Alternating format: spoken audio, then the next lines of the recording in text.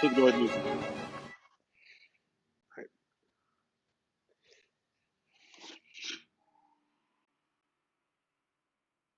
Hey guys, you all still there?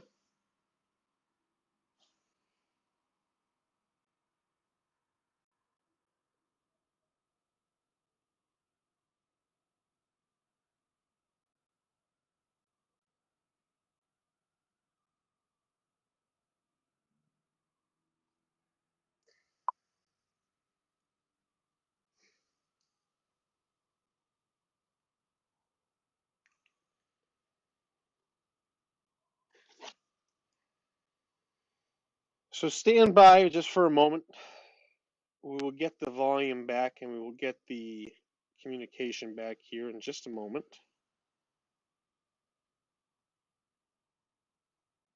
Back and we will get the communication back here. Matt, can you talk for just a second? See if you can say something if you can hear me. Matt, can you talk for just a second? See if you can say something. So I've lost volume on both of you guys for some reason here.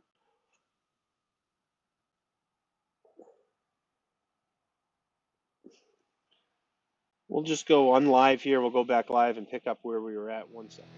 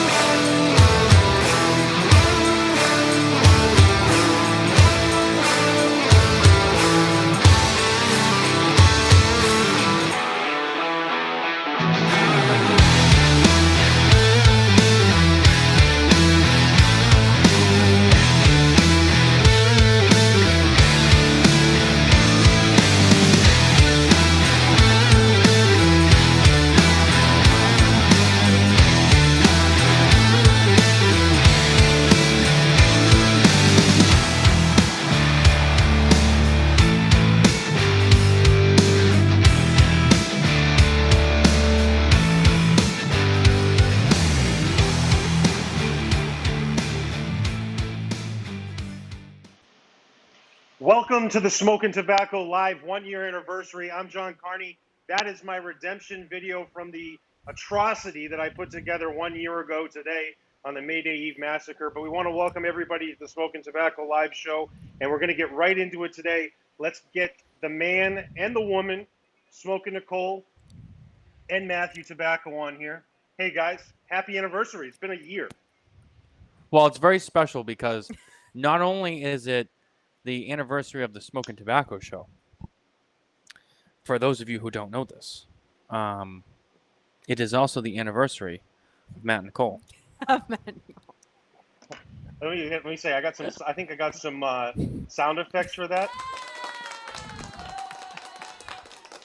I think it's really cute that we all share the same anniversary with Matthew and Nicole. It's both of our anniversary with Matthew. It's a menage a trois. Yeah, it seems like you're getting the more romantic end of this. I mean, you guys got some celebratory backdrops there. I'm sitting here, but I am producing the show tonight. We've got a lot of technical things that are going to go on here. We've got a fun stuff. I mean, we're going to get to our sponsors, our affiliate partners there. We've got the big deal coming up with the Cigar Charitable Foundation Raffle. We're going to be doing that live right here during the show. So we're going to be going here for at least 2 hours, maybe longer. We'll see what happens. But first, what is everybody smoking and what is everybody drinking to celebrate here before we get to our guests here in a few moments? So we are drinking, I believe this is actually from the Gary V Wine Club. You'll be able to confirm this. A Garde Champagne Brut Tradition. It is from the Gary V Wine Club. I haven't drank it yet. I have it in storage. So this is happening. Hopefully we don't break anything here, but and hopefully there's no mess. But this is do this real close. So I'm drinking 4 things tonight. Hold on. There it is. Now it's a party. Now it's a party. Whoa! And I am smoking, and I have all of the accessories with it because we'll get to it in a minute. But there's someone here, for those of you guys who don't know, and maybe you can put this together. I'm smoking a Room 101 Farce. I have my Shadow Army Room 101 lighter, and as always, I am rocking my favorite piece of jewelry, my Room 101 Sanskrit bead bracelet. That's right. That's what I got. Oh, what do you got going on there? I know you're drinking champagne, Nicole, but what are you smoking? I'm smoking one of my favorites, a God of Fire Series B. Nice. I'm smoking today. I'm going to jump back on my screen real quick because I do have one brief announcement to make. I'm smoking the May Gourmet Smoke Session cigar. It's the Reserva Special May Day cigar with the May flowers on it. And that is for our May session. Let me see if I can get this perfect here. There we go. And that'll be on Saturday. So we're going live on Saturday. So go to Hacking Gourmet and LFD and check that on Saturday. And then I also have another cigar to announce that I'll be smoking later. This is for Tobacco Plaza, our gourmet smoke session for May 25th. This is you're going to love this one, Coop, when we get Coop on here. This is the Long Island Iced Tea. Never photographed, never available. Coop with the scoop. Long Island Iced Tea will be there. And I'm drinking 4 different things. So we've got a lot to drink tonight. I've got a bottle of Stag's Leap Armillery. This is going to be really nice. It's a really high-end bottle. It's delicious. Looking forward to that. I also have a decaf soy latte. Ooh. I have a goji berry spritzer. And I have a nice fresh bottle of Zephyr Hills bottled water. So I'm going to have plenty of fluids here. And we're going to have a good time. And we're going to smoke. We're going to drink. And the party's going to get started. I'm looking forward to the raffle, Nicole. We're doing something we've never done on the show before. We're going to have multiple screens. We're going to be doing all sorts of unique stuff tonight. But the raffle is going to be great. So Nicole's put a ton of effort into that. But we'll talk a little bit more about the Charitable Foundation with that. But yeah, it's 1 year anniversary. And we ought to bring on our guests. And we have a special entrance for our guests. They deserve the best. So here they are. Let's get our guests on board with this wonderful entrance. Gentlemen, bring yourselves to the front.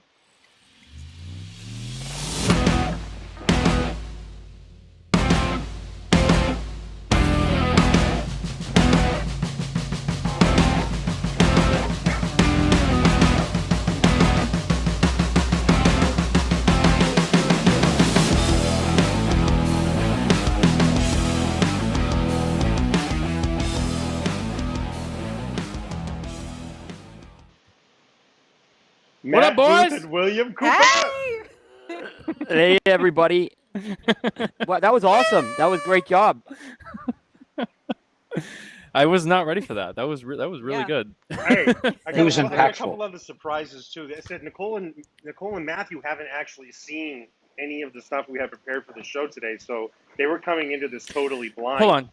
To be fair, I hadn't seen anything from the first time we did this a year ago either, and I entrusted you, and you said, this is going to be good, bro. We're going to have a show. I have a thing I made. There's a song I found on the website, and I said, okay, yeah, and we got like 23 minutes in, and that's the little clip you guys all saw in the beginning. That was from our first show a year ago, and we lost it, and then I zoomed in with Carney after it was over. We were private, and he just sat there like this.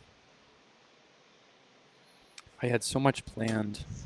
It was supposed to be so epic, and he was so defeated. So, to move on from that, to always look at positive things, we do have Orlando. As we said, Orlando's going to be joining us on the show a little bit later, but we do have him in the comments section. So if anybody wants to engage in some playful banter with Orlando, he wants everyone to know, you can see there he's smoking Oliva V Milano Gran Reserva Limitada Box Press. That sounds like something I would name a cigar.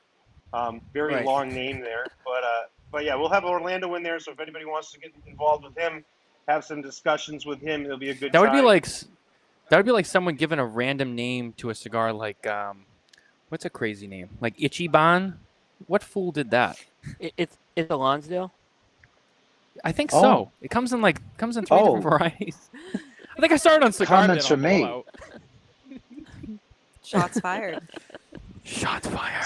So Matthew, I don't understand this. When you bring on Matt Booth, you chose to bring him on because he's arguably your favorite. Jonathan, guest. let me explain something to you. You This is just what I'm give him doing a right hard now. time. Like he still keeps coming back. Stirring the pot. I'm getting him going because we all know when I let go of the leash, you're never getting that dog back. So I'm getting him all fired up. And I'm gonna let him go, and I'm gonna let him do his thing. I'm in fuego. That's right. I people said to me, they're like, "Oh, you're in for a treat." I'm like, "This isn't my first rodeo. All right, I know how he is, and he was on our show last time, and it was great, and I loved it, and that's why again, on a serious note, Matt, thank you for coming on. We really appreciate it. It was the last time you were here. It was a great time. We had so much fun, and then the next night, you were on with Coop. And I watched you guys do that show for 3 hours, and that was a riot, and that was my entertainment for the next day. And then Nicole had said to me, listen, you asked Matt to come on. You got to ask Coop. And I was like, I thought about it, and I went, oh, shit. Solid move. That's the perfect pairing. We have a history, Matt and I. I mean, Matt and I go way We back. do. We do. We go So way Matt back. and I Coop, this is actually good, Cooper, because you wouldn't have me on your show more than once a year. So now we get to be together again on the See, internet. Maddie, I took care of you. Yeah, no, I There you go. appreciate that. Just remember, No, Matt, who invited you on twice in 1 year, didn't make you wait a whole trip around the sun to come back on, and who's The year's not over. The year's not over. in a neutral place. You're not on Coop's show, but you're together. So he's not in charge tonight. So the two of you can do whatever it is you guys need to do tonight. Are you this is the implying that magic. at other points in the cosmic timeline that William Cooper Esquire the 14th is in any way, shape, or form in charge? Is that what you're saying? That he's actually in charge at other times? No. That's because that's With the most- implication. Well, yeah, I guess that was, but I forgot that when you're on the show, no one's in charge. No, this is. At least that's what you've told me. Oh well, I mean, I don't want to. I don't want to. If I take believe, away I believe if anybody's, I remember correctly, the quote was, tinfoil "People crown. don't interview me; I interview them." That's how it That's goes. correct. That's I'm going to correct. start I drinking. enter them. You should. You should, because I'm going to get to you in a fucking second here. There's sugar lips. So start ingesting the liquids. It'll make the impact less zesty. Yeah. I plan on Yeah. doing several strafing runs on Jonathan Carney psychologically. And then back. You see? Hmm. No? I feel like I'm This delayed, is and it's fucking up my whole rap. no. I think everyone just needs time to process your information into their brain temple. Or No, whatever no, it is man. you My say. connection's fucked, and I seem like I'm I think delayed. it is a little. You're good there on. is a You're little real good delay on our there. end, so you have nothing Okay. to worry about. Yeah, so everything's coming smooth and clear on our side. But anyway, yeah. So thank you both for coming on the show. It really means a lot to me. Seriously, on a serious note, we really appreciate this. We wanted to really enjoy this 1-year celebration, and we wanted to share it with you guys. And we're just excited.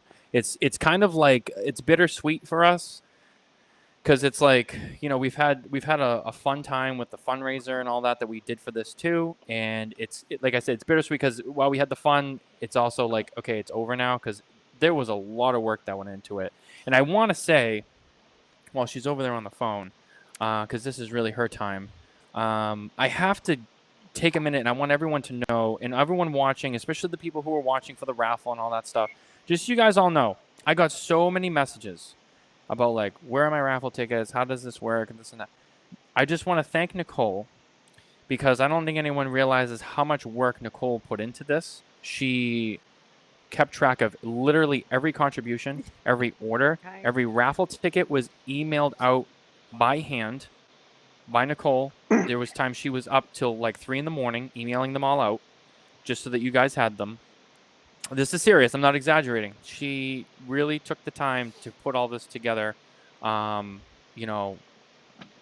picked up the slack that I didn't have when I was doing other things. So just so you guys all know, Nicole does deserve a huge appreciation, a huge thank you from me, because she really made this thing work. So I don't want that to get lost in the shuffle, and I want everyone to know.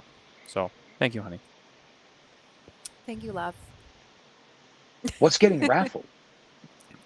I do like raffles. I think what's getting raffled today is like half of the Arturo Fuente supply of cigars for the month of May. Yeah. They supplied so much stuff. I'm going to tell you, I've been in some retail shops this week, and they said, "Oh, we see what you guys are doing for the Smokin Tabacco," and I was like, I'm sorry if you back ordered on Opus or something. I go, I have nothing to do with that. They offered it to us. We're very, very grateful, and when we get to tell you how much money we actually raised, which I'm super impressed with, which we'll talk about later, it was great to have that stuff. So we're very grateful that those items came in, and hopefully the number that we raise at the end of the day is great, going to a great cause. So, but everything, I feel like there's every rare opus I've never seen in my entire life.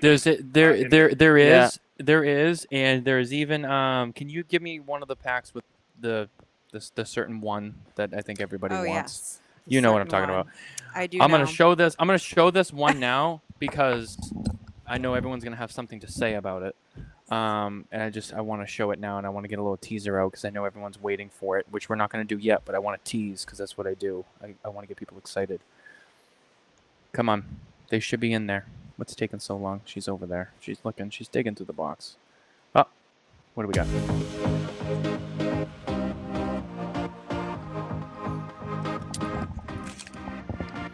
So, these are just some of the things that are part of the raffle. If you bought tickets, if you bought merchandise from us, you got tickets as well.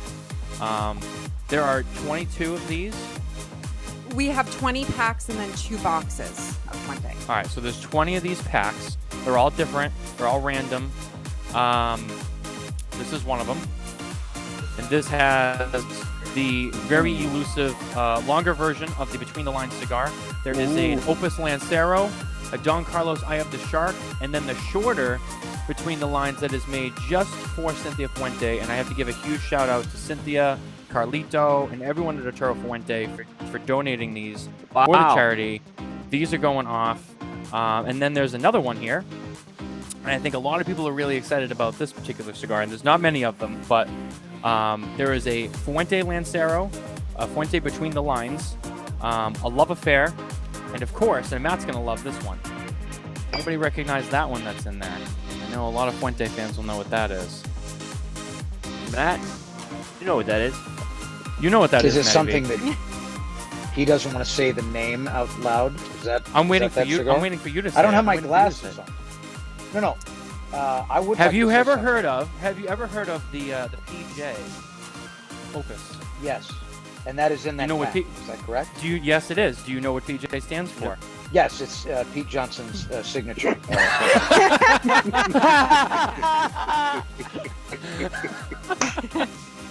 This is why Matt Booth came on the Yeah. show tonight. So I'm gonna need you to send me those packs, bro.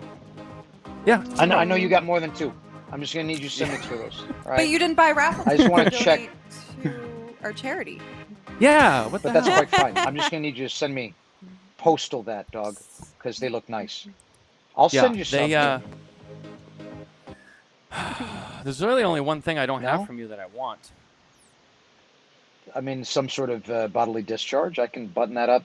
No. Express, No. But maybe one of them purple drip ashtrays. Fucking take it easy. All right, let's just relax on the fucking drip.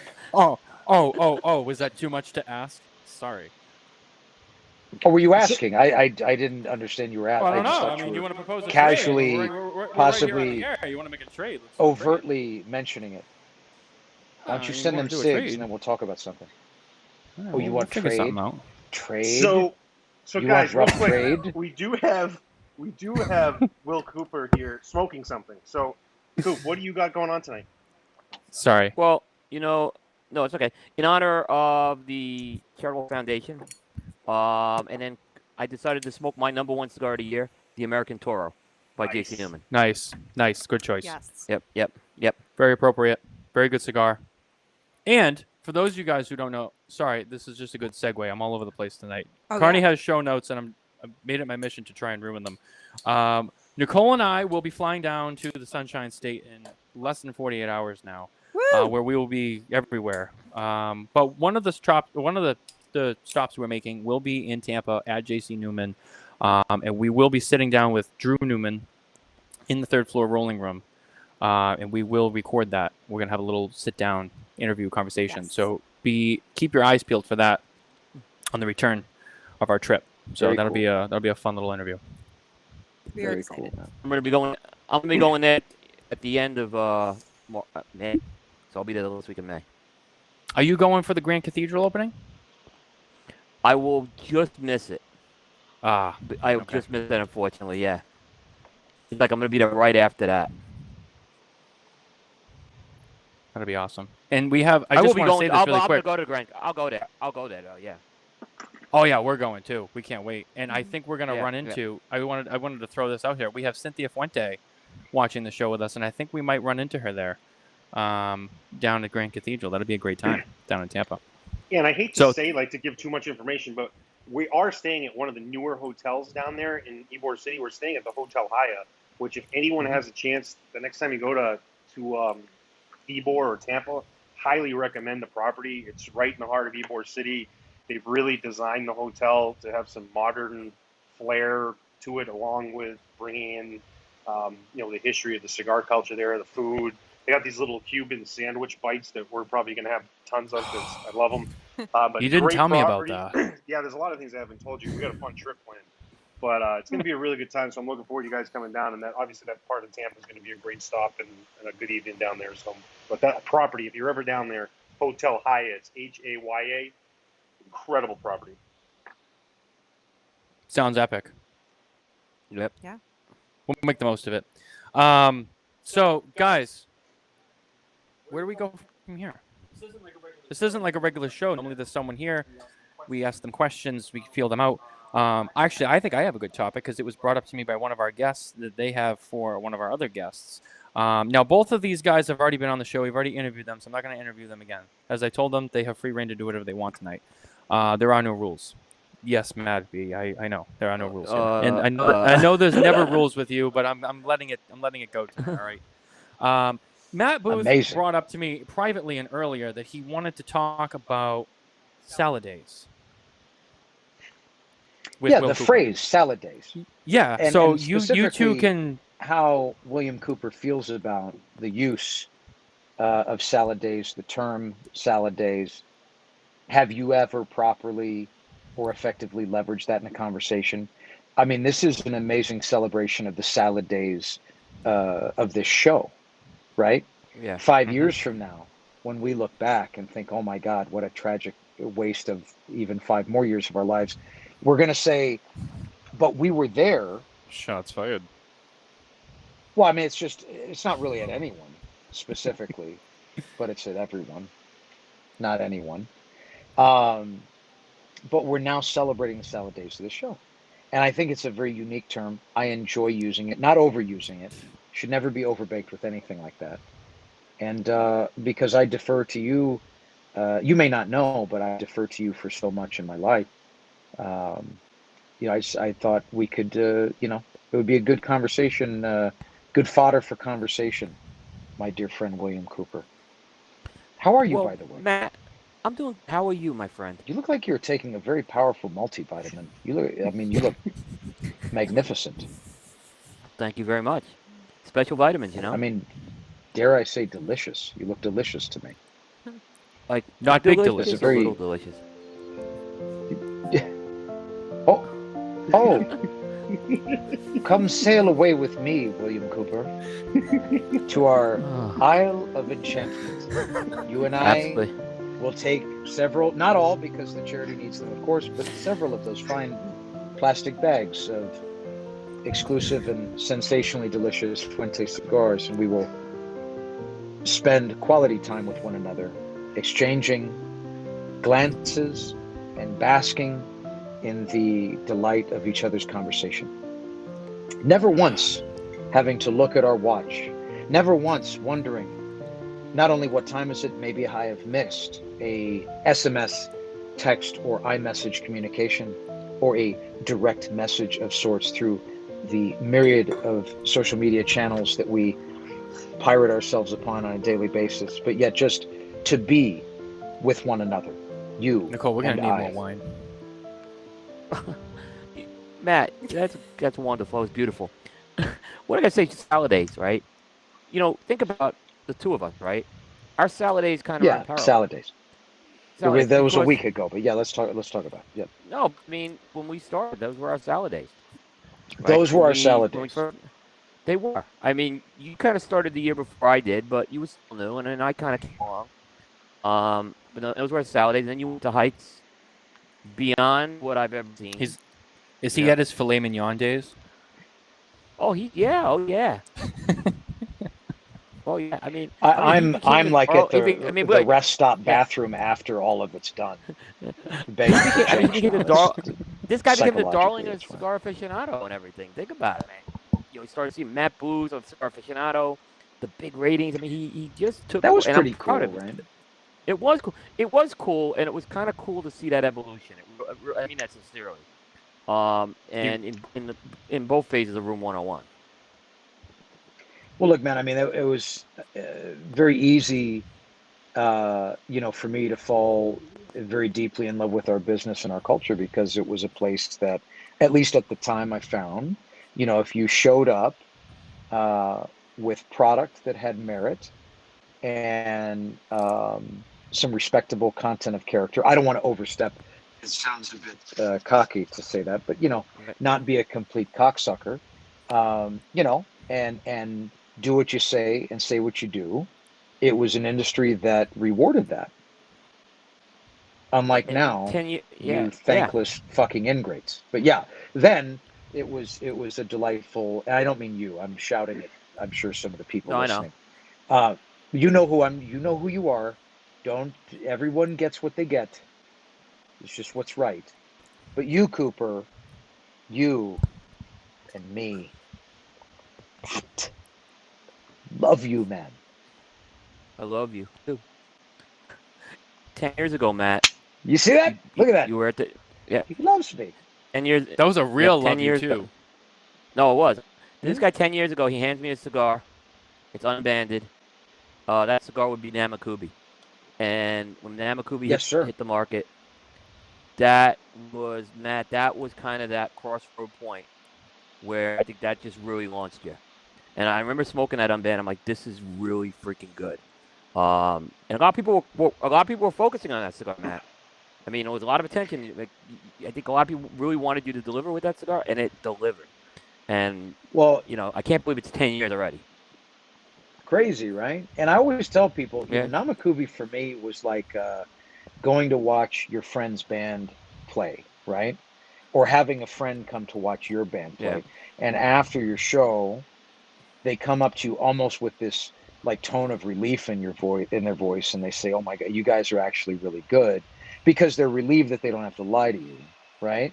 Right. And I think that Namakubi for us, I've always said, was, it was our third branded release, but it was really our first good cigar.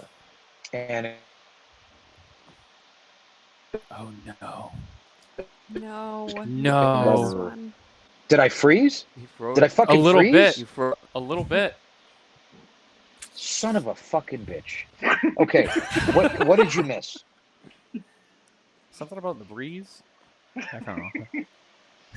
No, you. We lost you after you said your first good cigar. Why Yeah. am I? Why? Hold on. Let me check my connection here. What the fuck? Hold on. So just so you I'm just guys turning know, this shit off. It's unacceptable. just so you guys know, William Cooper is joining us from the Red Stage in Indian Trail, North Carolina, and Matt Booth is joining us from a car in the garage. So, Nothing but the best, Matt. you know, now we can see Now, him. Okay, now but we we can't hear him. Now we can't hear him. He muted himself. I don't know if that's a. I He feel just like did this. I don't doesn't know. his camera that is. angle kind of look like he's like it's like a Beastie Boys music video or something? I Yeah, could see that. You know, you need to fight for your right to party, Matt Booth. I like the interior of that car. I gotta say. He's muted. He's I know. gonna That's unmute a- himself. I've got him. You gotta he's showing unmute up yourself. muted What's going there. on? Yeah, so Oh, you now we're gotta getting unmute a Oh. crotch shot. yourself. Oh gosh. Oh, so small. What We've an had outline. those on. We've had a couple of those on prime time. With him. Oh, Matty Booth, you he's there? gone Oh, for we lost now. him. We'll get him back. We'll get him back. We'll get him back. Yeah, but yeah. It was just But yeah, getting there's good. I had Well- Matt. Look, I had Matt in a sentimental moment there. I know. Yeah, I actually saw you. You got soft, and you were like, "I love you too." There was some Yeah. seriousness in your voice and in your There's face. some- I mean, in all seriousness, Matt was the guy when I started out. He was one of the first guys to kind of reach out to me. I would say it was Matt and Michael Giannini were the two guys from day one. They were. Am I now here? And There he is. Yes. Okay. I'm sorry, Coop. I cut you off. Go ahead. no, we were just saying. I was just reminiscing. You know, you were one of the first guys there for me, and I'll never forget that. You know, I talked to you at that trade show, and I was new. I was completely new at doing this. I was at Salad Days. You were in your cell, And and that's such a good little reach around jokey joke that you just made. Very proud of you for that, yes. Cooper. You know, Matt, you're Isn't training me Cooper well. a cute man? You know what, man? I could echo the same sentiments. You remember who was real from the gate and who was kind to do. you at a time when, Right. hey, like I mean, dude, I had come into the business. I was still brand new at that time. And, possibly, although we're now, of course, the best of friends in the business now, of course, all of us. But at the time, maybe, my entrance into the business was less than celebrated by some people. And you're just going to get that, man. You're never going to know. But, I remember vividly Michael Herklotz being very welcoming to me as the gentleman G. Lokester that he is. Yeah. Very, very welcoming. And several other people. You'll never forget that. No, you never do. And like I said, it's hard to believe I'm talking 10 years, 11 years in a few cases. Some of these memories, which is amazing. So, and I've watched you kind of grow in your brand and in this industry over the years, and it's been a very, very beautiful story to see. I mean that seriously. There's been a lot of fun moments. I can tell you that Matt probably has some of the most popular episodes on the old Stogie Geeks and now the Primetime Show for sure. So, Can I just Matt, Was read that off a something? shameless plug for his Yeah. show? I know, right? You see how he did that? absolutely. But Always but I- selling. Look at my I did man. mention my old show, which I normally don't do. So. Did he freeze? No, man, Go we've ahead, had a Matthew. lot. We've had a lot. No, we've had a lot of good times, man. We've had a lot of great times, and Yeah. I celebrate our friendship. So, Can I just say that I do Cynthia too. Fuente has commented and said, yes, yes, yes, William is cute and adorable. I think the world of him. Yeah, He is also delicious. we also featured Coop's got that a right lot on of the fans. screen, so everybody got to see that. Yeah, yeah. And yes, Oh, I he's a missed good that. man. And by the way, Coop, you're now fully vaccinated, correct? Yes, I'm out of the bubble. So I have started to make my way to a few cigar shops. I am going to Florida, and PCA is booked. The travel, we registered. We have the travel. Everything's ready to go. We're gonna have so we're gonna be on the ground in Vegas. I'm very excited. But I am fully vaccinated. We're waiting for a few of my family members to finish their second shots, and then the house will be vaccinated. How was your Coop. first experience in that cigar lounge? Was it Um, awkward? Did it feel it was strange? it was very strange, because actually in the past year there was a new crop of consumers who came in I didn't know. So it wasn't a lot of the same crowd that was in there. I went at a less crowded time of the day. I'm still not going into big crowd, but it was, and some of the people I knew, it was kind of like riding a bike again. So it was enjoyable. The thing you talk about is being gone for a year. I wasn't the only one who was gone for a year from cigar lounges around here, is what I found out. I thought maybe I was just being extreme, but a lot of people did stay away, and now the people getting vaccinated are coming back.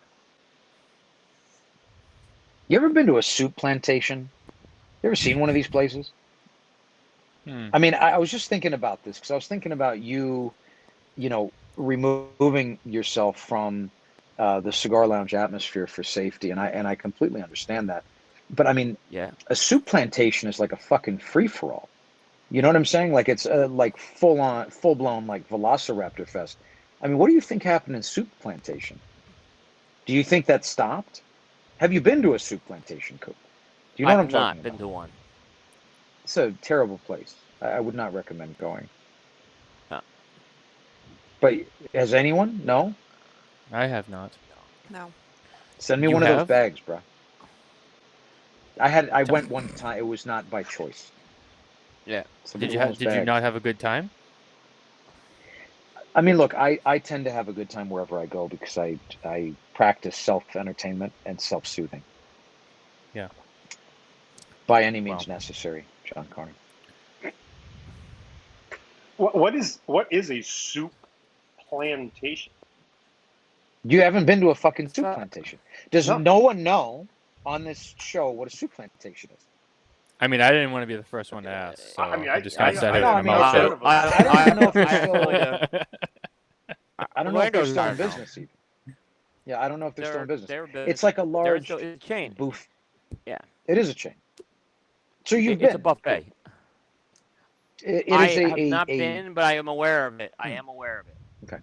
Oh, okay. I haven't It is a Sweet, it's Sweet Tomatoes is down here. It's the same company, Sweet Tomatoes, operating as soup plantation in Southern California. Was That's like a a soup United buffet? States chain of all-you-can-eat buffet style. Yeah, so it's Sweet Tomatoes is the same company. So yeah, absolutely. Okay. I've not been to I've been to Sweet Tomatoes, but not soup plantation. So that's I've also been offended by the name. I don't even care for the name. I think it's garbage branding, and you know, I'm not to be overly critical where it's not warranted. I'm just saying, to dovetail back into what Coop was saying, you know, you go into a kind of a standard cigar lounge, you might be around 10, 15 people, you know, and a soup plantation, it's seemingly 10 to 15,000 people just all crawling over each other for some of that fucking soup, mediocre soup at that. I think I would love to like have a reality TV camera in there, and just see people around the open buffet bar. in soup And that's plantation, what they have. just In soup breathing plantation, on the yes. soup and each other. Right. I mean, Yeah. yeah. I mean, so buffets have And been other pretty much things. eliminated from what I do now. But yeah. But I would love to see. Okay, so that's people it. are We covered very. it. That's it. That's But I fact. think human nature. But Matt, I think you're right. Free for all. So I can see that. It's a fucking free for all in a soup plantation, man. I mean, I don't know. I was just thinking about it, and I was trying to, you know, make some conversation with you about your experience. I hope it was relevant. Matt, are you trying to I turn our absolutely 1-year would. celebration into another instance where you try to interview Coop? I typically interview Coop to some degree every time we interact because I feel like, Coop many times, I mean, he's just constantly serving the mic, right? And Coop is a very interesting cat, man. He should have the microphone served to him more often. And so I try to do my part to show people a little bit more about my very dear friend, William Cooper. So on the soup plantation type thing, one Why are you positive. wearing those glasses? Explain yourself. Well, they're first of all, the prescription, and it's very bright out here. It's very, very bright. You can see I got lights all over the place. It's very challenging. You showing off? We're a little weather challenged out here. You showing off a little? Oh my God! No, put them back on. Yeah. So also the camera I have is slightly above me. So when I have my glasses on, nobody can see that I'm actually not looking at the camera. When I'm looking down, they think I'm looking straight ahead because I'm looking down running the show. But on the soup plantation actually concept, a good look for you. Thank you. On the soup plantation concept, by the way, what a crappy name. That's awful. It's a horrible fucking name, man. Oh my God. And then just as a concept, one of the best memes that I ever saw over COVID it says after COVID, the government's not going to allow Applebee's to reopen just because. That's the same concept as some of those buffet places. I sit there and I'm like, how much disease? And I'm not saying a buffet is a negative situation. There's buffets that are handled correctly, but I'm assuming it's soup plantation the same way as like Golden Corral. It's not the highest end of accountability for these places. Same thing like airport serve yourself lounges, like at the Delta Sky Clubs and whatever, the ambassadors lounges. I mean, I've watched people cough into soup before. So some of these things I'd like to not see come back, and I think you maybe feel the same way about soup plantation. I feel that soup plantation could have been canceled a long time ago. It truly would have been the decent thing to do. And I would like to further reinforce this. The first time that your boy ever experienced authentic food poisoning was from some all-you-can-eat sushi buffet there in Glendale. And I got to be honest with you, it was a bad idea from the gate, right? But I happened to fancy sushi, and I was a younger man at the time, and with a more sturdy, robust digestion system, on board, and indestructible at that age, right? So you don't think, I mean, you would jump off a moving vehicle, an all-you-can-eat sushi buffet, although probably in hindsight, far greater in danger to self. You don't really think about it, and then the next thing I know, I'm having this full-blown experience that I had heard about, but never experienced. It was very visceral, man. It was life-changing. It's almost like gambling with gas station sushi. People who buy that. Look, that's on another level. That's on another level. That's like, I'm with Matt on that. That's Russian different. roulette sushi consumption. Same concept like tuna sandwiches at gas stations. That's always a questionable thing. I've done that plenty of times. 100%. You ever go to like 7-Eleven and you walk in and like next to like the cashier they have the warmer with the hot dogs and the little taquitos that are like on the warmer just rolling, and you go, how long have those been sitting there rolling? A day, 3 days? Only 5 days, bro. Very nice. I so prefer college kid comes in and grabs one. The older the better on that stuff. Like I one of my deep, I can't disagree, secret, food preferences is this spicy barbecue chicken nugget that the longer it's sat there, the crispier and grosser it is and the better it tastes. And I do that once, probably every 2 or 3 months at 7-Eleven. But here's the thing, deep fried things are a little different. So like that chicken nugget has been deep fried. So, hopefully everything's killed in a 365 degree hot oil. I mean, if it survives that, it probably deserves to kill you. The taquitos and hot dogs, those are sketchy. Yeah. Full-blown sketch situation. I'd be real careful with that. Yeah.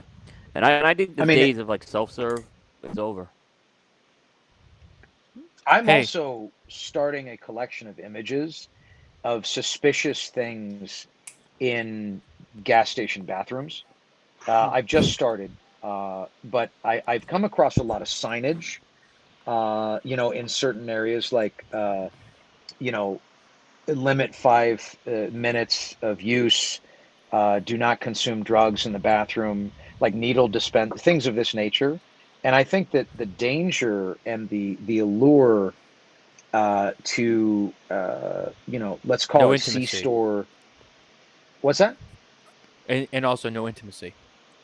No intimacy, man. I think that there's a bent allure to gas Someone's station doing it. pleasures, and I think, not only someone, so many someones that there is signage and receptacles for needles in gas station bathrooms, and I think that it's highly intriguing to me.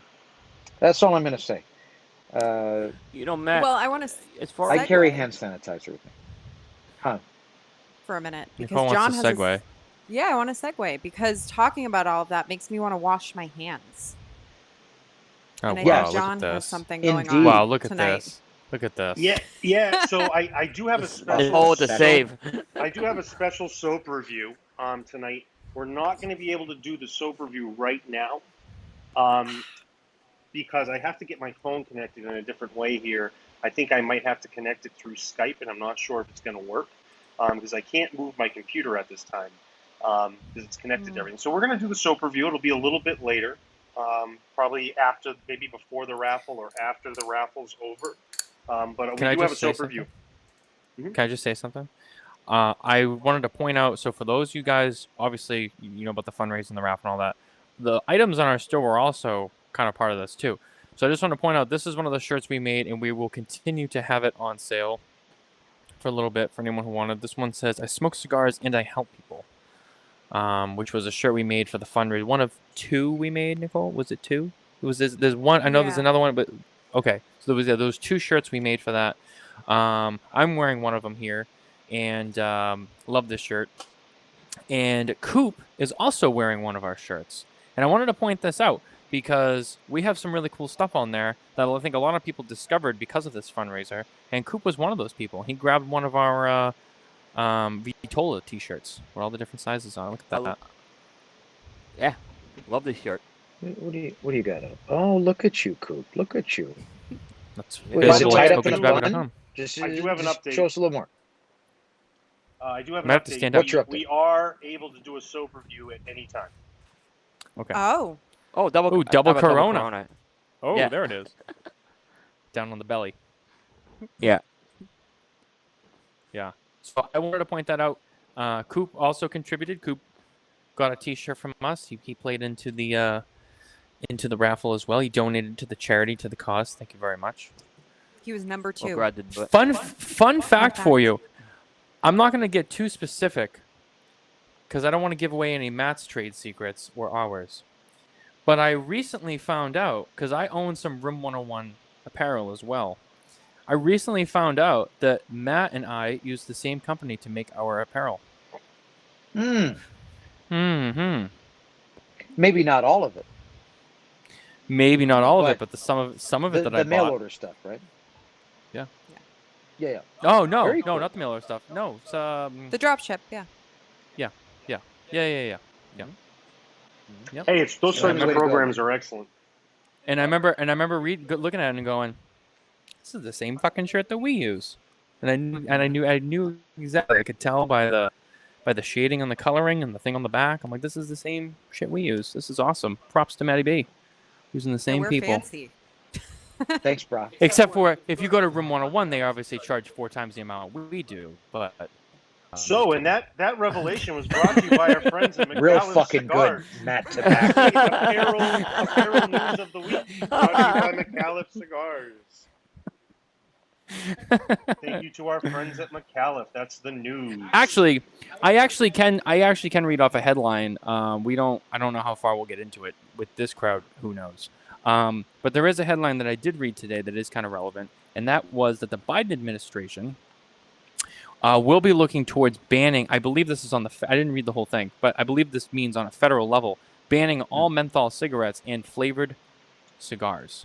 Any flavored cigars. Well, yeah. What's your take on that? Oh, I'm sorry, Coop. You were going to give like an actual official. I was going to give No, a go ahead. basic. Go ahead. Go ahead, Matt. No, there's no problem. I didn't say there was a problem. Are you Coop? Coop? Oh, okay. Coop, go ahead. You have the Is floor. Coop saying there's a problem? No, Coop, this is all you, buddy. Yeah. I want to see what actually the guidance or the guidelines that are going to come out from the Biden administration are on the flavored piece, because I think what you're going to see happen very quickly is the definition of flavored. That's going to be what the focus is going to be on, and how they define flavored, and that's going to we'll see how that goes with the next step. I know that when flavored, and Matt, you may know more about this, Matt Tobacco, that is. When it hit Massachusetts, there was definition of flavor wasn't quite what everyone thought it was going to be. What I remember, and I think there's still some certain flavored cigars that can be sold, or things that are considered flavored. Infused cigars weren't considered flavored. In Massachusetts, all menthol cigarettes are gone, and I believe are acids gone?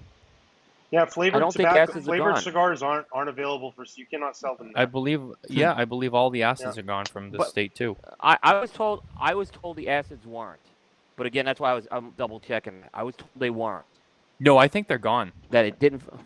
Okay. Then again, that's something. We primarily buy I'm our going to trust what you say from New Hampshire, right? Or other areas of the United States, which I cannot disclose. And Matt Booth's trying to talk, but we can't hear you, buddy. You muted what's again. The timeline that this stuff's gonna? Yeah. What's the timeline that this needs to be pulled? What's the plan that this is gonna need to be pulled? There's gonna be a lot of questions. That's why I'm really curious to see what the guidance is gonna be on. So it's interesting. We do have somebody in Mass here who says acids are not gone for Mass. That's what I thought. That's accurate. But there are certain venues that they can be sold in. They have to be sold in cigar bars. Yes. Or cigar lounge setting like that. They can't be sold at just standard tobacconists or liquor stores. They aren't able to sell those there, so they have to be sold in a place of a lounge setting or cigar bar setting to meet the legality of it. Now, who knows how they're enforcing it or what the situation is on that? Right. But it was a cigar bar situation, so they are available there, but it's not sold everywhere. For example, liquor stores, those are Total Wine, can't sell them. Julio's Liquors in Westboro, Mass, can't sell them. So it's the setting is what they have there. So it's definitely an interesting thing, what's going on. And by the way, I mean, I've talked about this. If you want to watch about creativity with the current administration, well, no matter how you feel about them or the past administration, there's going to be out-of-control taxes proposed everywhere. You're already seeing it. I've been talking about this for over a year. People are like, oh, no, this and that. And you just know, like, it's going to happen. And then on top of it, we can hear you now, Booth. And then on top of it, can you hear me now? On top of the taxes, they're going to go after everything. That's what these people do. Sometimes when there's positive things, there comes with negative things. And this happens to be in our industry, one of the negative things, taxes. Every state's going to have a tax proposal. Whether it goes through or not, it's a different story. But, it's time for them to collect up on these lost revenues. From, COVID. The thing is, not to get political, but the last administration was the least regulatory administration in my lifetime. Mm-hmm. And unfortunately, we really didn't get much done with the executive branch. All of our barriers were in the judicial end of things. Now, you're going to see regulations come back in a lot more with the Biden administration, and I'm very worried. And I think we can't keep our eye off the pedal here right now. Agreed. So this is something to really watch. Very true. Yeah. But anyway, so that was a little bit of news for the week. I didn't want to get too into it because we still have so much to do. John, after your previous confirmation, can we get that soap review? Yes, and before we do the soap review, we have a announcement. Only because I'm so anxious. Has everybody been waiting for this announcement? William Cooper took part in this announcement, and so did Matthew and Nicole. But this will be new to my friend Matt Booth. Yes. We do. Have are we doing this now? Yeah, it's part of okay. the. Okay. Yeah. Review. I forgot. Here we Let's go. do this. This is the announcement. We got a large viewership here, so this is the first official public cigar industry announcement of. Here you go.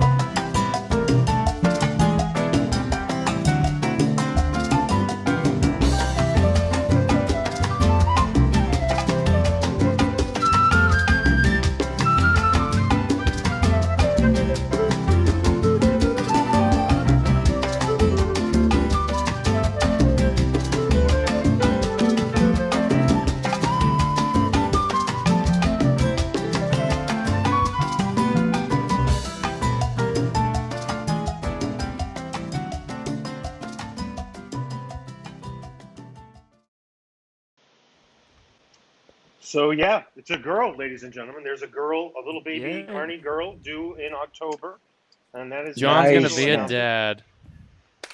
Yeah. Well done. Thank you, thank you, Well done, man. thank you, thank you. Congrats, man. I feel like Kevin on The Office. Do you remember when Kevin knew what was it? He knew that I forget what the secret was, and he goes, "I knew the whole time, and I didn't tell anybody." It's true. I knew the whole time, and I didn't tell a single soul.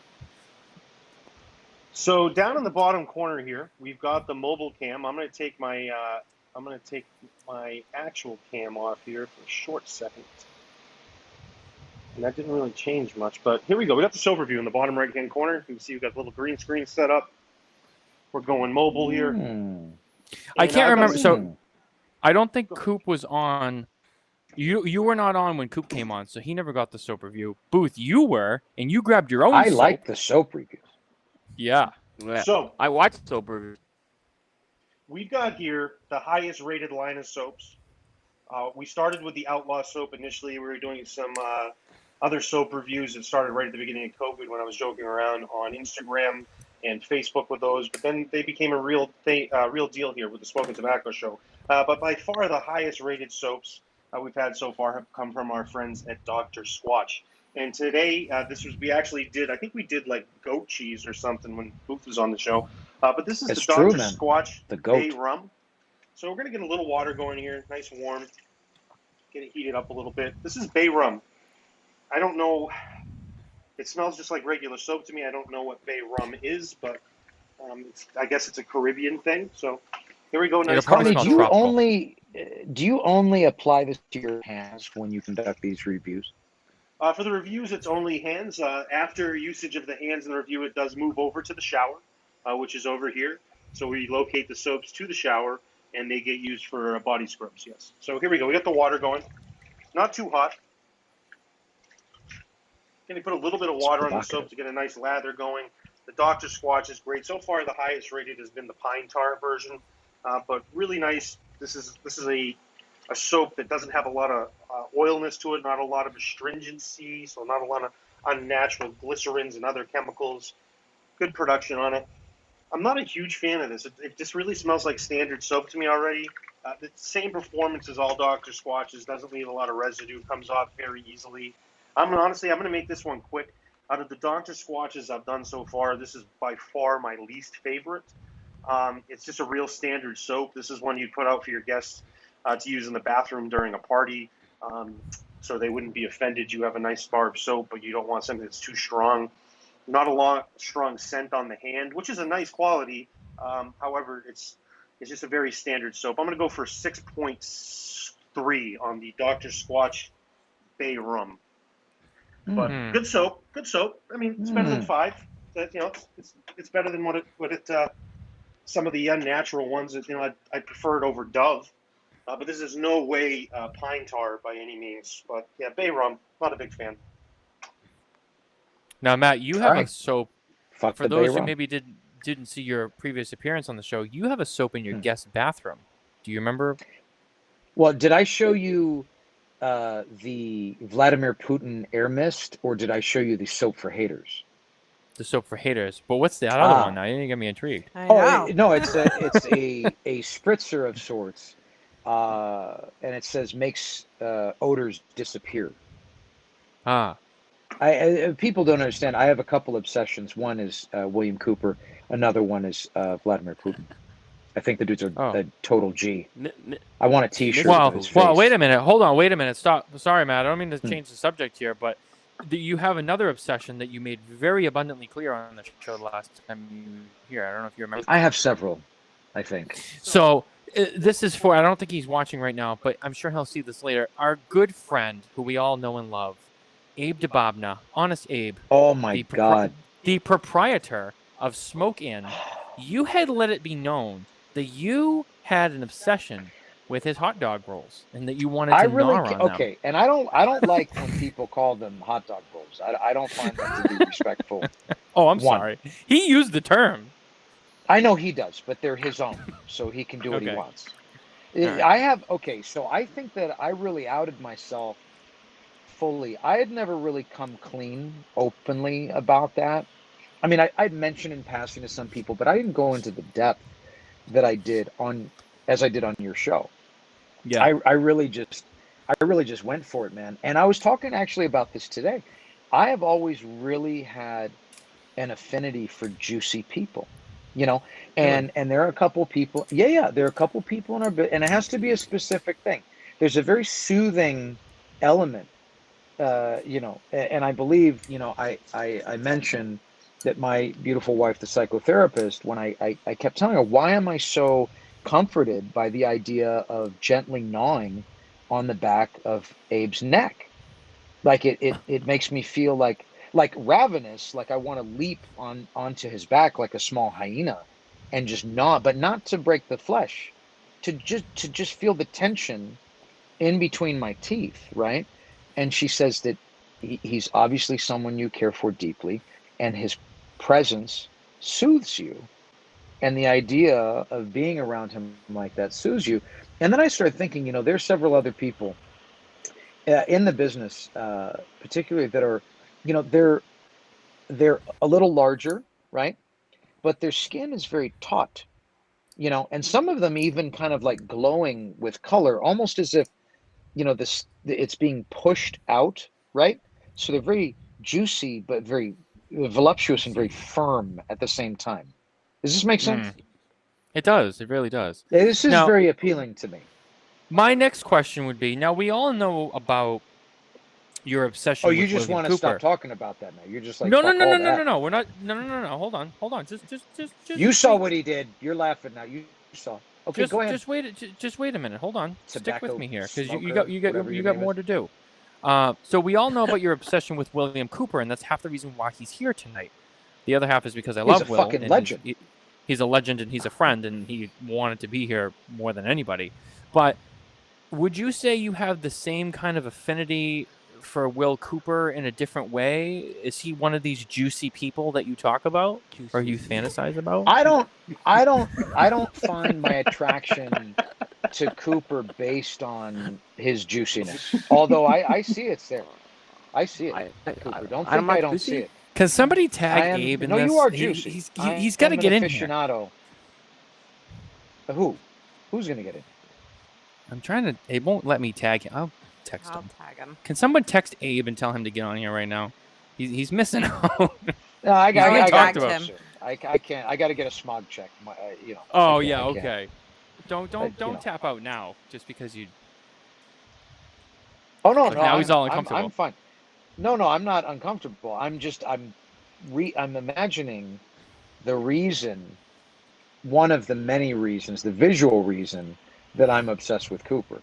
Now, Cooper has this magnetism about him that is undeniable, and this brutal yet very pristinely clean honesty that many people lack, right?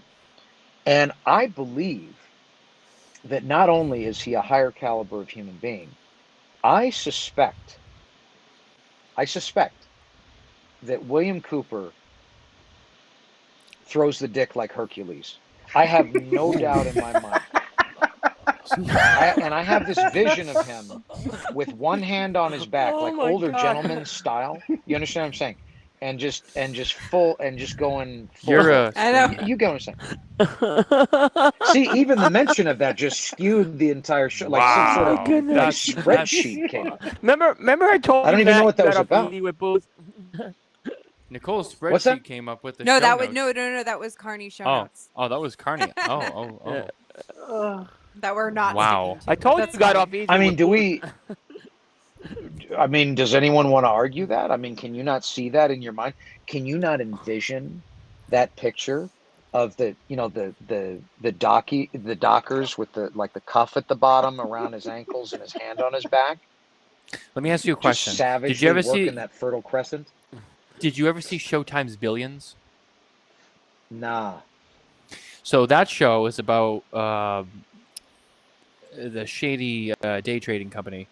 And Paul Giamatti stars as, I want to say, the Attorney General of the U.S. I can't remember. Or Attorney General of New York, something like that. Yeah, he's running for Senate and stuff. Yeah. Yeah. I tapped out after season 1 and I forgot about it, but it was a good show. But his secret thing, he was a serious public figure. He's an attorney, serious guy. But his secret thing is that him and his wife, Maggie Siff of Sons of Anarchy fame, for those who are TV people, they have this secret BDSM thing where he goes into these BDSM places and calls her on the phone, and like while he's being tied up and used, from what I remember.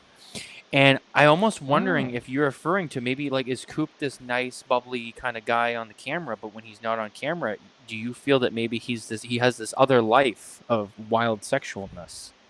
Is that where you're going? He's a very with this? potent lovemaker. That's what I'll say. I can tell. Okay. You know when another. Coop, I'm sorry, but you agreed to the terms when I asked you to come on. He No, is essence listen, there. I've had worse than him. Yeah, You know, right. John- You said you had worse than me? Is that what he just said? No, you've been worse. You've been more. Oh, John's yeah, trying to no, play I- us off like the Emmys with the music. Send me one of those bags, bro. Yeah. John, this isn't the Oscars. That's not going to work here. Sorry. Fucking bags. If there's one night a year that we go off the rails on the show, like all the way, that's tonight. Next week, the we'll be other- back to our tonight. normal programming.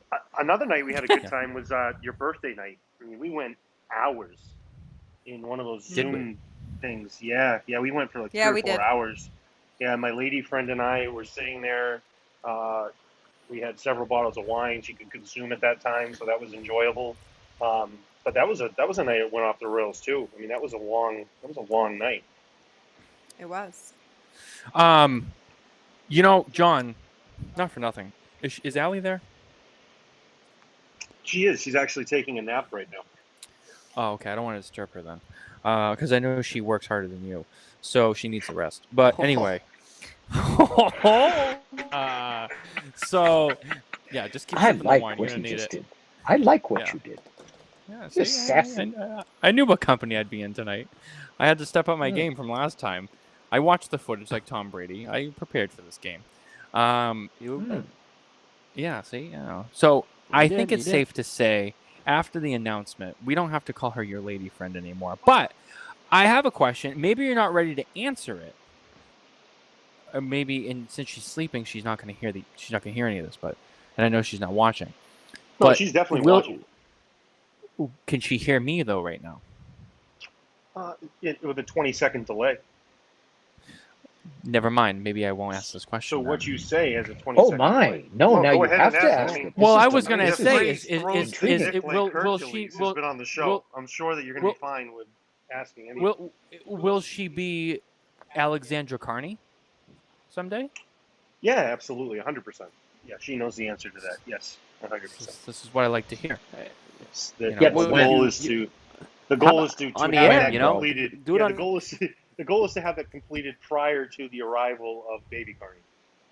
Okay. So Okay, so the clock's ticking. the clock is ticking. Now, Nicole and I have been together for a year now, and in that year that we have been together, we have created this entertainment venue for all of you. Obviously, with the help of John Carney, as we previously discussed, there's a 3-way anniversary, and there's a whole love thing here. But between me and Nicole, this is a very special thing that we have, and obviously, it wouldn't be possible without having a strong personal life, which we also have. So I think it's safe to say Nicole also knows the answer to this question, that she will be a tobacco someday.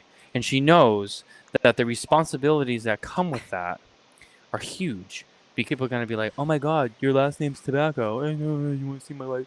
It's a whole thing. So for those who don't know, you all, I think, know by now that Tobacco really is my last name. It's not just a thing that I do because of the stars. That is what it is. So, That ain't your but Nicole and I have had the government conversation. But Nicole and I have had the discussion, and she knows that someday when that day comes, that she will, she'll have that responsibility. And I'm, fairly I was curious certain what that you were getting at there, but I. well, He's so selfless. if He's gonna what you pass were that if what you were responsibility to you. hold on, everyone stop for a second. If what you were hoping would happen, it's not happening right now. But I'm I just did not saying, say we've I was had the- hoping. Well, that's kind of a dick move. Oh. That's kind of a dick move. So the Smokin Tabacco team might be reduced in size by next week. Just so you guys know. No. It might be back down to it might be back down to 2 people. But history would be made, Matt. If this is history, you can make history on the Listen, anniversary. David Garofalo hired somebody on his show. Who's to say that I couldn't propose to someone on my show? That would be an industry. So we've been trying on the primetime show to make that happen with Justin Andrews of General Cigar. Oh, really? With his yes, and he is not. We've tried. We've made offers. So I have no problem if someone wants to beat me to it. I want the history to be made of the first cigar podcast on air proposal. Yeah, so you know, I don't know, Coop. I might beat you. I think we all. I don't. Well, no, You might beat me too, and I'm hoping you get it. I want that historic mark to be made for someone. I think we all like to have our personal lives separate from our professional lives to an extent, especially during these social media times. So that's what I've done. I have no issue putting some of my life out there, but I try to keep it as private as possible. It's just not an important thing, to spread out there, and I share with the people that I'm close with. Obviously, I have no issue sharing on the show. That's a nice thing, but it's not something that I have prioritized. Allie and I talked about making a Facebook announcement, and I was like, well, why would we do a Facebook announcement? Like, we got to make it Facebook official. I have no issue with doing that, but I like to keep my private life private as possible. And we're in the public eye. Well, we're out there. There was actually one person, I won't say who it was in the cigar business, that I never knew was married, and I didn't know had a kid. And then I found out I'd known this person for quite some time. They got married privately, and nobody knew about it except people they were close to. And then they had a child the same way. I ended up seeing a picture after, and I just thought it was a really nice way how they kept it somewhat private. But in this time, too, I really do enjoy sharing some of those things with people at the same time. But John. Yeah.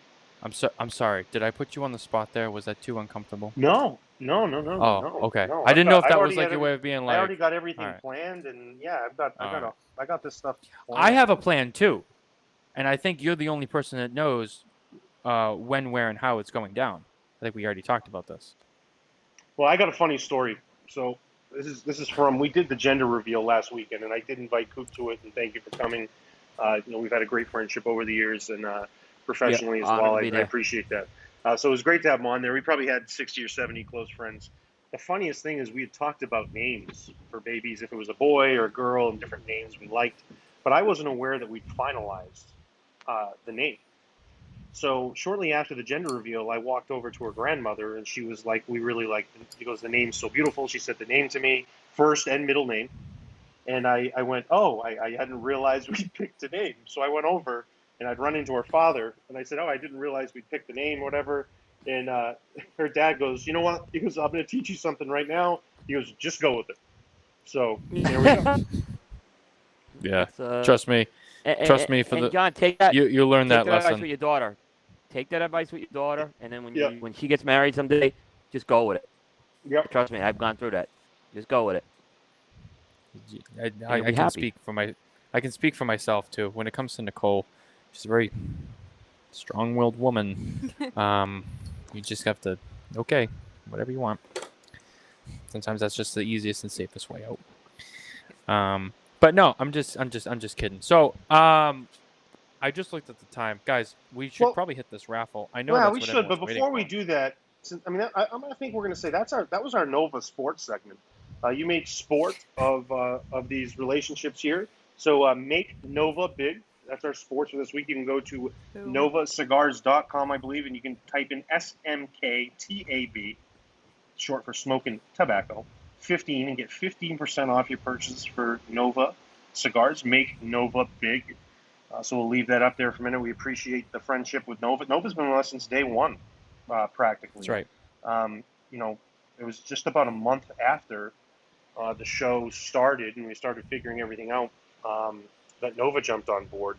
And Micalef came on shortly after, too, so that was great. And obviously we're always looking for more partners.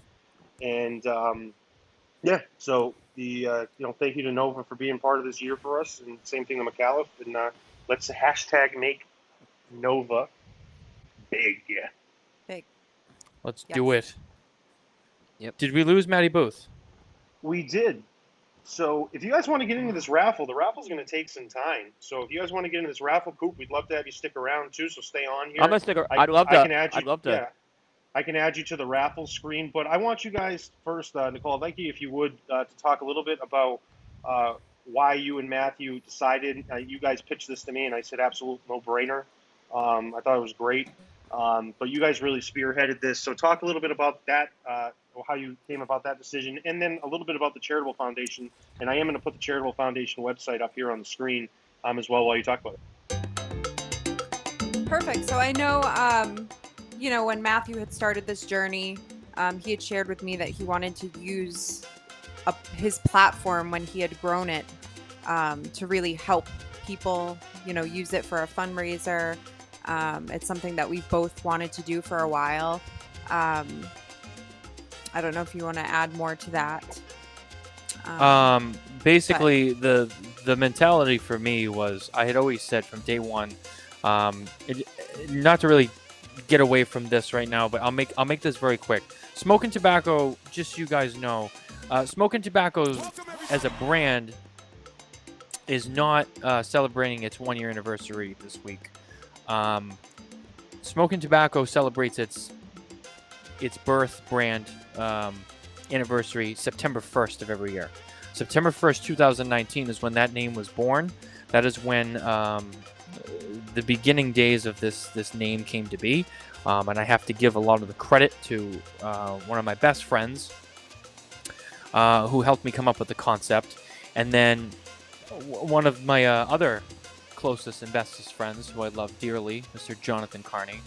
I have to give credit to starting the Smokin Tabacco show with me, and that's what we're here to celebrate today. But back to the original day one, I said, if this ever turned into something where I had access to a lot of people and I had this huge reach, I want to use that strength and connection with people to be able to get people together to do some sort of charity or fundraiser, foundation, something where I could get people together to help other people. And it was always on the table since day one. That was one of the first things we said when we had that phone call and we came up with this concept. And I said, I'm telling you, it may not happen today, it may not happen next week, it might not even happen next year, but I'm going to do this someday. And I'm going to keep going until I have that audience. And we felt at the time that when we started this a few months ago, we are comfortably in that region to go for this. And after speaking with Angela Yu and several other people about their experiences working with Cigar Family Charitable Foundation, Nicole and I ourselves, we don't like to play the favorites game, but on a personal level, some of our favorite cigars come from the Fuente family and the Newman family. So for us, it was brands that we were very familiar with, very comfortable with. And it was just easy. It was like this is where we gotta be. And we went with it, and I'm truly proud of what we did with it, what we were able to do, the amount of people we got together, how much money we raised, how much maybe tickets we sold. I guess what I'm trying to say is maybe this is earlier than we anticipated for this part of the show, but I'm going to say it anyway. But aside from the success we've had on the show, I'm so proud of everything that we've all been able to do for this fundraiser. And we'll get to those numbers and all that in a minute. But it's I haven't really had a minute to take it in and kind of feel it because I've just been so wrapped up in getting this show and everything else we got going on. But to have a minute to kind of sit back and finally look at what has been done, I'm kind of speechless. We did a hell of a job, and I'm so excited for this. And these kids are gonna benefit from it so well. It's amazing, Yeah, and by the way, so right now we're on the Cigar Charitable Foundation, Cigar Family Charitable Foundation website. You can go to this at cf-cf.org. You can go and donate directly if you want. They also do some big functions each year down in the Dominican Republic, and there's fundraisers around the country, like the Toast Across America. The Fuente and Newman family are truly spearheaded an unmatched charitable foundation I think, period, let alone in the cigar business, it's not even close in the cigar business, but what they've done just in general. And the unique thing I want to highlight here is literally $1 equals $1. Your donations 100% go to fund the mission of the project, as you can see here. And that's something that's very important. This is fully funded. Its activities are fully funded prior to your donations. So these donations truly go directly to the children and directly to this foundation. There's no money here that goes and pays people. There's not salaries being taken from this. This is truly a foundation that gives directly to those that need it. So there's really nothing quite like it. And just to share some statistics, so what this money is going towards, it's going towards schools that were built for pre-K through 12th grade in the Dominican Republic. And it helps over 450 children through their education. So that's one part of it. The other part of it is that they have the Cigar Family Health Center, which helps over 700 people a month. And it also brings clean drinking water to surrounding communities as well. So they do quite a few different things, but all this money is going to benefit that in the Dominican Republic. And, we love it as Cigar Media. It was something that we wanted to partner with. We wanted to partner with a brand who, was helping the children of cigar rollers, things like that. And it just spoke to us as Cigar Media, and that's what we wanted to do. So with our raffle, and I don't know, John, if this is the time to announce what we raised, but yeah, let's go ahead. Let's announce it. I think I'm beyond blown away. Go ahead and announce it, Nicole. We had 263 people donate, and we raised $7,000. So thank you to everyone. Yeah, thank you to everyone who donated, who participated, who really supported this. It's going to a great cause. We're just the platform who kind of put it out there. But it truly does make a difference. It makes a difference in all of these children's lives. School supplies, as many of you parents know, they are not cheap. And all of these things do cost money. So it's going to a great cause. Yeah. And we could not be happier. And so thank you to everyone who had donated to get us. And we had set ourselves a goal for 5,000. So we surpassed our goal. We didn't think we were going to get there, but they just kept rolling in. And obviously this is fantastic. So we're so happy to be able to pass that along. So thank you. Are you all ready for the raffle? I know. Boom, boom, boom. This is literally what everyone's been waiting for. Yeah. I just want to make sure that everyone knew that. I know everyone's excited for the prizes, but at the end of the day, this is for a good cause. That's what it's all about. So don't lose sight in that, guys. Yeah. So I'm gonna hold some of them up as we do it. Some of them I will not. So, sorry. Some of the prizes I will hold up as we do them, but we have 41 prizes to give away. And actually, I don't even know if we'll be able to hold them up now that I'm thinking about it. I might be over. Quick question here. So this is a randomizer. You're going to be fully involved in this. I'll be clicking on it. But our quick question for everyone here is, if your number comes up twice, do you win twice, or is it one prize per number? Nope. You win twice. Perfect. Yeah, you win twice. So let's get going. We're gonna start with the 3 LFD samplers. So this is one winner per person. So if you want to pull the first 3 numbers, John. Here we go. First number is 71. All right, so hold on here. All right, so 71 is Andrew Long. Congratulations, Andrew Long. Who is number 2? I'm going to step away for a moment. I need to grab a few things. So 757. 757 is Rodolfo Ramirez. Give me a second here. Who is number 3? 81. All right, we're getting some early numbers here. We have Sean Nelson with 81. So congratulations to you 3. You win the LFD samplers. Each of you win a 5-pack of LFD. So congratulations. Next up on the list we are going to do the 3 Nova samplers. So we'll have 3 winners for these. They are the same sampler and is their limited edition collection. So go ahead, John, with the next 3 numbers. Ooh, 1927. And sorry, guys, I have to scroll through for this. So 1927 goes to Aldo Lancy. All right, what is the next one going for Nova? 1881 or the 881. So that goes to Miguel Ramirez. So Miguel, next one, John. Ooh, 1892. So that one goes to Wesley. 892. 892. Sorry, I'm like still? doing a million things, but yes, 892 is Wesley. Perfect. And so now we're going to go into the 2 boxes of Casa Cuevas. So first one for that. So 1996. Let's see here. If I can find that person. So and 1996. Orlando Perez, if you're watching, we can now welcome you into the show. So click that link we sent you, and we'll bring you on here in just a few minutes. Perfect. So 1996 is Tyler Ackerman, and then 932. Let me find that out. So 932 is Craig Gilpin.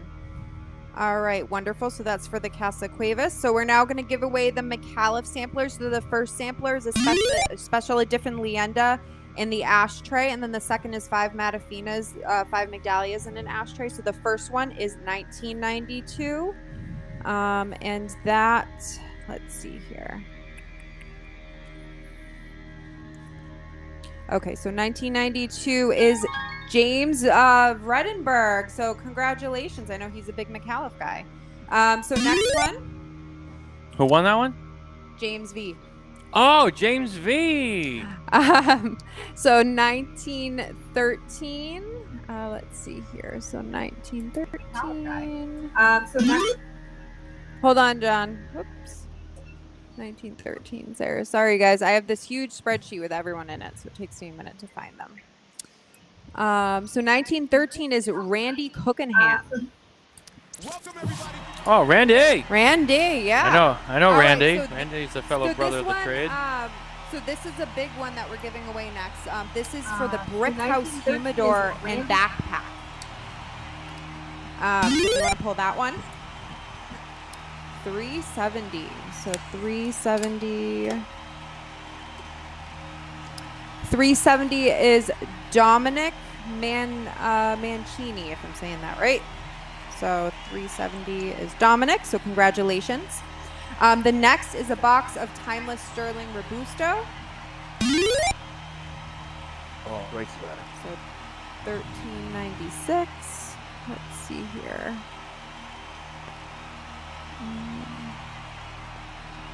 Sorry, just a minute. So what's the number? Oh, 1396. 1396. So we have Teddy Strickland.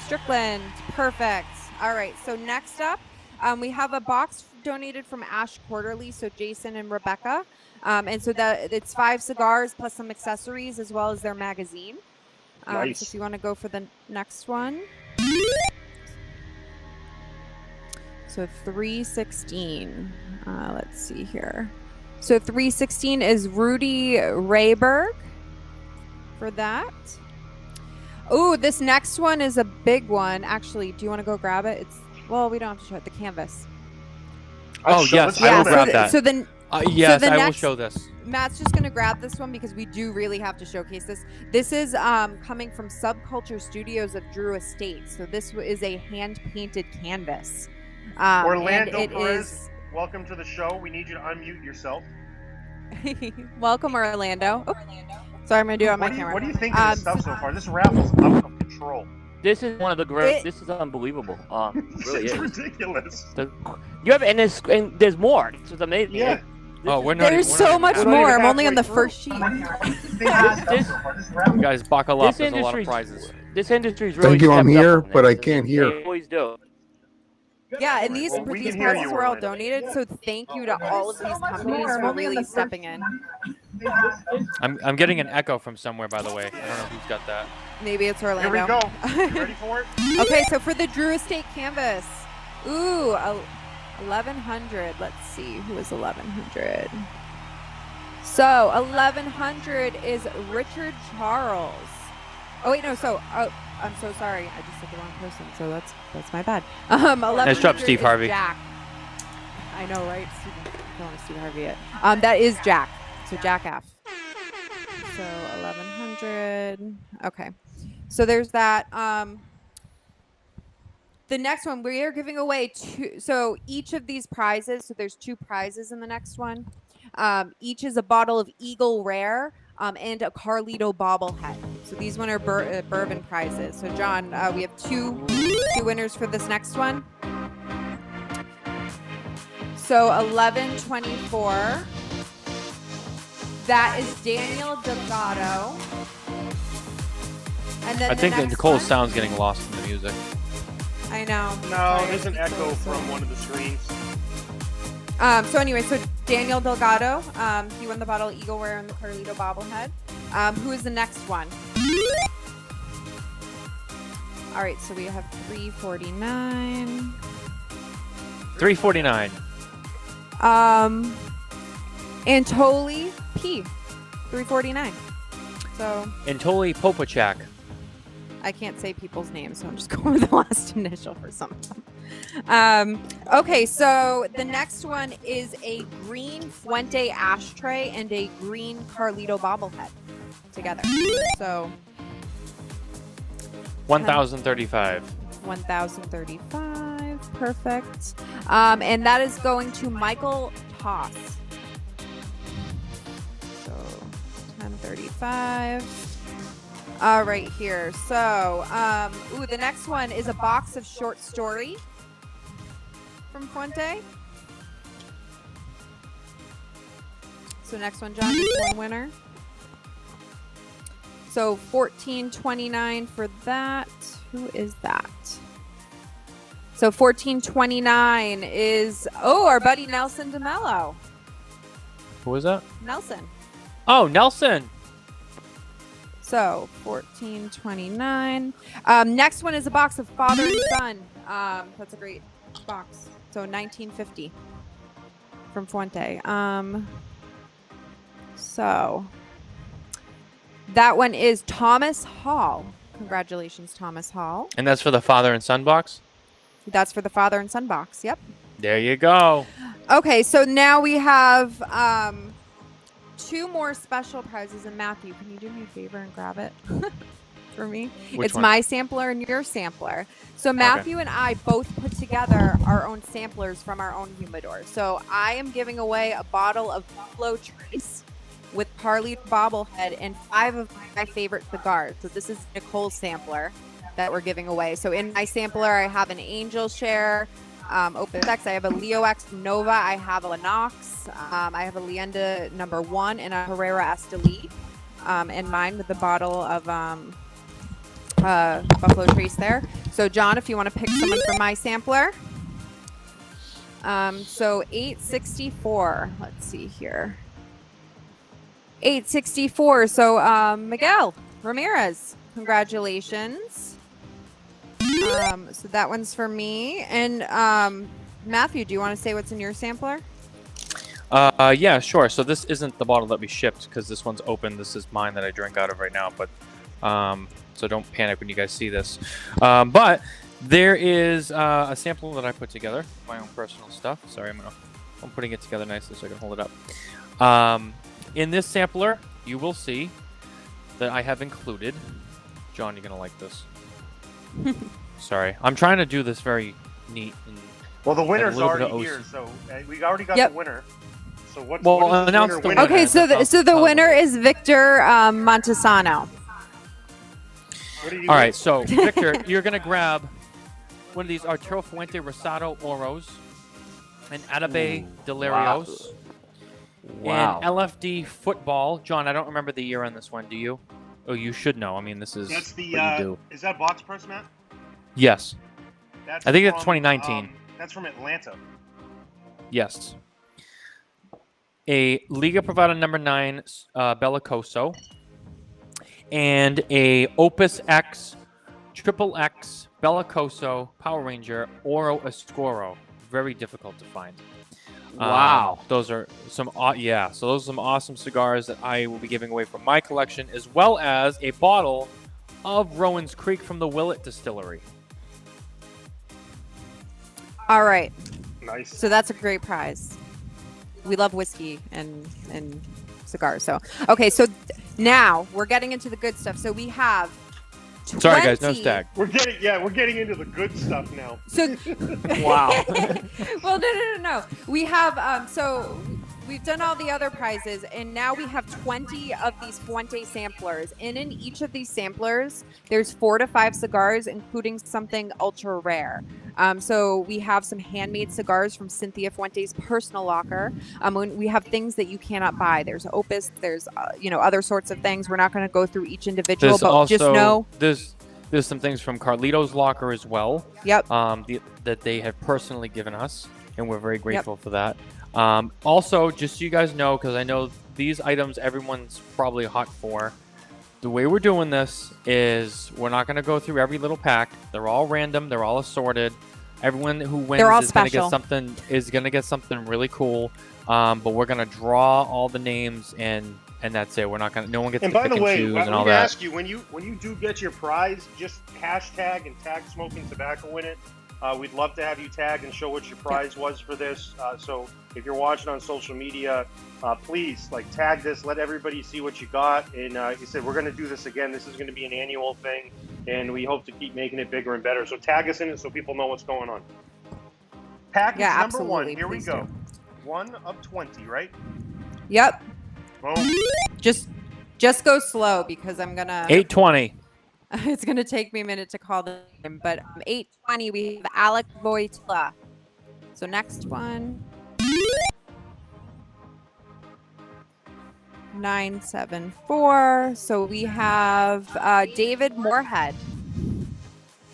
Next one. 1200. 1200. So hold on. 1200. We have Anna Cuenca. Yeah. Nice. Thank you, Anna. Next person. So 1019. That would be. Let's see here. If I can get to it. 1019 is. I don't know if you can help me, babe. Pronounce this. Ulas Takaya. He got it. 1019. All right, next one. 1799. That is Pedro Heredia. All right, congratulations, Heredia. Pedro. 2087. 2087. Ooh, that's towards the end. Vincent Givino. No, sorry. No, that's not it. Stephen Hunter. Stephen Hunter. Sorry. There's a bunch of names. The writing is so small. But everyone has the email confirmations anyway, so y'all know your 481. So 481 is James Winters. 481. 531. 531. Oh, that's here at the top too. All right, so 531 is Bruce Stark. Wow. Congratulations, Bruce. Coming in hot. Bruce. I know. Bruce is getting something cool. Yep. 171. Let's see here. That's right at the beginning too. Oh, David Amore. Nice. Yes. That's Next one. 704. Let's see here. Ooh, Samuel Brunt. Congratulations, Samuel. 365. 365. Who got 365? Here we go. Dominic Mancini again. Mancini, yeah. There you On go. fire right now. So hot. Two-time Yes. winner. Two-time winner. He did buy a lot of tickets, to be fair. 1997. That's the year Orlando was born. Oh, was it? Just kidding. Tyler Ackerman. Perfect. Yep. I Nice. know Tyler from social media, so congrats, Tyler. Yeah, no. I think he's watching right now. Perfect. 409. 409. A great cleaner and the next winner. It's a good degree, sir. Let's see here. So 409 goes to Brendan Sheehy Jr. Brendan. All right. Brendan's a native of the area. Brendan Sheehy. All right, next person. Shout out TSR Hockey. We have 1871. Let's see here. So 1871. That would be Kyle Willis. Congratulations, Kyle. All right. So we have 200. All right. Low number. Who is 200? Terry Mabin. Congratulations, Terry. Next one. 1329. So 1329 is Chad Johnson. Congratulations. All right, next one, John. 1144. All right, so 1144. Ooh, Daniel Delgado. Congratulations, Daniel. And John, give me just a second here just so I can see how many we have left, okay?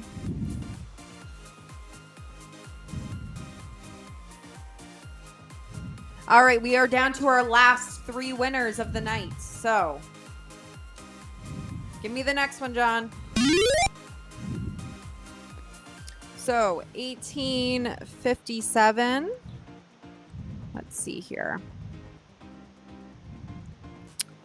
So 1857 belongs to Travis Myers. Congratulations, Travis. Next one. 2100. Let's see here. So 2100. Ooh, 2100 is Daniel Lemus. Congratulations, Daniel. And we are down to our last winner of the night. So who's I'm gonna throw in one more prize after this. So this is not our last winner. Oh. I'm gonna throw one more prize in. Ooh. So this is our second to last winner, and then I will announce what I'm throwing in. All right. So 1437. Let's see who that is.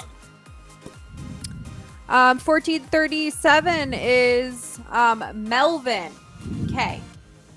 Congratulations, Melvin. All right, John. So what is the last? I will be sending in, this will take about 7 days for me to complete this task, but I'll be putting in a signed box by Lido Gomez of Andalusian Bulls. So we have a signed box of Andalusian Bulls. And Cynthia Fuentes says she's going to throw in something extra for the last winner. Let's do 2 last winners then. So we'll do this for the Andalusian Bull, and then we'll do Cynthia's. Thank you very much for the extra prize there. We'll do the Andalusian Bull box signed by Lido, and then we'll end it with a Fuente surprise from Cynthia. Well, I think she said that was for the last one. 1750. So 1750 here. So 1750. Oh, right on the wrong one. Is Andrew Beaker. So 1750. Congratulations, Andrew. Let's do one more prize. Let's do one more prize. I'll send a 5-pack. I'm going to do a 5-pack of our Pot of Gold St. Patrick's Day cigar, formerly known as M 5-pack from our St. Patrick's Day gourmet smoke session. All right. Boom.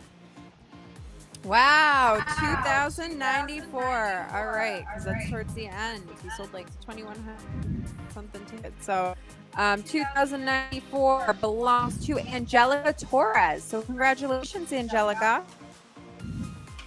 Boom. And that is our last raffle item. Oh, Cynthia Fuente says, pick another Here we- winner for a oh. box of Fuente Destino Siglo 100th anniversary. No one wants the raffle to end. Here So, we go. This so is it. for those Shit, who I'm don't not know what trying that to is, Oh, hold on. So Matthew has one in his humidor, and he's going to go showcase it. So this is now going to be the final prize, which is the box of the Destino Siglo 100th anniversary. Matthew has it, so we happen to have one, and this is a beautiful, beautiful box. I actually have one, so I know what she's referring to, so I figured I could use this to show. This is, for those who don't know, the Destino a Siglo 100th anniversary box. Open it up. Yep. Oh, this came out. The paper's still on it. It's brand new. I haven't even touched these yet. But a beautiful Aging. presentation. Well, here we go. Are you ready? Yeah, Welcome, everybody. There you go. That is for a box Beautiful of box these. cigars. A prize to end all prizes. Here we go. The prize to end all prizes. I'm gonna hit it. All right.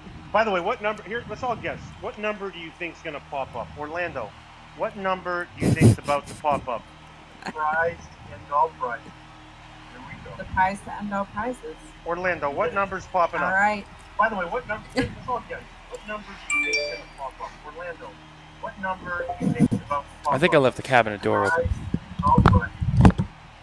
Prize to end all prizes. All right. Orlando, Coop, what number do you think's popping up? Let's go with 520. 520. All right. Nicole. Ooh, I'm gonna say like 1,400 and something. I'm going to say, in honor of my friend Kurt Kendall and in honor of my lady friend, 724. Oh, 724. I know Ooh. what that is. And just so you know, Cynthia is still going hard with the prizes. She says one last one of my personal bourbons. Okay. Wow. All right, so... Pick one more for a bottle of Yes. bourbon. Matt, what number do you think is coming up for this box of cigars? I'm going to say... How many we have? All right. Let's go 1993. Year I was Here born. it is. 1898. Oh, that's when Orlando was born. 1898. Oh my God! Who is it? Wait, no. 18. Oh, wait, I'm in the wrong. Oh, man, this is what happens. Good thing I didn't actually. 1898. 1898. Matthew Roberts. Matthew Roberts. Oh, Yeah. Matty Roberts. So me and Matty grew up together. Dude, that's Nice. awesome. It's good when it works out that way. Now, this is for I the know. personal pick bourbon, and this is our last raffle item. No more entries. Here we go. Yeah, no more. This is up to like 45 prizes now. This is wild. 291. All right, let's see here. So 291. Who is 291? Jeff Dillingham. Wow, Congratulations, Jeff Dillingham. Jeff, you won the bottle of Cynthia's bourbon. That is a great prize. There you go. That is an amazing prize. Congratulations, Jeff. So that wraps up our raffle. Thank you to the Fuente family and the Newman family for having this great foundation. Thank you to the Cynthia Fuente and Carlito and all the Fuente family. Truly the first family of cigars. Thank you for all of that. Great raffle. Thank you to LFD for supplying it. Thank you to Nova. Thank you to Daily Ash. Thank you to, who else did I miss? Who did I miss? Thank you to Smokin Tabacco, Matthew and Nicole for the raffle items they threw in Cynthia there. just keeps going. Drew Estate Subcultures, thank you. Cynthia's Happy in the ending, comments, Fuente, just so you Fuente, know. She's open trying to back. like do another one. Happy ending, here we go. Perfect 485, that's the happy ending. 485 is happy ending. Who is that? Let's see here. So 485. Keep going, This keep- is a very happy ending. So James Winters. Congratulations, James Winters. I'm like, Awesome, so that was great. So All let's right. bring everybody back on here. Let's get I know. Orlando in on the show. Let's get Orlando in. I think I need to put a set of headsets in so we can hear him. And he can So hear us Matt, in real time. so Matt Booth is And- completely well, hold on. lost. Yeah, Matt Booth's gone, but we also need Orlando before I bring you in. Orlando, we need you to mute the show you're watching. So I know you're watching us, but we need you to mute it. Put a set of headsets in. Yeah, Matthew's gone, but we also need Orlando. He unmuted himself, but he didn't mute All right, the. now he's unmuted. He's unmuted, and we need him to have a headset in, and we need him to say hello when he can hear us. Yeah, Matthew's gone, but we also need Orlando. He unmuted himself, but he didn't. Damn it, Orlando! Mute the show. I know. Orlando, Say hello to you're us. live in front of thousands of people right now. I know he Just- can hear me. I know Hello, he can you guys hear me? I can myself. Yay, Orlando! Yeah. Damn it, Orlando. Mute the show. I know. Orlando, you're live in front of thousands of people. Yeah, Orlando, we need you to mute the show now. Hello, can you guys hear me? We can hear you, but we need you to mute the show. Yeah, I can't see you guys. I can't hear you, but I'm going by the Facebook Live thingy. Okay, do you have a headset that you can put in, Orlando? Mute the show now. Hello, can you guys hear me? We can hear you, but we need you to mute the show. Yeah, I can't see you guys. Yeah, I can't think hear we're you, just but gonna have I'm to going mute by him. the Facebook Live thingy. Yeah, I don't Orlando, know. we love Orlando's you. Back not. to the comment section for Orlando. Shoo shoo. Orlando We love you, had Orlando, one though. job to do. Sorry, I'm sorry, Orlando. Should So Orlando's we gone. try? Should we try and bring Cynthia on the show? I'd love to. If Yeah. she would like to come I'd on, love to. Cynthia, if Yeah. you want to come in, we can get you in. I can send you the link Yeah, for the. we got room for I'll we got text room her. for one more. We'd love to have her on just for a short time to talk about the night. I'm sure she's enjoying herself, and that was excellent. So if she'd like to come on, but yeah. So that If was our she's Raffle. Coop. available. So Coop, thanks for sticking around. Yes. What are Well, you smoking now? Cynthia, You I'm gonna supposed to text go you. on Keep Instagram? your guys. Hold on. I'm still Cynthia, working I'm gonna on my text American. You. Just keep your phone handy. Sorry. But what a All right, go ahead, great, Coop. what a great, yeah. I gotta tell you, the cigar industry. You say what you want. There's division and stuff, but when there is a cause, right? This industry steps up. I think like no other industry does. And look at the quality of those prizes. Those were just grand prizes. Every one of those things were grand prizes. If you think about that, you guys had 45 grand prizes tonight. I was honored to be a part of this and witness this, and I hope you guys do it again next year because I think it was a great. And look, what you guys raised tonight is incredible for a show 1 year old as well, and that's the test of the hard work that you put in. And look, I was in the green room before this show started, and I saw everyone, Matt, Nicole, and John, working really hard to get this show on tonight. There was a lot of prep work for that. I know prep work and I've never had a good prep at that level. So you guys did a fantastic job, and thank you very much. Yeah, I mean, guys, I just want to say again, thank you to everyone who donated. I want to thank everyone who donated items for the raffle. Micalef, Nova, LFD, the Fuente family, the Newman family, Joe Grow at Drew Estate, the Cuevas family. There's so much stuff. Oh my God, we forgot that. Yeah. We forgot to raffle something off. We're gonna pick We someone did? for that. Yeah, We did. What did we the forget? cigar rest. Oh.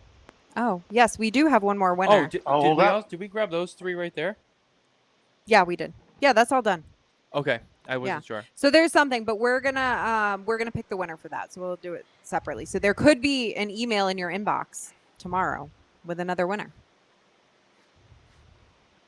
Yeah, I guess we'll have one surprise winner. We'll have one surprise person who could be another winner. So everyone, keep Nicole their dropped the hopes up. ball.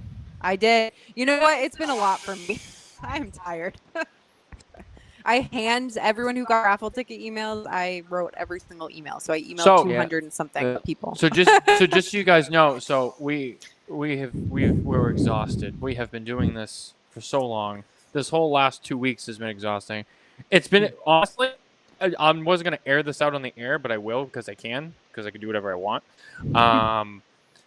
The last 2 months have been fucking exhausting for us. We moved in together, changing up our life. A lot of stuff I won't get into on the air, but it's just been exhausting. And we stuck with this all the way through. We've had a lot of personal things to deal with, a lot of business things to deal with, with this. But we stuck with it. And guys, again, just thank you. Thank you guys for watching, donating the prizes that were donated. Thank you to Matt Booth and Coop for being with us tonight. Thank you to John for everything since day one. But thank you also for putting this whole show together tonight. Thank you to Nicole for everything you do as well, but also everything you did with the charity and the time that you put in to make sure everyone got their raffle tickets. Putting all the prizes together, just everything that you guys have all done. And, at the end of the day, it is a team.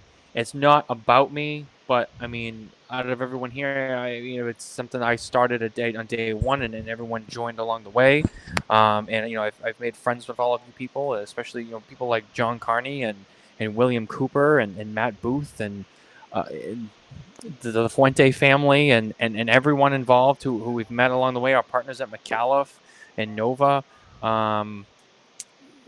Thank you so much to every single person who had something to do with this in one way, shape, or form. It means a lot to all of us, but it means a lot to me too. Something, and I don't do this. I don't do this shit. I'm, people who know me, I don't do this shit. But I'll be a little raw on the air, and I'll make it brief, and I'll make it quick. But growing up, something that not a lot of people know about me. Growing up, I didn't find my way. I didn't have much in terms of, hobbies, interests, extracurriculars, and shit like that. Just I was that kid that I came home every day and I played Xbox in my room because I didn't have anything else. I didn't have anywhere else to be. I didn't have anyone else to socialize with. So, when I got older and I went off, became an adult, and I found my way. I have an amazing career, which I've talked about, and I like to keep that separate. But I'm proud of that profession. But the Smokin Tabacco and the cigar industry involvement, it means a lot to me. Everything I do. So just to be here with all of you, doing all of this, you guys don't understand how much that means to me. So really, I mean it when I say thank you so much to everybody. I really appreciate it. And I'm very, very lucky that not only do I get to share this with some of the best friends I could have ever asked for, I get to share this with my partner in life, which is very special, and not a lot of people get to say that. Really? I'm gonna... It was requested. Hey, cheers. We're in overtime now. The show is not over. We're in overtime. But cheers to everyone. I ran out of champagne, so... We drink it all. Yeah. Drink it now. I didn't have an opportunity to grab anything, so... So I got that. Cheers to you guys. Cheers to us. Cheers to everyone that supported Smokin Tabacco. Cheers to the show. This is the cheers 1 year anniversary of the show. And cheers to a better year two. We'll do it even bigger next year. Cheers to everyone that supported us. And we're always welcome to more supporters. But those that have been there with us and the relationships we have through this show are really special. I travel around the whole country with La Flor Dominicana, and one of the most rewarding moments for me was when I was recognized as you're the guy from the Smokin Tabacco show. Hey, John, Cynthia Fuente, sorry, I don't mean to rain on your parade. Cynthia Fuente says I'm trying to join. I don't know if she is in the green room or... Did you send her the eCam link or the... Yes, I sent her the eCam link. All right, so I don't have her in on that. So let me send you the eCam link one more time. 1 second. Yeah, no on-air proposal tonight, guys. Sorry. No on-air proposal. It's not going to be done on the air. So for everyone watching who wants to know about that question, it will be coming. It will not be happening on the air in any shape or form. You all will be told when it happens, but it will not be on the air. That's all I can say. For the other two people in this video call, you might be the some of the first people to see it though, because that's all I can say. That's all I can say. So just try to think of a way we might all be together, and that's how it might happen. All I'm saying is I might do mine on the air. So if my girlfriend here is still watching, that's fine. It might happen on the air sometime. It'll be great. I can't see her right now, so I don't know if she. John, question for you: does it have to be on the computer, or can she do this through her phone? So you can do it through her phone. Try this one. When you I have a feeling cook everyone's it- like talking in the comments right now. Matt will do something like put the ring on a cigar and hand it to me. I don't know. Like Nope. it'll probably be. Nope. Nope. It won't be. By Cigars the way, he will says not, that I know. I don't know. He and I haven't talked about this. I don't know. This is the first time I've ever talked about it. Dude, But I'm I am going to light text up you my right next cigar. now. I'm lighting up the LFD Long Island Iced Tea, available Ooh. on May So, 24th and I 25th gotta- I'm in texting- Long Island. Long I'm Island texting And that's- Coop. Iced Tea. I want that cigar. I'm I'll texting do that Coop one. and That's Carney gonna be to a tell Danny them. store, right? That's gonna be a Yeah, it's Danny going to be store. at Tobacco Plaza up in Long Island, New York. Coincidentally, people ask, I have a great relationship with them. That was actually the first cigar shop I ever walked into as an employee of La Flor Dominicana. So it's always a fun time when we go up there, and they got a special place. But we'll be doing the Long Island Iced Tea for them. So I haven't smoked this yet. First, I'm going to light it up. I'm going to do the classic cigar industry bite.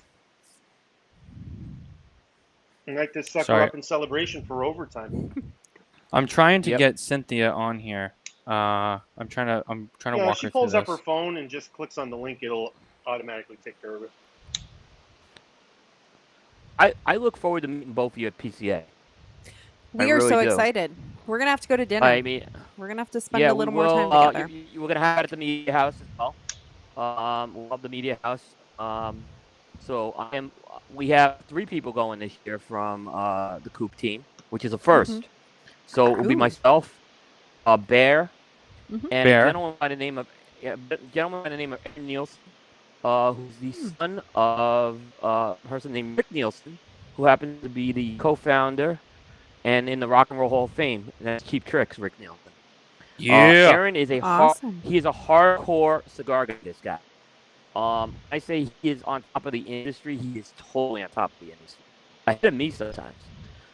So we're not just bringing him because of the name. Bringing him because he do what we need for Coop this year. We're really excited because we're going to expand a lot of our coverage. It's allowed Bear to do more interviews, which is, and it allowed me to do the product coverage, which we always focus on product coverage and less interviews. We're going to change that up this year. And we're going to try to do 20 to 25 interviews, which is a lot. We've only done 4 or 5 normally because we're focused on products. So Yeah, we're I mean, probably for us it will be a mess because it will be our first one, but we're gonna try our best. So we'll see what we can get just around go to. try to put a plan together. Don't put an aggressive plan with my thing, and that would be plan's important. And I want to see the thing. Well, Matt, you've been to the trade show, right? I have not been on the trade show floor, but I have been I want to see. I would what love to happens see at your night. faces. Yeah, I kind of want to see your faces when you're on the trade show for the first time. If I get that opportunity, to see. I got to see that with Bear a few years ago. Something about when you walk on that trade show floor for the first time, and I know everyone, all the baggage with PCA in the trade show, but there is something very special to see someone walk onto that trade show floor for the first time. I mean, she's not okay. Sorry, I'm trying to get some logistics here. I mean, for me, I'm excited myself. Just to be able to see everyone in person for the first time, it'll be so weird because I feel like I know you all so well, but we've never actually been physically together 3-dimensionally. So it'll be like exciting and weird because it's like I feel like I already know you, and I feel like we've already seen each other before, but we really haven't. But it'll be very special nonetheless. Yeah. We have one guy on our team, Dave Burke. He's the guy who does jukebox with me. I've never met him in person. He's in Australia, unfortunately. By the way, John, one of the Candelas made it to Dave. One of those gourmet smoke station ones. Oh, awesome. The pot of gold. Oh, And awesome. he's the Candela nice. guy on our team. He loves Candela, so I'm waiting for his. But he got the cigar in his hand now, so I know I'll have a report from him once he smokes it. Yeah, we had some He's technical never found- difficulties with that cigar, getting it to where it needed to be at the right time. But so Fox Cigar is actually holding on to that product now. Oh, I know. I'm like, how is it just you?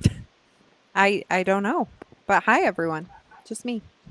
So Fox Cigar is holding on to that. And we're going to feature that again next year too. So, but yeah, that was a really cool looking cigar. And Flavor was awesome. That's great that they got to smoke one of those. Yeah, I mean, he really loves Candela, this guy. So, there's one of them. He's probably got the only one maybe in the country of Australia, or the continent of Australia. So he's coming to the PCA. No, he's not. I mean, Oh. I've offered to try to get him out there. It's hard with COVID for him to get there. It's gonna be. It's hard in general for him to get there. It's hard with COVID, and then whatever he takes back, he's got to go through customs, which is a nightmare in Australia. I send him cigars, and the custom fees and taxes he gets are it's not free, Yeah. So he does this because he loves. I had a box of cigars I shipped one time to Canada, and it was for a gentleman who bought a box of cigars. There was an issue, so I offered to send the cigars to him, and I was like, just keep the box you have. I'll send you another box of cigars. Anyway, the fees they charge for the cigars, the taxes and stuff, are higher than what the actual cost of the cigar was. So what I ended up doing was sending him 2 boxes. So I was like, I'll send you 2 boxes.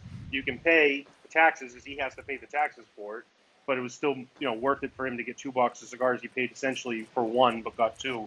But crazy, some of these, logistics of getting cigars to different countries is wild.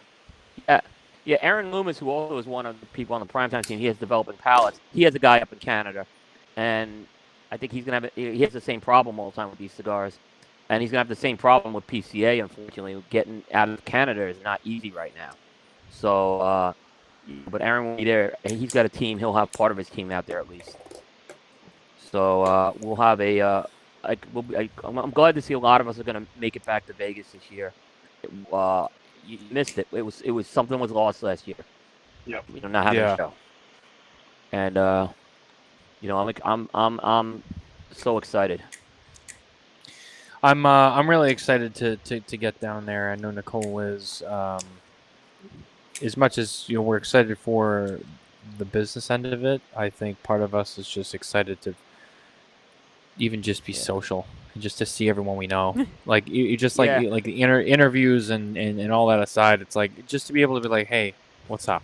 It's like the little things. No, and it's there's a couple of on the trade show floor. It can be a little stressful sometimes because there's a lot of business being done. Don't let that discourage you, because at night everyone kind of eases up, and it's kind of funny. I've caught a couple people on bad days. And it's funny, each time I caught the person on a bad day, they all came back to me, and I'm like, don't worry about it. It's part of the trade show. It's very stressful for a lot of these. And John, you notice firsthand. I remember a couple of very stressful shows you had. So I remember I had to come to you like when the booth was closing. I remember one year, just because it was that crazy. Well, you never know, especially for us. Like when you go to the show, business-wise. We don't run we're not really running any significant deals. So for us, we're a priority brand, I think. But we have appointments. But then a lot of people just drop by. There's a lot of drop by business. Hey, I'm going to swing by when I'm here, because if I come and see you at this 1 hour, that there's an extra 10% off at this other booth. So there's a lot of drop by business. So it's really it's really hard to organize your time, and it's just constant stuff going on. And I've always said in my position in the industry, it's the most unique position to be in, because I'm, people in my position, Tom Lazuka is another one, any vice president of sales, national sales director, you're the only person at the show that everyone either works for you, is a customer, or you work for them. And that's a unique dynamic. So you have 3 sides. So like a salesperson, a sales rep they have their customer and who they work for, right? Media has, representation of who they're going to go get information from. The owners have everyone that's there is either a customer or works for them. The national sales manager and vice president of sales is a unique dynamic, because literally you're the only one that has 3 sides, where everyone's either a customer or media, works for you, or you work for them. You're truly right in the middle of the stream when shit flows down or flows up. You're right in the middle of all of it. So when you have a busy time, you're the center of attention during a show like that for everybody, which is really unique. The owners get pulled in several directions, but when somebody comes to the owner, they can talk for a bit and then move it on to someone else to take care of the business. So it's a really interesting dynamic. That's why we've always, with the interviews, we haven't done a lot of them, right? So what I do is with the product coverage, I can find someone who can talk through products with me. A lot of times these interviews, it's very challenging, and I don't know how to. There's guys who have done 100 of these interviews at the show. I don't know how they do it. We're going in with a goal of 20, and we're thinking that's going to be aggressive, but we'll see how it works. Matthew, what's going on? Sorry, I just wanted to. Cynthia's having just some trouble connecting. She keeps trying, and she's having a hard time getting into the to the green room there. But she did want to let everyone know she is grateful and thank you for everything. And we thank her too for all of her help with this. But it would be, she says, yeah, she wants to join so badly. I really want to make this work because I feel like everyone would love to see her. I'm just trying to figure here we out. go. I got her. Oh, yeah, you got her. Wow, that was perfect. Yes. Yeah. Yay! Well, she's there, yeah. She's not there, but She probably didn't think it was connecting, and so she got up. But I just texted her. I'm like, "Oh, we got you. You're on." I love that backdrop, by the way. Yeah. Love that backdrop. Yeah. We're gonna have She'll to probably ask scurry her back. what that's probably a custom painting. We're gonna have to ask about that. I'm sure there's something, Yeah, that is that cool. looks beautiful. something unique about it. Do I see a I hear Carlito her. bobblehead up on the shelf? yeah. It Yeah. looks like there's two bobbleheads, and one looks like Carlito, and the other one is somebody else. Yep. A little taller. So I'll mute her until she comes back, and then we'll bring her right on. Yeah, she's doing something, but she's there. We have her feed, so she'll be here at some point. Don't worry. So yeah, so actually- there's people asking if we're going to be at the Grand Cathedral opening. Obviously, that's there's a close relationships with Fuente there, and there's going to be a huge grand opening going on. But if they're asking if we're going to be there, I'm going to be there in person for the grand opening, most likely. But the Smokin Tabacco team, the three of us, are doing a Florida tour next week. You all are coming down on Friday. I'm going to run into you guys on Sunday, and Monday the tour is going to begin. We will be in Tampa next Friday. So we're coming in Friday morning sometime when we wake up from whatever we get into Thursday night. But we will be down there in Tampa. And that will be a great time. So if anybody's watching us in the Tampa area, we'll be there on Friday, and we'll be smoking at all the cigar lounges. We'll be at Davidoff in Tampa on Boy Scout Highway, and then we'll also be at Grand Cathedral. We'll be staying at the Hotel Hyatt. So if you're paparazzi, come on, we're here. Take pictures, smoke with us. And we're gonna post the schedule. We will do interviews. Yeah. We will do autographs. They're $5 a piece. Oh my God! Stop. It's a joke. Come on. But wait, Also, can I just say something really quick? So I just want to share this really quick. So Bro, it's people, your show. You can say whatever you want. people were asking about Abe earlier when Matt Booth was on, and I was actually talking with Abe. The reason why he wasn't watching is because for all of the smoke-in socialites out there, I got this photo of him and the goat at the gym. I don't know if you guys can see this. And they were playing racquetball. Hold on, where's the camera? Abe playing racquetball. Oh, I would have loved to have seen They were that. playing racquetball, and I quote Abe as he said, "I said, are you playing with the goat?" And he's like, "I was schooling the goat." Boom. We're gonna get a Shots report on fired. KMA on this weekend. No, I'll get a report from the goat on KMA on Saturday. So I owe Abe $5, but he and I agreed that I would duplicate it to $10, and I'm not going to get into what I owe him for. Honestly, he shouldn't owe me the $5. I shouldn't owe him the $5. I shouldn't owe him the $10. But I did add interest, so I am going to pay up on our visit on Tuesday next week to Boynton Beach, and we're going to have cigars, dinner, and drinks. But I believe. I was going to say, sorry, but I believe we're having. Like it's honestly, Abe stacks the deck when it comes to these bets, and when he plays sports. Oh, he does. Or whatever it is. There's always something or some way that he knows that he can win it. But the one that I lost to him on, and as I said, that's a gentleman's bet between him and I ought not owe him that money. That's all I'm saying.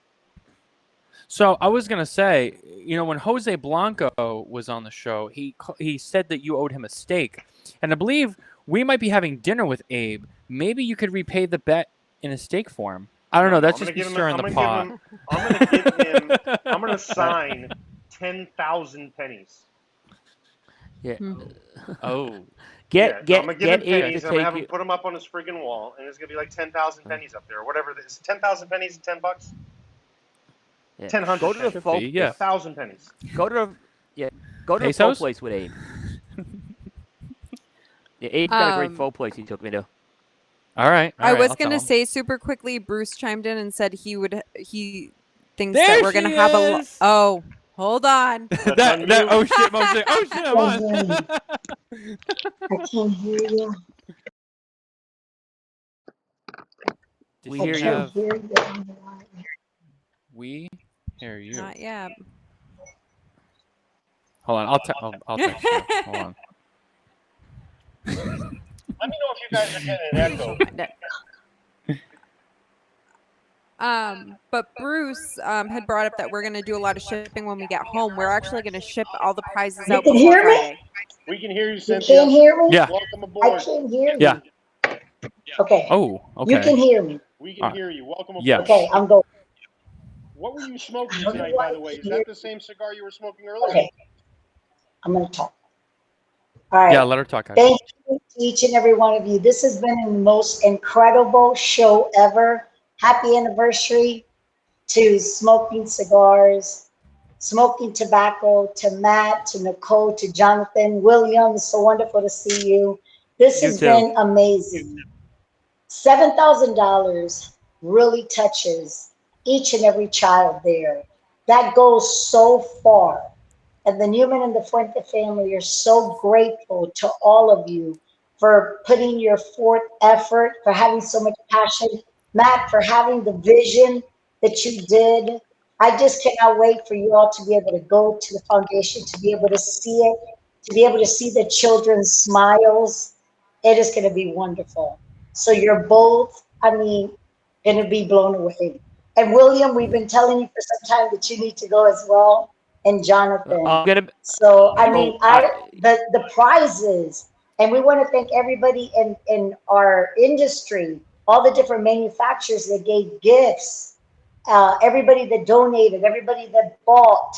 Oh my God, I had my T-shirt. I did a live video. I don't know if y'all seen it. I had my T-shirt on, and I have my glass, my cup. I have everything. Yay! Yes, She's got I it. started with Yeah. Four Roses, and then I went to Basil Hayden. So I've been celebrating you all through the whole show. I really want to thank you from the bottom of my heart. The Newman and the Fuente family, we're just so grateful. It's people like you that make a difference to these children. Like you were saying, Nicole, the grade school to high school. Now we have a technical school. We have a nursing school. We're going to have a musical center. We have a medical school. A medical clinic. There's so much there, all different sports. And this has grown since the late 1999 when we had a vision. And these children now have a hope for the future. We've had more than 10 graduations. The children, more than 90% go to college. And the ones that aren't able to go to college are able to go to the trade school. So you all are making a difference. I appreciate it more than words could ever express. We want to thank you from the bottom of my heart. I'm sorry that I don't know why the connection, I had trouble and I tried everything. I was walking all around my house. But okay, if you can hear me, that's what's important. I appreciate it. I love each and every one of you. And the best prize of it all is that I got to meet you, all of you. And now I have new friends. I look forward to seeing you in Tampa. Okay, we're going to have a great time. Next week. Okay, thank you again for all your help. Okay, all right. Thank you, Cynthia. Thank you, Cynthia. We really appreciate it. I wish we could get her to. Oh, she's off. All right, well, but that was awesome. That was awesome that she made an appearance. She's enjoying her evening. Yeah, no, Yeah. She was on her phone, which was great, her computer, and it wasn't the headset, so the volume situation. So it was good. No, but thank you so much. It's definitely a special night, and so the night continues. I don't. You guys still have a beverage? Like I'm not the only one drinking it, right? I can go open a wine. Yeah, we have By stuff. the way, that's caffeine-free Diet Coke. We just lit something else. Yeah. You have to try the caffeine-free Coke Zero. Out of control. Huh. It's good. I'm smoking a God of Fire Carlito 2017. All right, so what are you drinking? That's great. The cigars. Are people drinking other than Coke? I just told you we don't have anything right now. I have to go get another bottle of wine. All right, so I think that needs to happen. We're in overtime. We're in overtime. Cooper, you good to stick around? What's going on with? I can stick around for a little while. Yeah, I can stick around for a little while. Yeah, by the way, let's be honest. Hold on. The show's not over, bro. I have a fireworks display at the end of this. Well, What? So I just want to say I should have known Coop was ready because first of all, I'm getting an echo from somewhere. John, did you take your AirPods out or something? Getting a bad echo.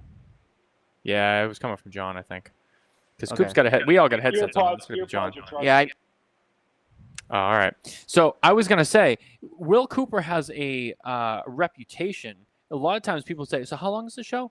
Well, about an hour 15 or so. Like that's nothing like I go on Cigar Coop. It's like 4 hours long. So that's usually the reception. We went 4 hours to Carlito. We went 4 hours to Carlito, which I couldn't believe.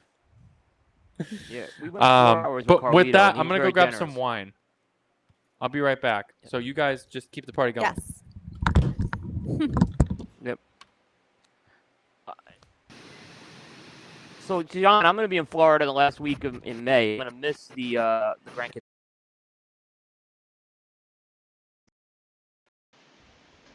So you said you're gonna be down here in May? May, last week in May, my family's gonna be down there. I'm gonna go to Miami for the prior weekend, and then we're going Orlando. My wife's family's in Orlando, so nice. we rent a house. We always rent a house every year there. And then I'm gonna be in Tampa, but I'm gonna go to Grand Cathedral. It's just I'm not gonna be there for the opening, unfortunately. Well, whenever you're in Orlando, let me know. That's my new home. I'm splitting time between there and Miami now, and Orlando will be where I end up. But yeah, let me know. I'm gone that last week of May. I've got the gourmet smoke sessions coming up at the end of the month in New York, and then I'll be up in the Northeast for Memorial Day weekend. Yeah, no, we will. Like I said, my wife's family's down there. I normally get to Florida 4 or 5 times a year. This is the first time I'm going in like 15, 16 months. So it's kind of this is the longest stretch for sure that I've been there. But yeah, we're doing a show from Corona Cigar that Thursday, the last Thursday of the month with Jeff. Yeah, and our Florida trip too. We're going to be doing some exclusive videos. We'll be going live some, but we'll be doing some exclusives during that trip. I know we've got a sit down planned with Abe. We have a sit down planned with Jeff Bershowitz at Corona. We'll be going live some as well, but we're going to be doing a series of exclusive interviews, and same thing your Coop's doing when you come down here. So we'll be doing some content outside of that, which will be great. And we'll be doing some live things from time to time. So stay tuned on it. We'll be doing some fun stuff. And it said May's going to be a busy month here in Florida, it seems like. We've got Cigar Coop coming down here. You've got some exclusive stuff. We've got things going on. Everybody's in Florida, it seems like. It's funny, Coop, you mentioned. So I've got the month of April, I kind of stopped traveling for just a month until our factory got caught back up to an extent. So I'm reinstituting my events. I said I got one this weekend in in Cumming, Georgia, just north of Atlanta, and I got some travels in May. But I have 5 friends coming down in the month of May. So I have 3 straight weeks. So we're going to do the Smokin Tabacco tour, and then the week after, I have one of my closest friends coming down here to Miami. He's just coming to get away from the Northeast, and then I have one of my other closest friends with his whole family coming down the week after, and then we're going north after that. So things are slowly returning to normal, and it's been great to be in Florida. It's nice to see the people that have had. I spilled that all over my leg. Situations that have required, like your group, that required you to stay home to be very safe, and it's nice to start to see people out on the road. So I hope the safety in that continues. But I'm going to tell you, Florida is busy.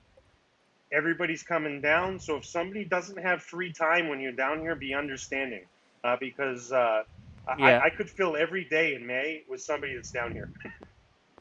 Yeah, and that's why I had it with Miami. I had to do the Miami the weekend of the Grand Cathedral thing just because who I wanted to see, it was their availability and mine. So, it's completely understandable. And a lot of people getting into trade show prep, too.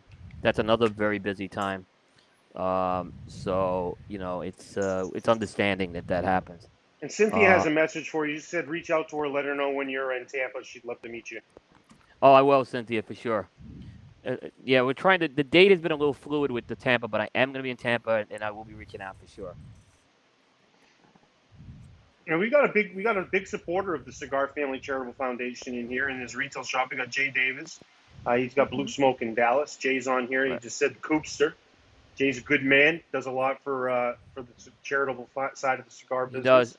So thank you, Jay, for watching. He donated as well to ours. Yeah, Jay's a really good man. Very nice. And He's a really big good man. supporter of the Fuente products and the Fuente and Newman Families Foundation there. He's been doing that for years. And I know he's brought a lot of people with him down for those too. So, that's what it's about. It's about having people come together and for a great cause and supporting the industry as a whole. Yeah, he tunes in every week to our shows. We get unbridled support from him. It's fantastic. And there's a Texas trip, Jay, just so you know, that's being planned sometime this year as well. So the Texas trip's going to happen. That's the other big. I've been talking about that one for a while. Yeah, we need one too, but probably not till next year. Yeah, I was in Texas, but I was up in Amarillo. I wasn't in Dallas. Yeah, so. I went to Dallas right before COVID, but I didn't visit any cigar shops. But you'll have a good time. It's fun. So Dallas. Coop, you did something very interesting. Speaking of keeping things private, you did a cross-country trip. Yeah. Tell us about the trip. Oh yeah, you did it pretty incognito. Then you posted some things after. And how did you manage that trip to handle? I mean, for those, this is something that's public. I've been on shows with. Yeah, that's all fine. Coop had a blood situation. You had sepsis, correct? Yep. And and obviously sepsis, any type of virus, could potentially be very challenging or even deadly. So, what made you want to take that trip? Obviously, you wanted to get out and do something, but how did you manage that trip going across country? Because you did take quite a substantial trip. Yeah. So the idea was originally. Yeah, I'm being very careful because there's a lot. I could get into the reasons, but I could still have lower immunity. They believe the blood infection was caused by a skin medication that is known to lower the immunity. Yada yada. I went to an FDA review of this. Even the FDA actually had to take a questionnaire on this. It was serious. So it was to a point where. Did you talk to them about premium cigars during the review? No, I didn't. No, I should have. Right? No. But, your health's way more important than premium cigars. But I had an opportunity with work. It was I had finished a big project work, so I had some downtime. And my wife's like, "Why don't you just?" Because I love doing cross country trips. I used to drive to Vegas to the trade show, so I just decided to do the route that I normally take to Vegas. And I went as far as Flagstaff. I didn't really go to Vegas, and so I want to kind of enjoy that route this time as opposed to. When I drive to Vegas, I'm trying to get to Vegas. So I love the Route 66. I love all that stuff. So my wife was really cool about it. She didn't really want to go because she knew I just wanted to smoke along the way. So I did that. I took a week, and I drove from Charlotte to Flagstaff and back. And I just got to see that it's a wonderful drive if you ever get a chance to do it. You take I-40. You go to Tennessee, Arkansas, Oklahoma. But it really gets interesting in New Mexico and Arizona. And there's just some great places to smoke. It was a little cooler this time. In fact, there was some heavy winds that were hitting that particular week, which made it tough to shoot a lot of video. But it was kind of just a chance to reflect, relax, and smoke cigars in just some great outdoor locations, which is something a lot of fun to do. Kind of find a unique places. I smoked with buffaloes. There was a place where I knew there was a buffalo farm. I smoked with that. There's some Red Rock places I smoked at. So it was, it was something I needed to do. I really have been in the bubble a lot. But what I didn't want to do is I didn't publicize it because once you publicize that, people are great. They want to get together with you. But I really had to stay as isolated as possible. So there were places, the hotels I stayed at, I knew were very COVID safe. I wore a mask a lot doing that, and I really stayed isolated. I didn't go to any cigar lounges just because I wanted to stay isolated, but I took a chance with this, knowing I said, let me just get back and safe, and I knew I was getting the vaccine in a few weeks after that. So, but I couldn't time the trip after the vaccine. That was because I didn't know when I was getting the vaccine. So, encourage folks to get a chance to do that in your life. Do cross country trips, a lot of fun. Or to do a cross country trip. I don't know. I guess my biggest thing is like fear of getting cooped up in the car. Well, I don't that know. was what was good about this. I know what you're saying, but when you drive to Vegas, like, and you have a time schedule, that's where it gets like that. But this was different. I was able to just control my whole schedule this time, and I had a lot of buffer in there for that. So, I said I wasn't going to do any podcasts. I ended up doing 3.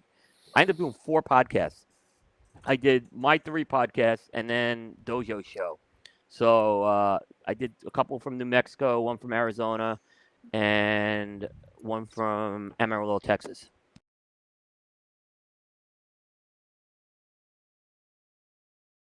Going to hop off because we have all of these lovely prizes that I need to package up right now. So I'm gonna we literally have to get them packaged up and shipped like tomorrow so that we can head down to Florida. Yeah, and then the winners of the other winners for the extra prizes for us, just make sure you get me their contact information. We'll send it directly to them. Yes, I will give them to you, Carney, and then also to Cynthia. So I have those winners. I wrote everyone's numbers down. So all right, so I'm gonna head off. So bye everyone. Thank you so much. Bye, Nicole. Thank you. And I will let you guys keep on going. The 1-year anniversary continues. What wine did you end up picking up, Matt? So I grabbed it's a Banfi wine. Anyone who's familiar with Italian wines will recognize that name. It's the largest Italian wine seller in the United States, I believe. Yep. This one is the Col di Sasso Toscana Cabernet Sauvignon Sangiovese 2019. I picked this up at Tuscan Market in Salem, New Hampshire for $14. Beautiful wine. So I have a question for you, Matthew. How impressed have you been with the show so far? Since it was 365 days ago that I created the massacre. How impressed have you been, not knowing anything that was going to happen? Like, how you feeling about this? It's all right. It's fireworks, man. We got fireworks. We had a I'm sorry. I'm sorry. We had a WWE style entrance for the guests. You had a ring walk. You know what? I want to watch that one more time. It took me an hour. Go ahead. It took me an hour to make that stupid thing today. So I'm going to do the guest entrance one more time. We'll come right back to the screen.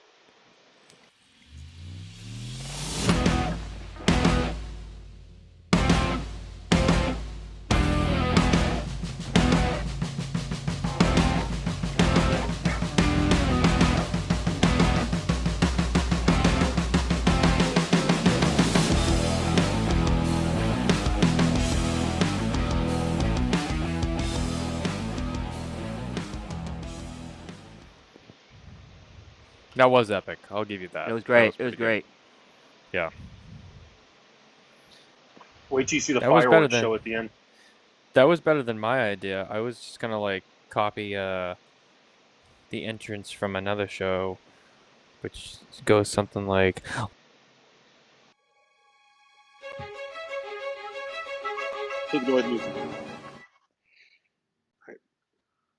Relive the pain. Come on. Yeah, I'm gonna relive the pain. Here's the thing. Let's talk. So we look how fat I was. Yeah, we had this set up. Look how skinny I was. I know. Like I got skinnier. You got bigger. Yeah. I think you're saying it nicely. I carry the weight well, but no, I'm about 40 pounds heavier now than I was in this video. I'm 40 pounds lighter. Yeah.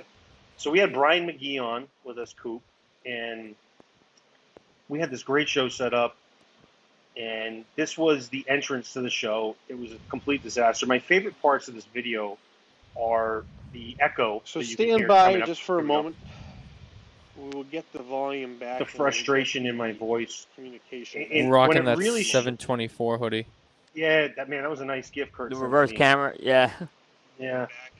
But the camera's reverse. Matt, can you talk for just a second? This right here is my favorite part. See if you can. When I hear myself again in the echo, here we go. This is when I knew shit was going off the rails. This was going off the rails, and then all the screens went blank.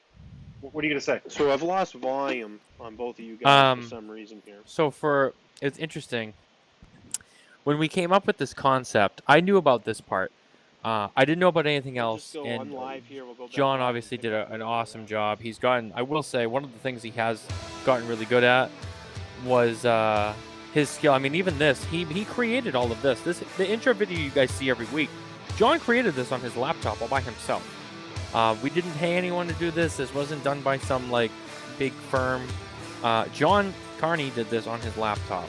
Now, the funny part about the first part, the little intro clip, John was at my my former residence, and We're at the tobacco he was estate. We're at the tobacco Yeah. estate.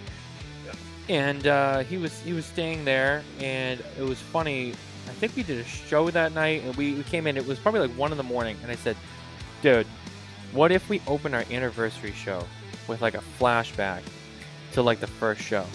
And he was like, "I'm on it." The funny thing by like funny 3 thing in the about it, remember morning. How this happened though, before he gets to that, I had got a hotel because this was during COVID, and I didn't want to. I had a negative COVID test, but I was trying to be careful with family and whatnot, and got a lot of respect for your family. And you guys were like, "Well, you can stay here at the house. We had it set up." So I was talking to your mom, and I finally they're like, "You can stay here." And I had like a couple drinks. I maybe had 2 or 3 glasses of wine over a few hours.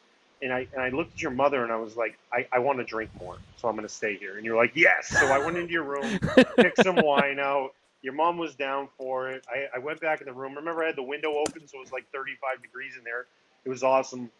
And so I stayed. And you and I were in the game room. And you're like, oh, this is the idea I have for this show. I was like, okay, cool. Yeah, I think that'd be great.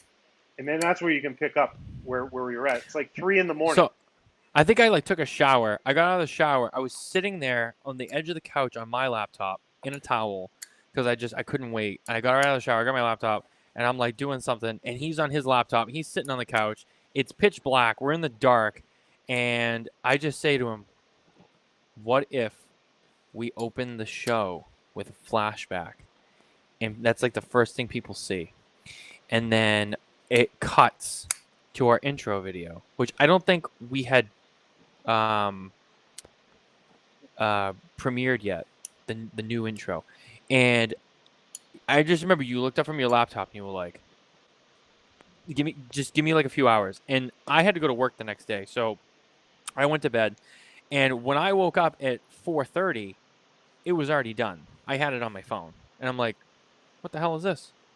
And I just was so impressed. He spent the next few hours putting that together on his laptop. So I have a funny video to show. I'm gonna throw this video in here. As people know, there's another Jonathan in my life, and I'm gonna see if this works. But this is a video of Jonathan, the other Jonathan, being absolutely ridiculous. Jonathan the dog. Yeah, look at this thing. So he's Chihuahua Pomeranian. Look at this little leg kick. That's a new thing. He's never more excited to go in the elevators. There's 4 elevators. Only 2 of them are working right now because my building can't figure these things out. But this is Jonathan Preston, and this is him waiting to get in the elevator to go out to pee because he sat inside watching the Smokin Tabacco 1-year anniversary tonight. But this dog is legit out of control. Like, listen to this for a second. Listen to this dog.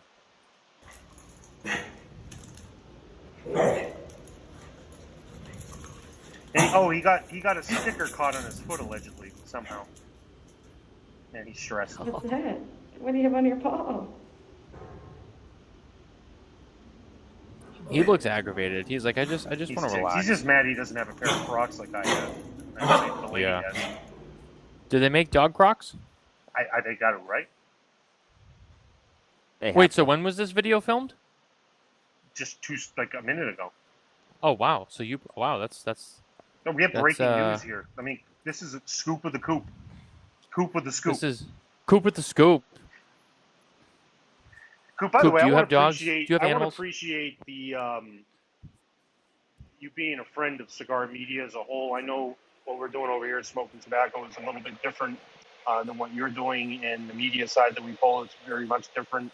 And I know we kind of blur the lines with media a little bit because of my involvement, at least on the show. But I remember the night we all met, and we sat. I mean, it was close to a year, a little over a year ago, not a little over a year, a little less than a year ago. But we all got on a chat room one night, a Zoom room, a little private room, and hung out for many hours. I like this. Yeah, and I like it a lot. Are you taking that and out? I appreciate that. Whoa. And that's one thing I want to say about you is, yeah, there's competition. It's technically media's competition at the same time, but I think you've truly embraced it on a very personal level, and also that personal relationships don't alter what you're doing with your media. So I think you've been very transparent and very honest with that. I said I call you a personal friend, but we don't roll any punches. Like if you don't like a cigar, you're going to give me the lowdown on it. But I said, for the Smokin Tabacco show and what Matthew and Nicole have been doing, you've been a good friend to other cigar media out there, and you deserve the congratulations on that because, everybody gets involved in stuff, but I wouldn't necessarily say they do it the way you do it. I said on your level, it's a very personal level. Well, I appreciate it. Thank you. I mean, and to see, like I said, to see a show grow in 1 year, like the Smokin Tabacco show is gone. And I've been very critical of some of the direction I've seen with cigar media, unfortunately. And Smokin Tabacco is a breath of fresh air that we've had. And a lot of these shows started about a year ago, and there's very few of them that are left. It is very, you guys know it's a lot of work. We still have a lot of work to do on our shows. We don't even have intros yet, right? And that's because I don't have a producer. And at some point, I got to get a producer that I can really. It's hard to get a producer unless the producer's intimately involved with the show, right? So that's just that's just a challenge. But so we, like I said, I think everyone brings a different angle to their shows that's unique. So I mean, you guys have the sports segment and the news segment, and the soap segments, and I enjoyed it. We just added our first segment to the Thursday show in 4 years.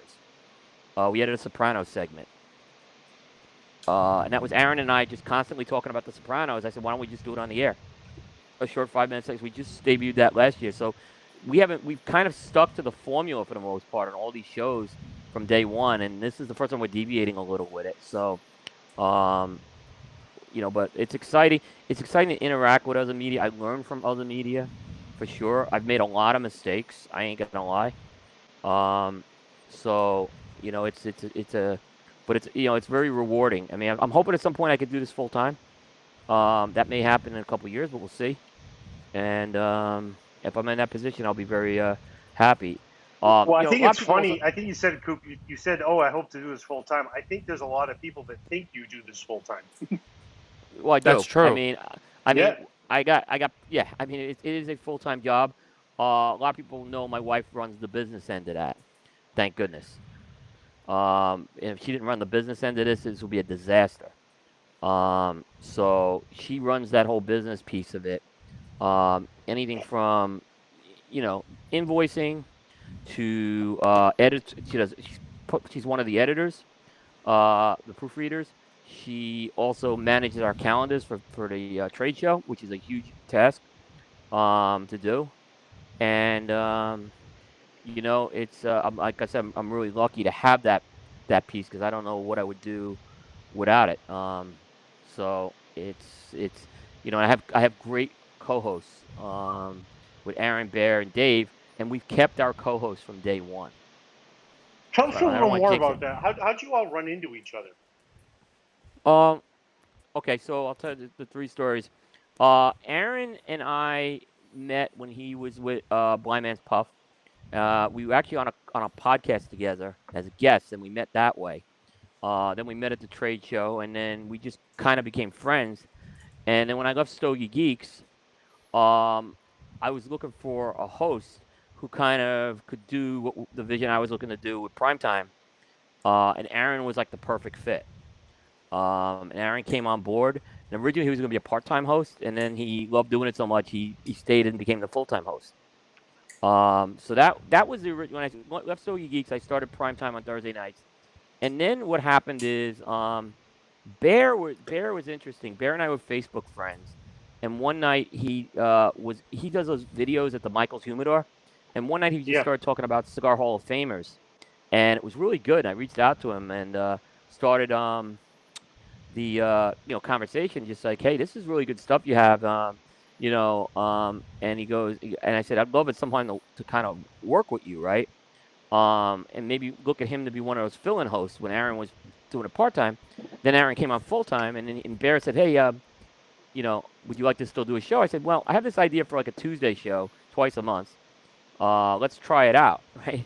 So we did a show on Hall of Famers in the cigar industry for that first show. That was special edition. And then I said, Bear, you want to do this for like ever? So we ended up, that Tuesday show came a year earlier than we expected. And then Bear's been on board. And then Bear also now comes to the trade show with me because Aaron's got his team. So, Aaron's got to do his deal with the trade show. So Bear came on to work with me. And then Dave with Jukebox, he had a show called Cigar Jukebox before Primetime Jukebox in Australia. And he had reached out to me when he was starting out just for advice. And then he invited me on his show to do a small news segment called Coop's Corner. And that ended up being a ongoing thing monthly. And then when Dave shut Jukebox down, I said, because Dave was shutting Jukebox down because of the administrative. And I said, Dave, I can help you out here.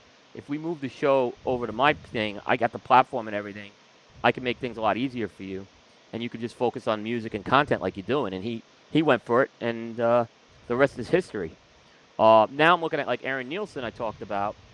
And we're going to see, his role probably will expand with Coop over time as well. So as he starts to grow in this. So this is going to be his baptism by fire at the trade show.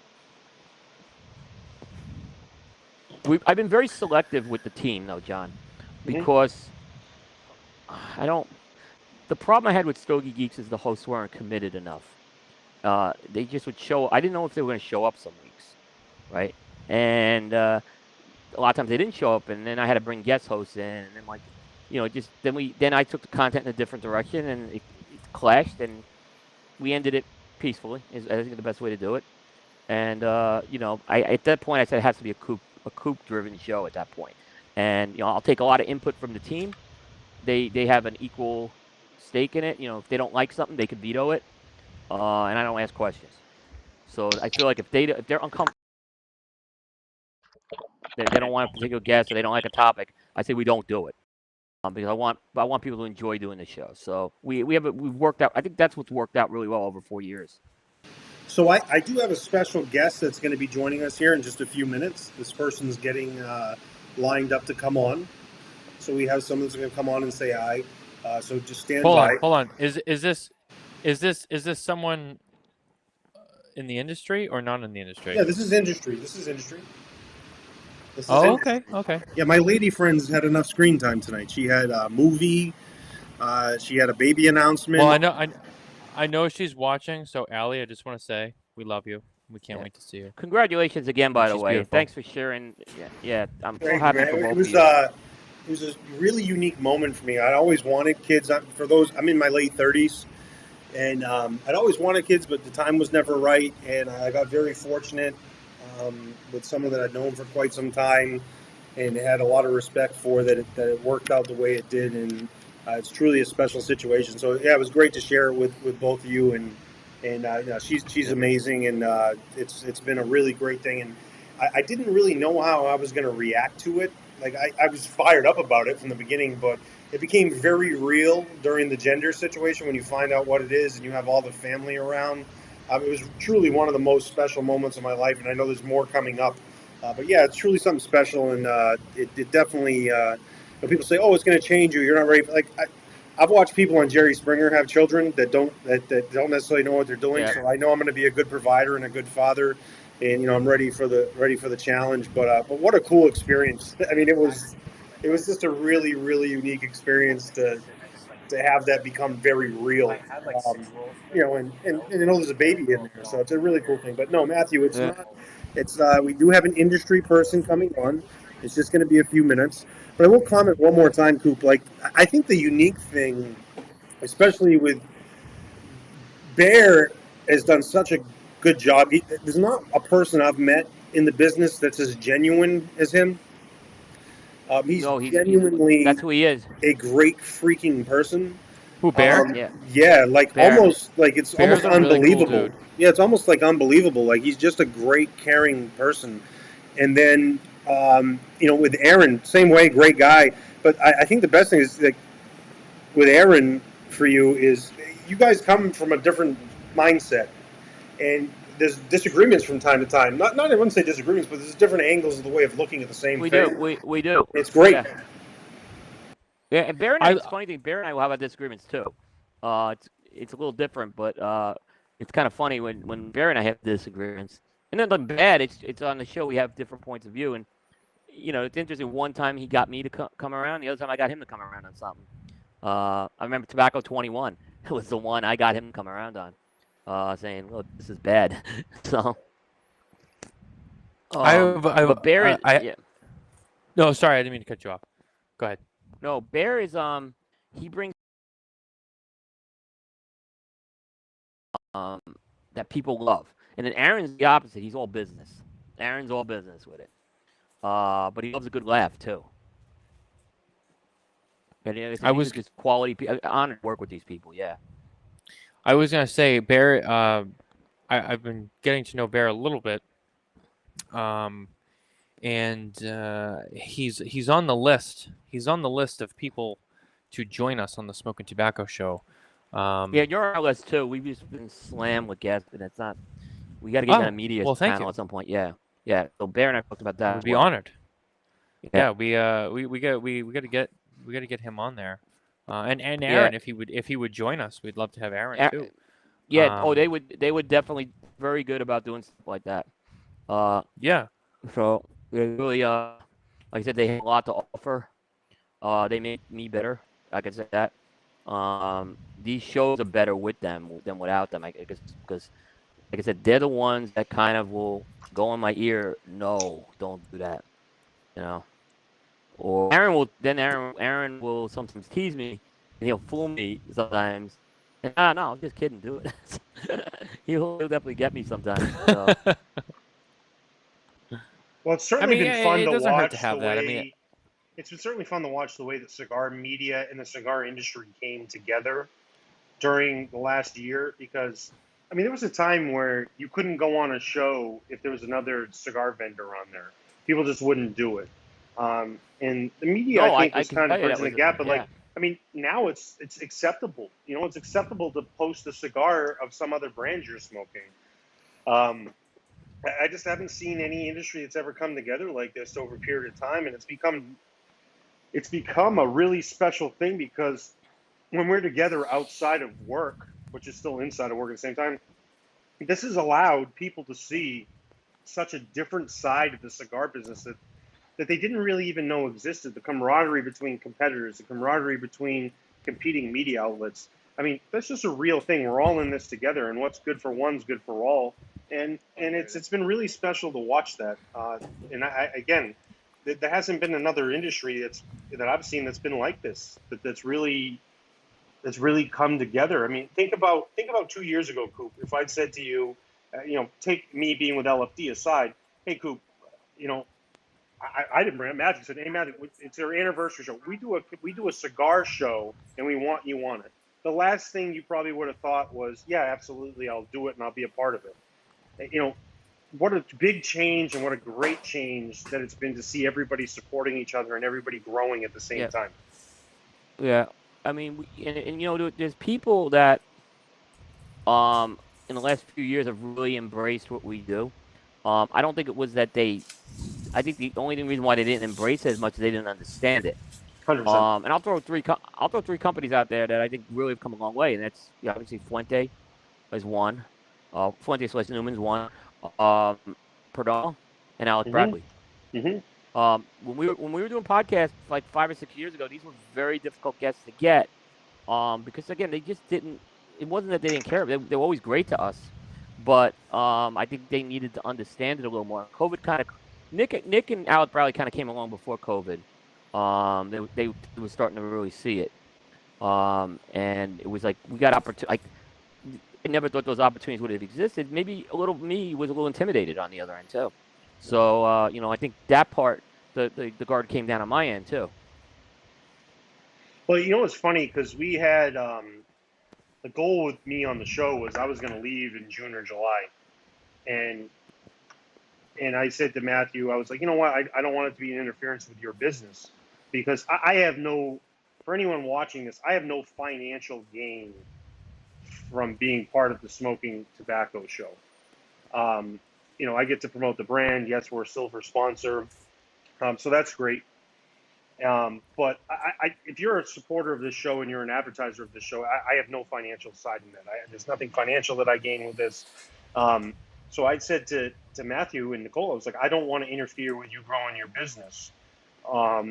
So I go, I'll probably step aside. He's like, well, you can stay on the show. He goes, you're one of my good friends. And he's like, but I said, no, it's the right thing to do for your business. But then I was like, you know what? We got to it. COVID didn't seem to really slow down much. And I said, you know what? I'm like, he goes, we got Nick Perdomo coming on the show. And I give hats off to Nick Perdomo. I said, well, let him know that I'm part of the show with LFD. The vice president of sales for LFD is part of the show. And see what he says. So Matt's like, okay, I'll let you know. Matthew goes, I'll let you know, blah, blah, blah, blah. And he goes, I told Nick you're part of the show. And he's like, well, he goes, I'd love to have him on the show. That's great. Blah, blah, blah. He goes, I like John, this and that. And I said to him, I said, you know what? That was the next night we did a live regular show without a guest. And I played the Wolf of Wall Street thing where I'm not effing leaving. And I was like, you know what? I go, that was a moment where I was like, this industry's come a long way. And I'm like, if, Nick's a great guy. And I was like, but if Nick Perdomo is willing to have me on the show and sit and talk about his products and, and what I'm doing and what we're doing at Smokin Tabacco, I was like, if anybody has an issue with it, then the first thing I would say to them would be, well, Nick Perdomo came on the show. Yep.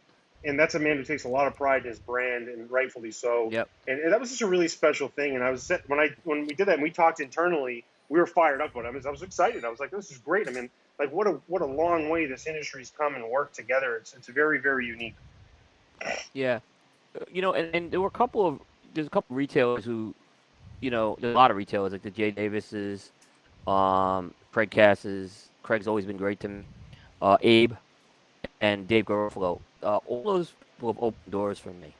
And I know I'm leaving others out, and I apologize, but they've all opened doors for me.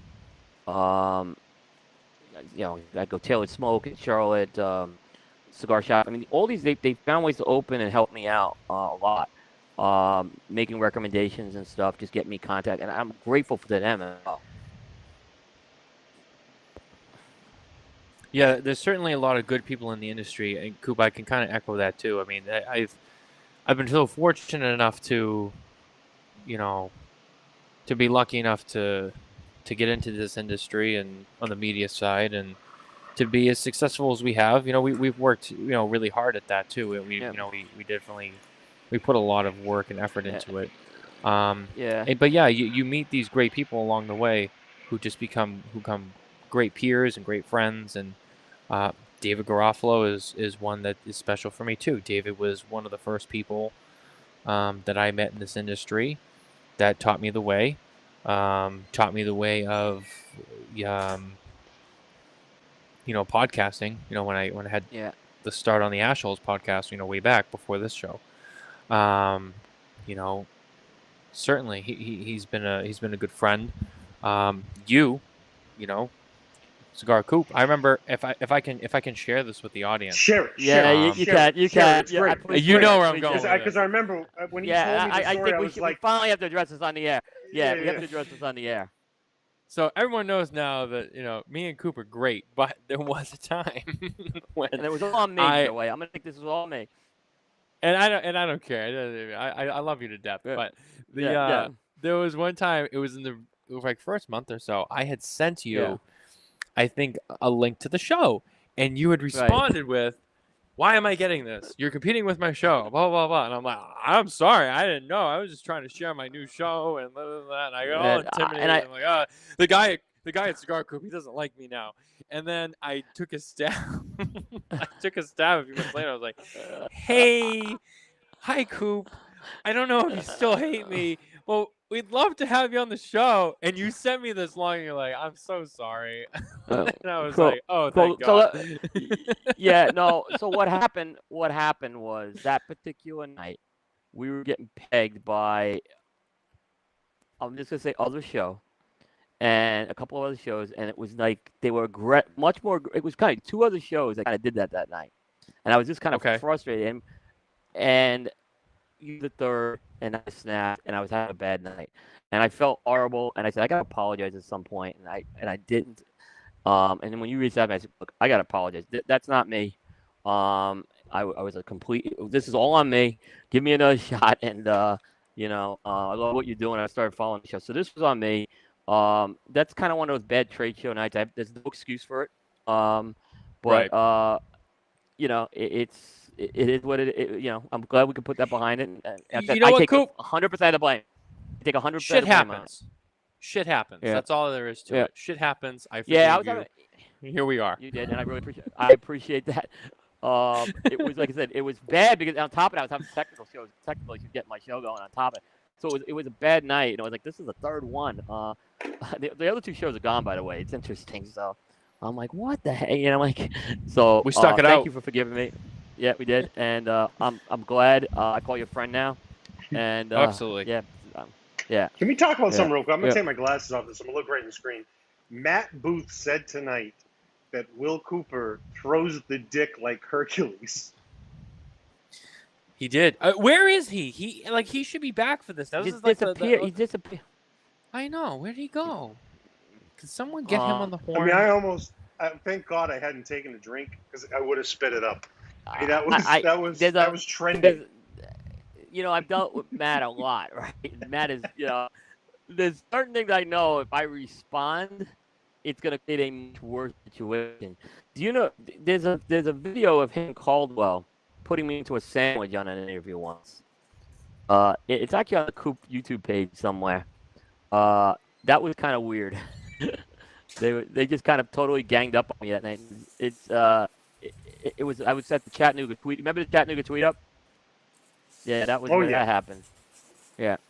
But it's interesting. I've seen Matt on his best days, and I've seen Matt on that bad trade show day. I heard someone stole some stuff from him at a trade show, and that was a side I never saw of him before. And actually, I was there when he was angry, and me and him went for a walk for a while. I got off the trade show floor. I said, let's take a walk. You can calm down for a bit. I'll stop what I'm doing. So, yeah. So but I knew Matt was already one of the guests, and I said, all right, I know what Matt's trying to do, get me a boost. I said, this is great. And I was honored to be asked. Yeah, I remember, Michael Herklotz came on the show. And after the show, actually, he stayed around for a few hours, and we just kind of hung out. We had some cigars, virtually, just talking about everything. And he told a great story about how, when Matt came into the industry, at the time, and Matt, part of this too, like Matt had told me, when he came in, Pete Johnson had already been in the industry, and Pete was kind of someone who was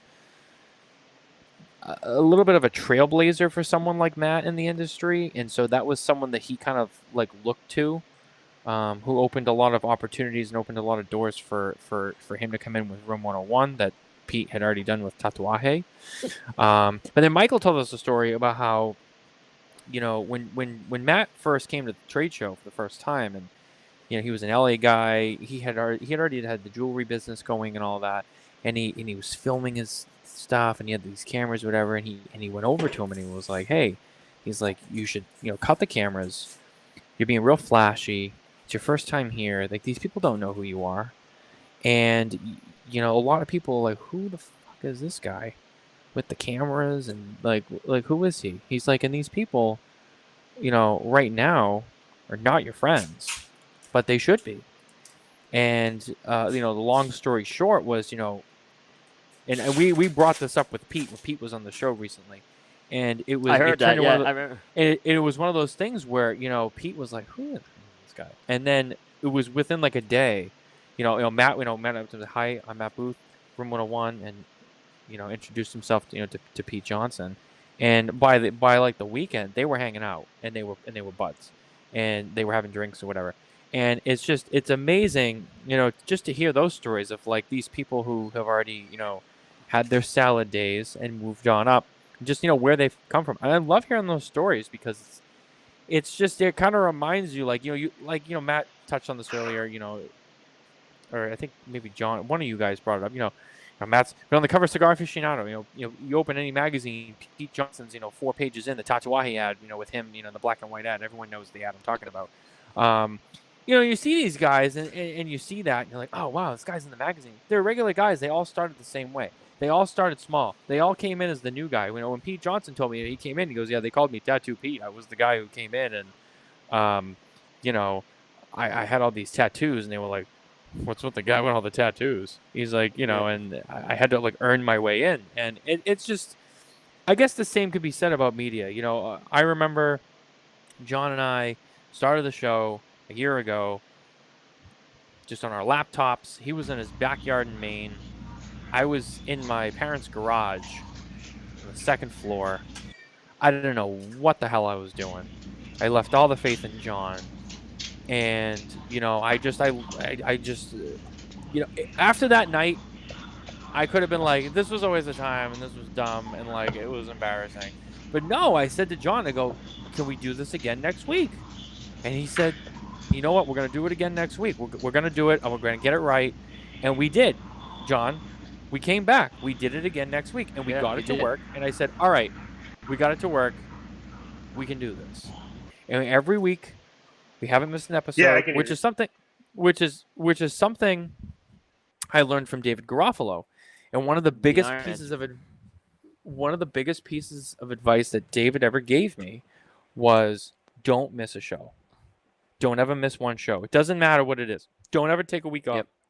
You can't miss a show. He said, I've done the show sick. I've done the show.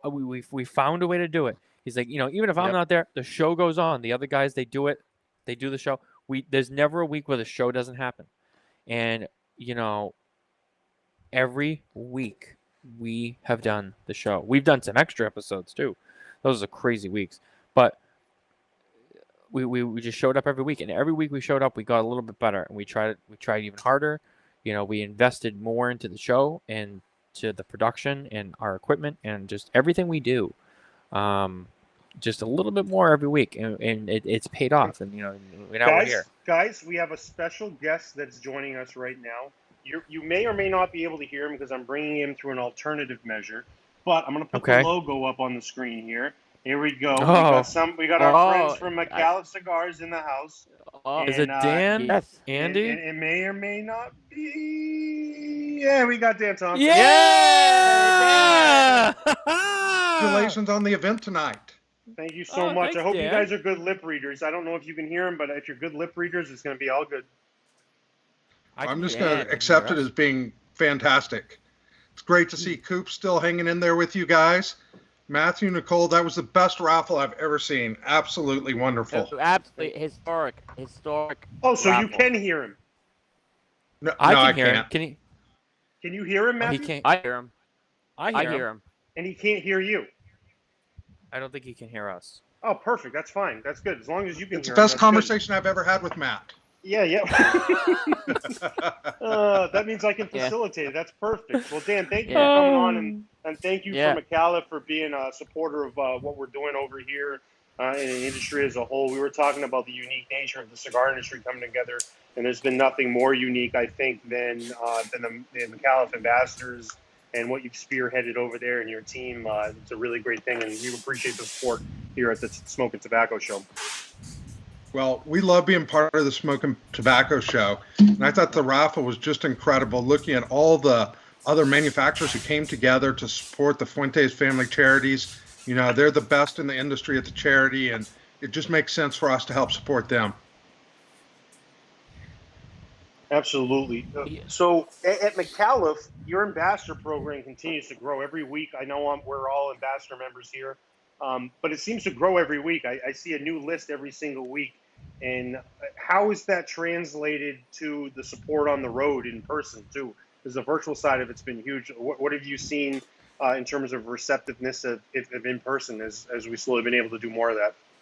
Oh, no, it's fantastic for everybody in the industry that we're able to open up and actually do real events again, getting out there with our retailers, supporting them. And, the best part is that the ambassador community felt like caged animals for last year, being locked down with everybody else. So it's been great going out, and the people that we grew while we were all locked down and seeing and meeting people in person, it's been fantastic.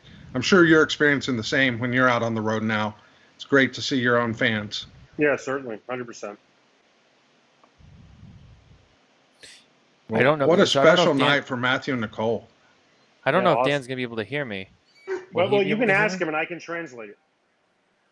Well, no, I just wanted to, first of all, thank him for being here.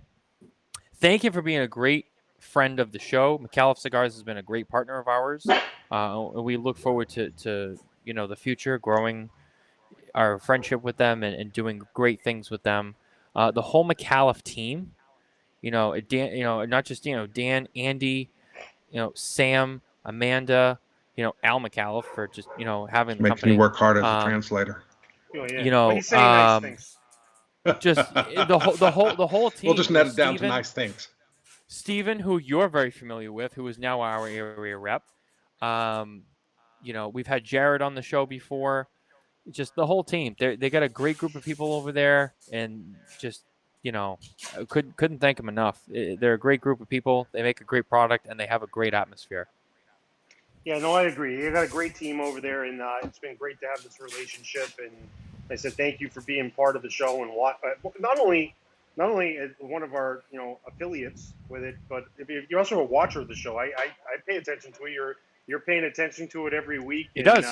we appreciate that. It's a huge thing, and I said as we continue to grow, Micalef will always be part of what we're doing because of the relationship we had from the very beginning here on the show. So it's certainly a special year that you've been a part of. So, well, we can't say how much fun we've had, and it's nice to have a show that you can tune into and watch versus having to orchestrate. As you know, it takes a lot of work to prep for the kind of show and material that Matthew and Nicole and you are doing.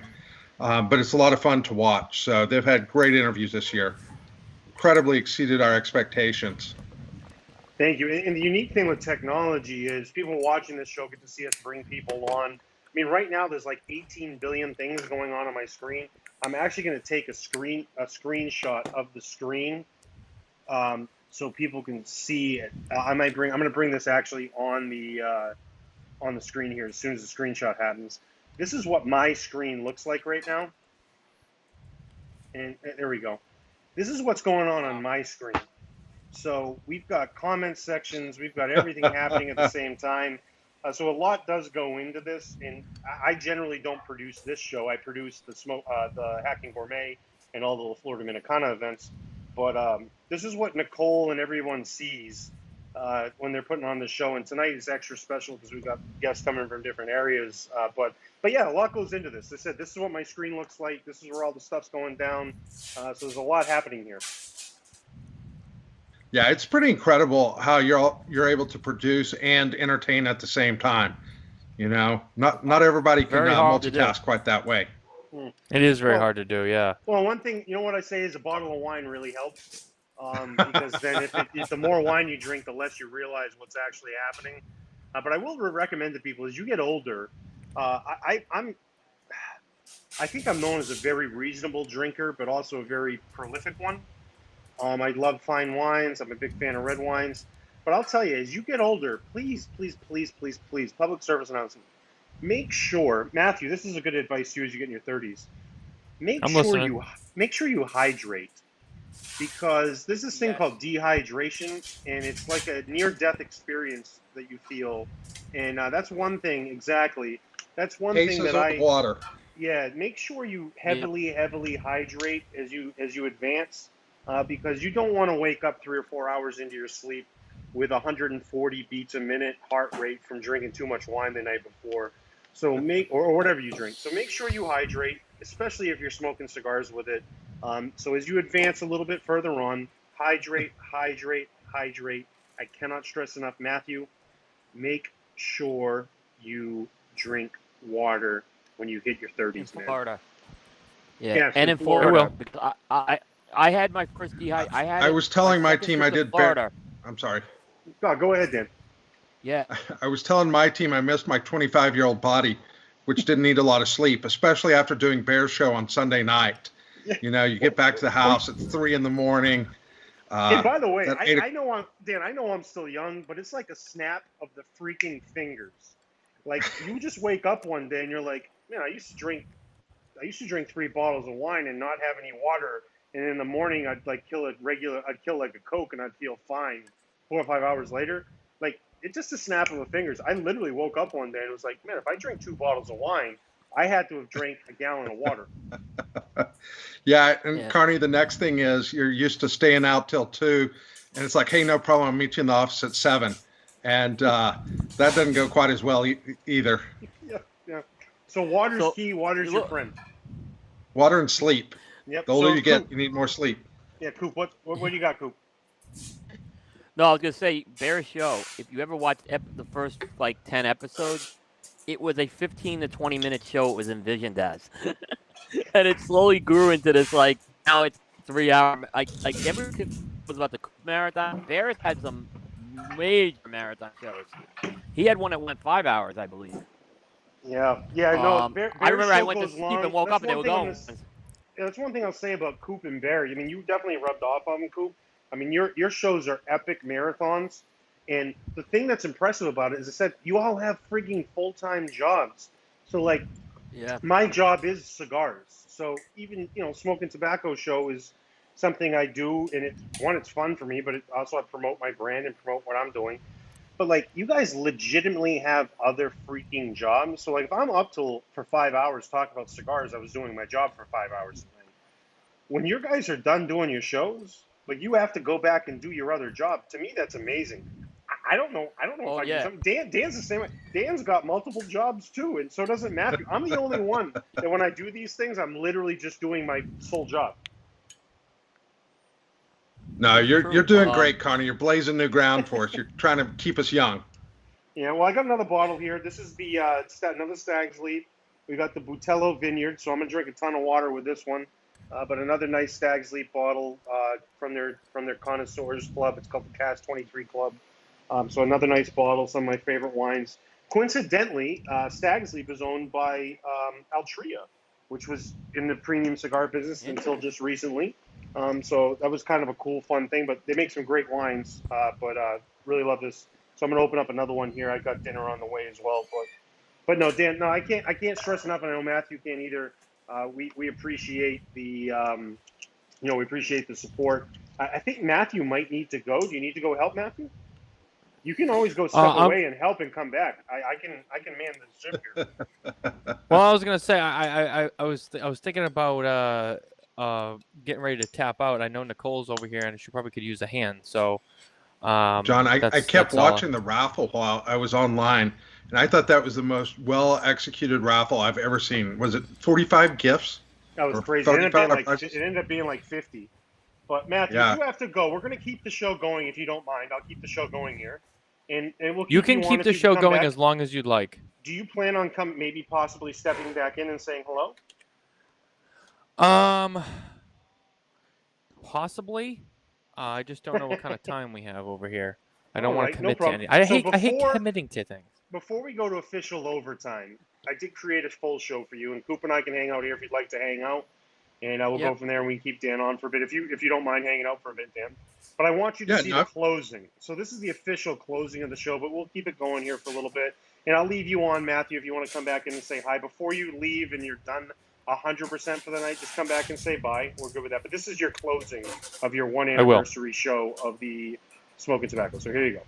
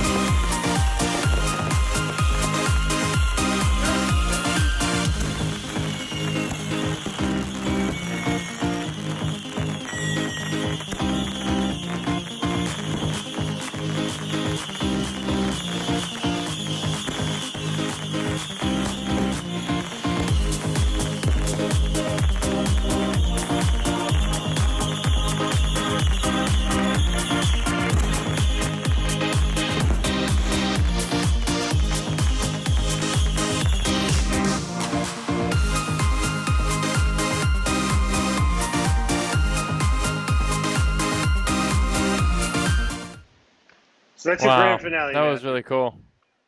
Well, thank you for that. Thank you. I'll keep you in the green room. If you gotta go, you gotta go. When we feel it's gotta end, we'll end it. But what a great year, man! It's been fun.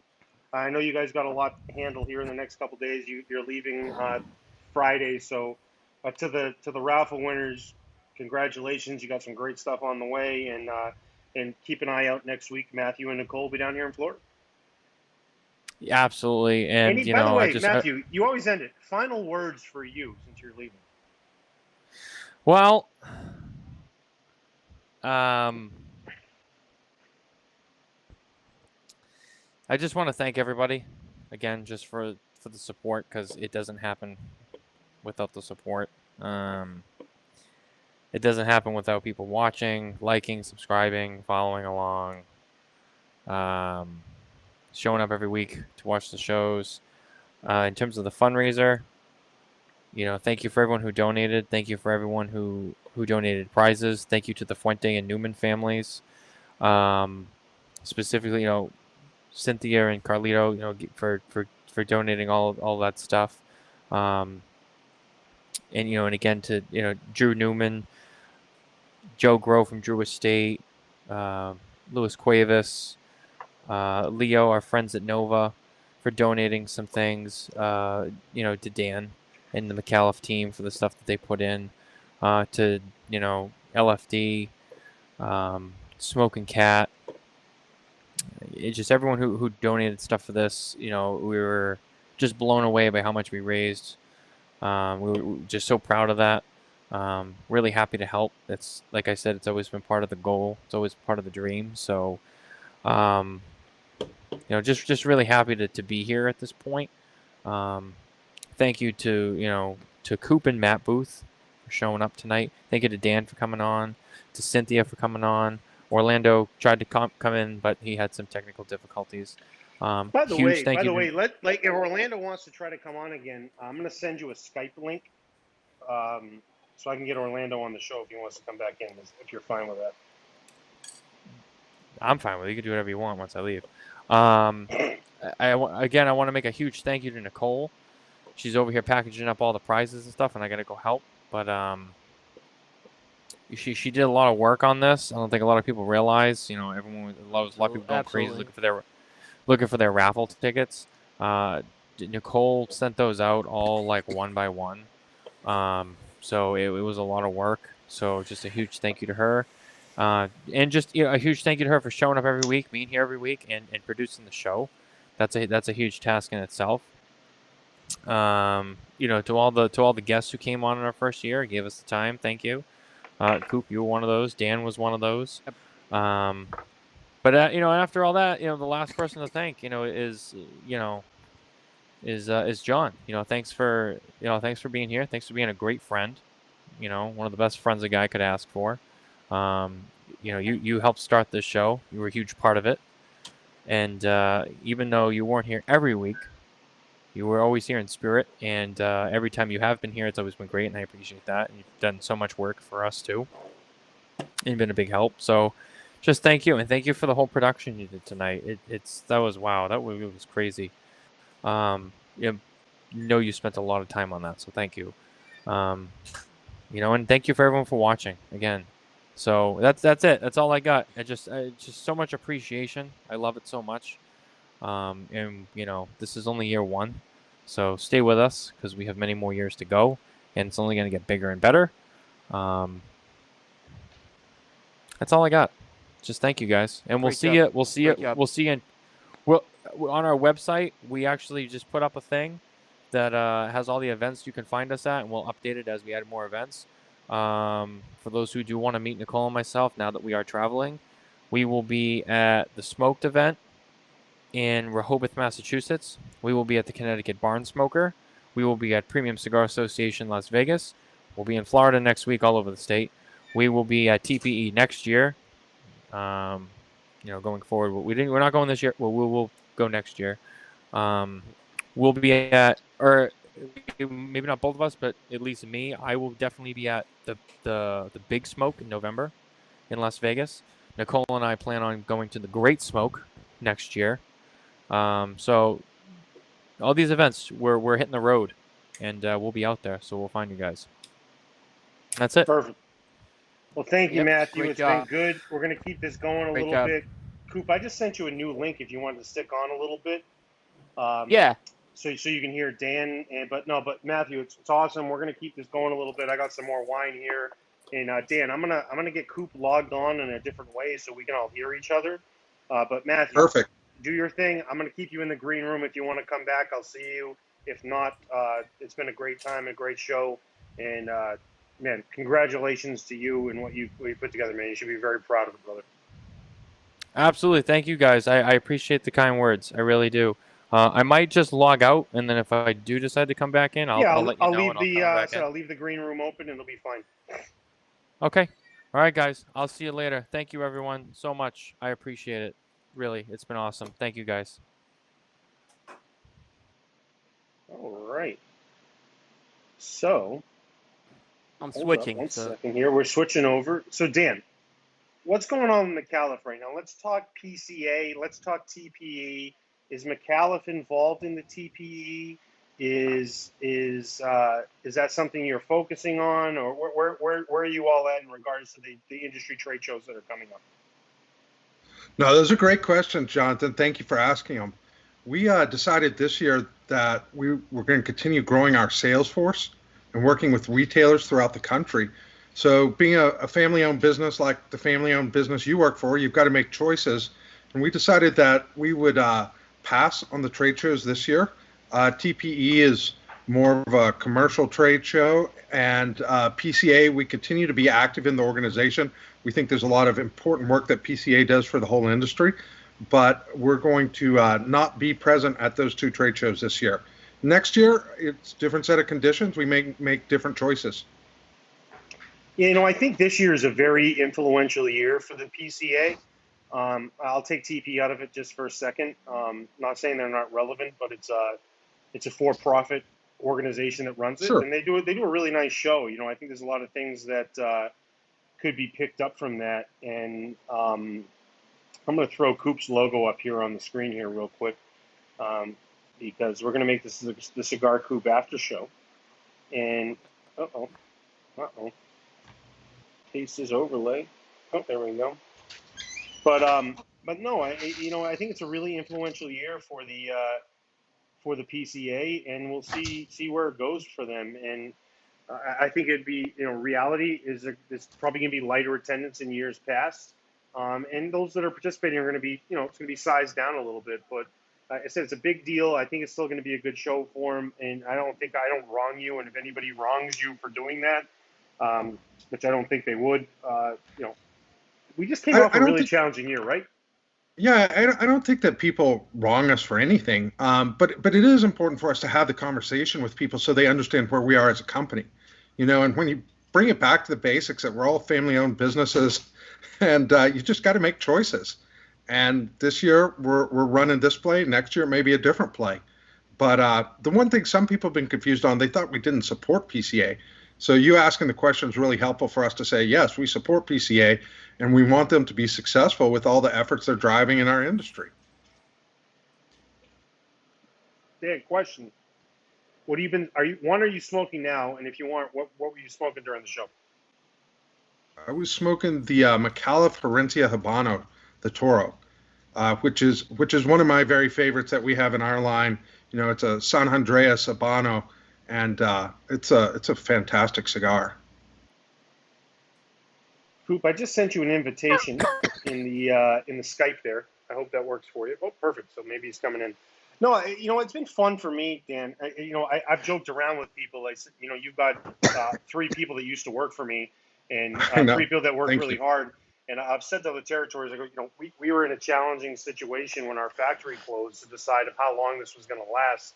And you have, Jared Saunders works great for you all in the Midwest, and Stephen Poirier in the Northeast. And I go, it's great to watch people in the industry that have worked with me to be in a great place. People move on and go to other roles in this industry, but I've always been really happy about what Andy's done, what Jared's doing, and what Stephen's doing with you all. It's a really great transition to see them with you over there. And And I talked to one of your retailers in Illinois last week, and I said, it's really frustrating to watch my sales team work in other places, but it's also at the same time really rewarding to see them being successful, especially with a brand that's like yours. So that's great to have them there, and I'm glad they found a place with you all. Well, Andy's done an incredible job building a team here for us at Micalef, and it was just fortunate that we could pick up part of your previous team. It worked out really well for both companies, I think, at the time to get people placed in positions. And we've got some other great sellers too. Andy, we've got Brandon here in the South Central area. I see Brian on, and I know Brian knows Brandon. So we're having a blast at Micalef Cigars, and we're appreciative of everybody who's helped support us and helping us build our brand. So the funny thing. Can you guys hear me? Yeah, we can hear you. The funny thing is, I wanted Matthew to be on here so bad when Brian came on, because Brian was our first guest, and he was part of the Mayday Eve massacre, because I was like, we're doing Hacking Gourmet together, and we got all that stuff going on, and I was like, oh, Brian can come on the show. It'd be great to talk about crowned heads. So the surprise I had for Matthew was going to be Brian coming on as the first guest and him returning in the redemption episode. Brian, I just want to let you know, brother, we're 3.5 hours in and we've had no technical glitches. I can't seem to put together a Hacking Gourmet show over an hour that doesn't have glitches, but we got no glitches tonight, my friend. Well, let's see if it's you and I together that starts causing the problems, then we'll know where the real issue lies. John, I've said this about Hacking Gourmet. It's a very complex show to produce because you guys rely on a video piece so much more than most of the cigar podcasts do. So I think there's a level of complexity that you guys do. It's very challenging, and I think you do very well with it. So I think it's a great show. The challenge with food stuff is not only does the complexity of the video is they expect to see, you have to show the food, right?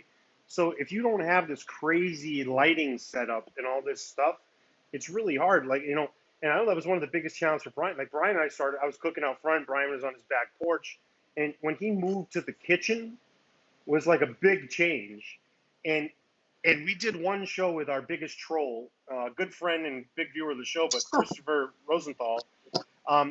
We brought him on the show, and he spent a ton of time having camera angles set up, so it was going to be like a cooking show. He really set the bar high. But I watch other cooking shows, and I'm like, it's great for us being in the cigar business. We're doing something really unique. They said we got the gourmet smoke sessions we're doing, and when things slowly get back to normal, which they are, we're going to be doing something for crowned heads too. And Brian and I have some stuff we're going to be doing together with virtual broadcasts in Texas. I just talked to our friend Dave Frakes at Industrial Cigars today, and but yeah, I've watched other people's food stuff, and I'm like, man, they're totally kicking our ass. I'm like, thank God we're doing this in the cigar business, because what people saw were cigar shows. No offense, but there wasn't anything that was violently visually stimulating. So I'm trying to get better at it, and we're all trying to get better. But it's crazy how much the pictures and high quality image of food matter on Hacking Gourmet, and we're not where we need to be, where we're gonna be. And just the fact, just trying to get stuff to finish during the show, so you can actually plate something and show it. Even the episodes that we've had, Dan, it's funny. Even the episode we had where you plan it to, the challenge is you either plan for an hour, and then you have to get to a point where you're finishing it without it being finished, or you plan for an hour and you're done. One of the biggest jokes out of Brian, he's always done in 30 minutes. Because he's cooking a meal and he's done. He's cooking a meal, it's going to be done in 30 minutes. So how do you spread it over an hour? And then when you have a meal that takes an hour, how do you get it done in an hour? Yeah, you guys do a pretty amazing job at it, because it's very hard to produce a food show. And to be you're self-producing, you're actually cooking yourselves. It's amazing how you pull it off every time.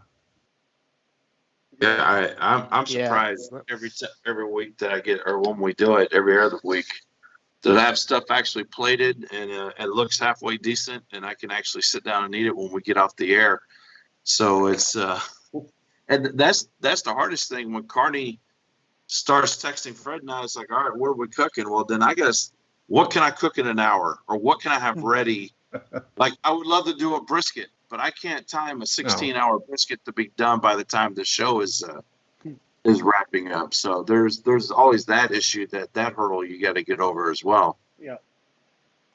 Yeah, it's definitely been fun. I mean, we've jumped around to different stuff, and there's been so many plans of things we've had doing. Like I think for you, Brian, too, probably one of the best episodes we did was the In the Can one. Was really fun, and our goal was to try to have kind of be like a chop situation where we had different ideas and this and that. And really, the reason we didn't go that way is because the next focus. I say it's been me with the production. The goal for us, you mentioned it. The goal for us was to have Fred be the producer. That's why he was brought onto the show, is to be the host, which he is. But the goal was to have him produce it. But then we started doing every week different graphics. And to translate graphics over, we haven't figured out how to transfer everything over. So to transfer that over to Fred's been challenging. So we have a producer on our show that doesn't actually produce the show because we can't figure out how to get him to do it. Once we create the graphics to get it over there.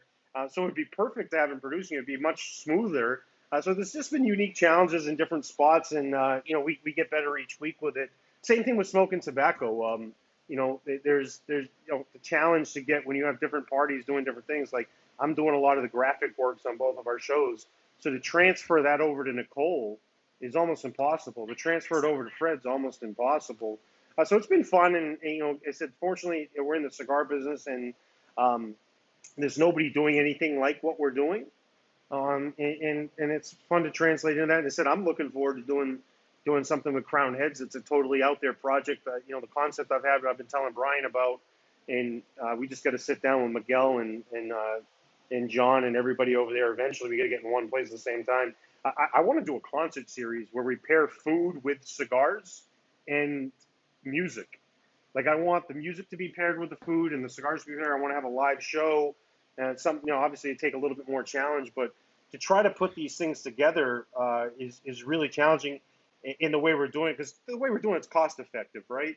I mean, I could put together a concert series if I paid the Rolling Stones $500,000, but to try to organize these things and make it work is really challenging. So it's been fun to watch it, and it's been fun to be part of it. And I said, Brian's been the best the best partner in it because he goes with the flow and he's a Marine, and yeah, you've seen far worse shit than this. So if the show goes bad, whatever. Yeah. But Dan, I do have a question. We were talking about this. Like, what's next up for Micalef in terms of cigars? People are always asking what's new. But like, what's Micalef's next step in terms of cigars? We took a little different approach, and we published a letter and a discussion early in the year about our cigar roadmap. And we had our March release, which was the Migdalia SE. And I don't know if you guys were able to find one. They kind of flew off the shelves, and customers are loving them. It was a shift for the customers. It's a smaller Vitola. It's a 5x40. And, that's not the Toro Robusto Gordo that everybody shops for. But our conversation, we set up that it was going to be a smaller Vitola, and it was really a cigar that you needed to let it pace you on smoking it. And it's been a really big hit. And we contrasted that. In September, we'll be releasing a cigar. We haven't said what it is, but for people who like small ring gauge, small Vitolas, that was in the spring.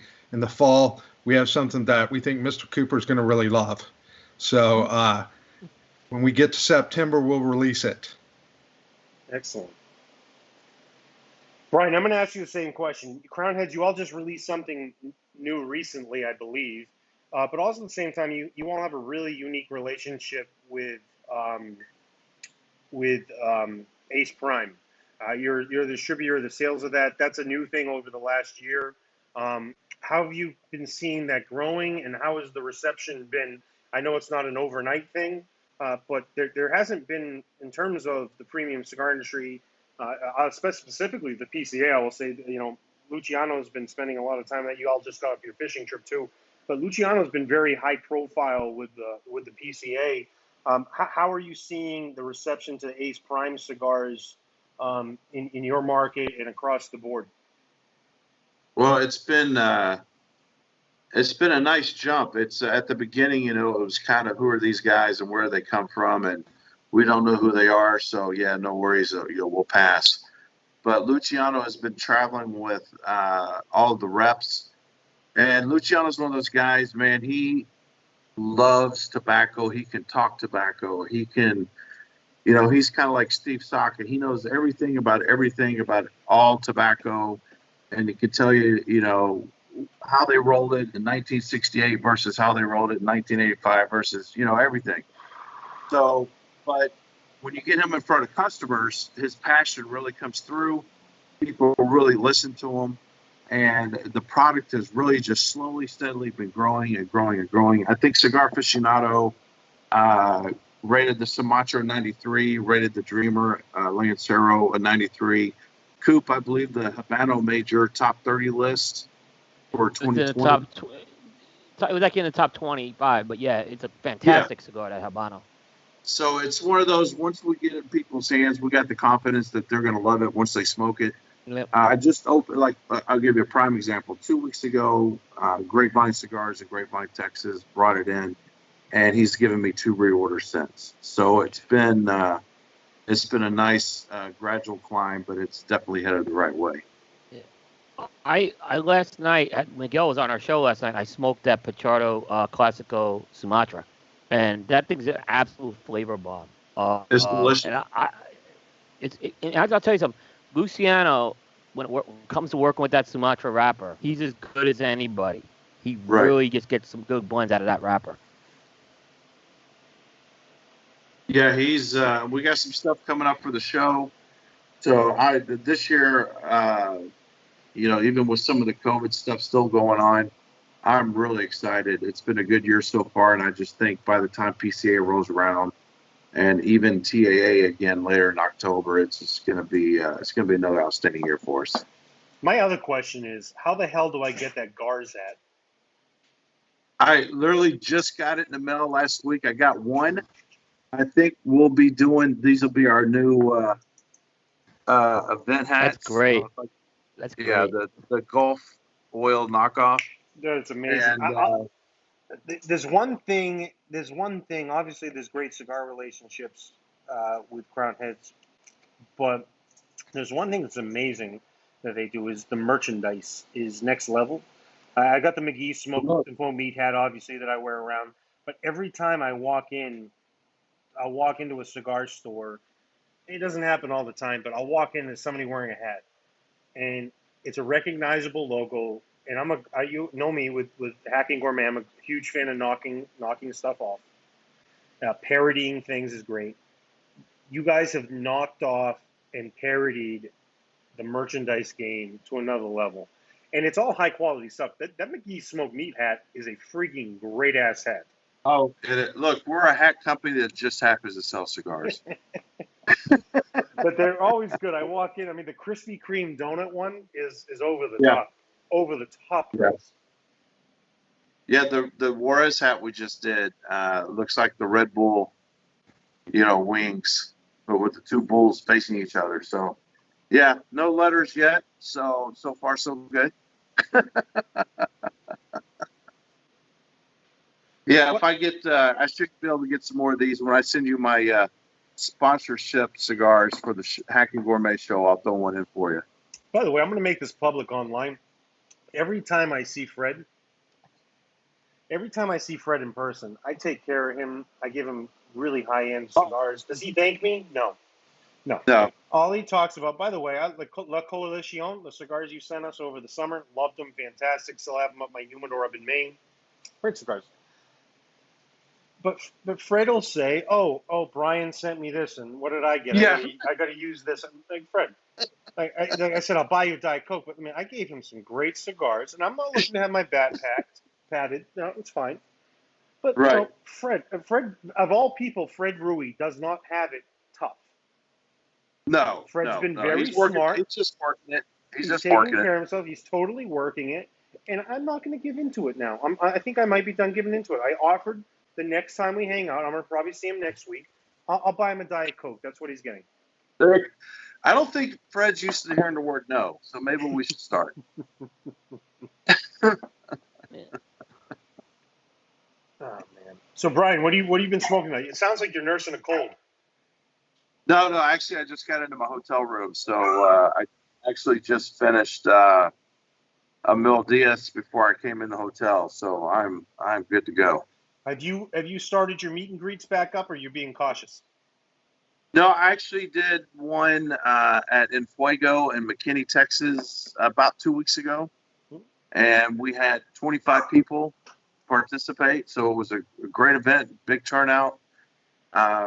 Cooked 25 steaks, so it was a busy night. Our friends at Local Yokel, the butcher I use in McKinney, those guys showed up to smoke cigars and helped me cook, so it was a good night. And since we have Dan on here, Hacking Gourmet is always at your disposal, my friend. Yes. We'd love to do something unique. We'd love to do something so special. We've got great ideas, and we'd love to have you part of some of our cigar ventures that we've got in the future. And if that aligns, trust me, we'd love to be part of it. Well, let me enlist Sam, who you both know. He's full of ideas. They never end. And we'll think about if there's a unique Micalef way that we could join you and really have some fun. I tell you, so Carney and I think are going to have another steak off later this year. Yep. I could just see when I beat him again that we could have a Crown Heads versus Micalef for the belt. And maybe in a year when it's Carney's time to try to win it for the first time, he can try and defend it from somebody or grab it from somebody else. But we could have a Crown Heads Micalef steak off at an account somewhere. And let's do it together in person. person. By the way, I mean, if I lose, I'd be happy to be there and produce the show. But I mean, I won't, so I'll have to do double duty and produce and participate. No, that would be a lot of fun. We may also have to think about some wild game that we can bring into the competition. Oh, 100%. That's right. That's right. Yes, we could definitely do that. The fun thing about the, Brian beat me in the undisclosed rules that got created after the event. That's fine. That's fine. I'm fine losing, but I did win the electoral college vote, so that's cool. And but no, we had a great time and it was awesome. And that was October of 2019, so it was only 3-4 months later that all this lockdown shit happened. So I didn't even get a chance to defend myself. And by the way, the fun thing between Brian and I, it doesn't matter who wins. I mean, I know I cooked the best steak at the end of the day, so that's fine. If he needs a belt, that's fine. It doesn't matter, right? It doesn't matter. But it was so fun. But we had things planned. Like we had some stuff planned in South Texas and Richardson, I think, and at Joseph's, and we'll still do those things. But it's so crazy to take that 1 year and just push it off because ultimately it doesn't matter. It's about having fun. And the reason we're doing the things we're doing, the reason we started Hacking Gourmet, the reason we started doing these cooking events, it was fun. It was great. It was a good way. It was what we were talking about on the show earlier. It brought cigar brands together in a really unique way. And it was independently positive for each brand. And then the consumer wins. When things are great for individual brands, it's great for the consumer. So when we can all come together, it makes a better experience for the consumer. And I said, nothing's been better than the ambassador group, Brian. Brian, by the way, I did just break your record. I've been on the Micalef ambassador off the record more than you know. Yeah, it's only one, Brian. It was by default. It was by default. I wasn't scheduled. I came in as an alternate. But I will say... You saved the day, John. You saved the day. Yeah, I will say, by the way, as an alternate, I did go on and I looked at the views. It was a very, very successful show, Brian, is all I'm saying. So I came in hard, and I was told initially that I was breaking your record, and I was very proud. Unfortunately, I didn't buy my own belt to do it, Yeah, right. Dan, you reek of desperation and bad decisions, my friend. Well... I mean, I think it's fair to say that, and I'm sure Coop's been in this challenge before, when a guest has a problem. And I'm thinking about like when the Fuentes came onto your show, Cooper, when she wasn't able to make it. It's pretty awesome when a company commits, and if somebody individual has a challenge, that somebody else jumps on from the company. And that's what Carney did for us. Sure. Yeah, it makes it a lot easier. We don't expect that ever because, look, things happen when you're doing a show. People have personal lives, personal situations come up. And on top of that, everyone does the show on that personal time. So that is always a wonderful and a very appreciated thing when a company like that steps up. So it's not taken for granted, that's for sure. Yeah, and I think that the show the Fuentes did with you was one of the best shows that you've had on record. I mean, I don't know the numbers, but it was incredible. Well, we were very lucky. Yeah. You know what's been special, Coop? The Fuente Merifeld show, Meet the Professor. I guess Meet the Professor is Jose Blanco, right? Is he the professor? Yeah. Who's the professor? Jose's the professor. Yeah. So the coolest thing about it for me, and as I've watched these things, the Fuente family is the self-proclaimed, and I think proclaimed at the same time, other than the large conglomerates in this industry of publicly traded companies, there's not a brand that's more recognizable than Fuente, maybe Padron in terms of recognition. Yeah. But we're talking, a significant portion of Padron's portfolio is very expensive. And the majority of the portfolio for Fuente is not expensive. What people recognize is Opus, which is hard to get, right? But the majority of their products are King Bee, Queen Bees, Chateaus, Hemingways. Don Carlos gets to a higher end, but they started off making. It's not just started off. There's still most of the products they sell are the stuff that's back ordered, and the stuff people have a hard time getting is the stuff that's in high demand, like mild shade Dominicans, Cameroon, medium-bodied Cameroon Dominican cigars. That family is the first family of Dominican cigars. So you look at those situations, and you look at what they did with their show, it was really unique. It's at another level of the brand and industry coming together. And that's why, Dan, I'm glad you're here, because you guys did it before it was cool. And I know this, like the ambassador situation was something you all started several years back, and it had a lot of exposure, and then COVID hit, and it couldn't have been more ahead of its time, because you guys were bringing people on from other companies to talk about the cigars, not even talk about the cigars, smoke their frigging cigars in front of a customer base. That makes a big deal. And the fact you have a company like Fuente coming out and having people on the show and smoke their cigars and talk about it solidifies what you've done, what our shows are doing, what all these things are happening. And we can't in my opinion, we can't explain it. Like it is such a imagine Coke showing up at a Pepsi show. You know what I mean? But Carney, that's the difference. I think what resonates is that when any of us get together and get to have a smoke, Brian, I ran into you at Michael's in Euless, and one of the first things we do is we trade each other smokes, because we all know we've got great products, and now it's kind of like we came out and we're doing it publicly, and we know our ambassadors. That's the segment I know. They don't smoke one brand; they smoke several brands, and it's really fantastic to be able to be authentic and realistic and resonate, and then have as much fun as we can. I mean, the off the records where we brought in people, I have learned so much about the industry. I've met new friends. I mean, I've laughed my ass off. Mike Bellady was trying to teach us how to make Manhattans one night from his home bar. It was just brilliant. Was it? Can you say that with a straight face? Oh no, it was like, it was off the chain crazy. But those are the kind of things that used to just happen in private. Now we're able to do it together with a group of people, and our consumers that we all share. They're all shared consumers, so we might as well just be who we are. I agree with Carney. I think it's cool that you have us on your show, and there's a lot of that going on, and Look, it's a friendly competition. Do you want to sell more cigars than we do? Of course you do. Do we want to sell more cigars than? Sure we do. But what Carney said is the benefactors are consumers because it forces us to make better cigars. And this is the best time to be a cigar smoker, in my opinion, because you can't walk into a humidor now without it being stuffed with great cigars. Yep.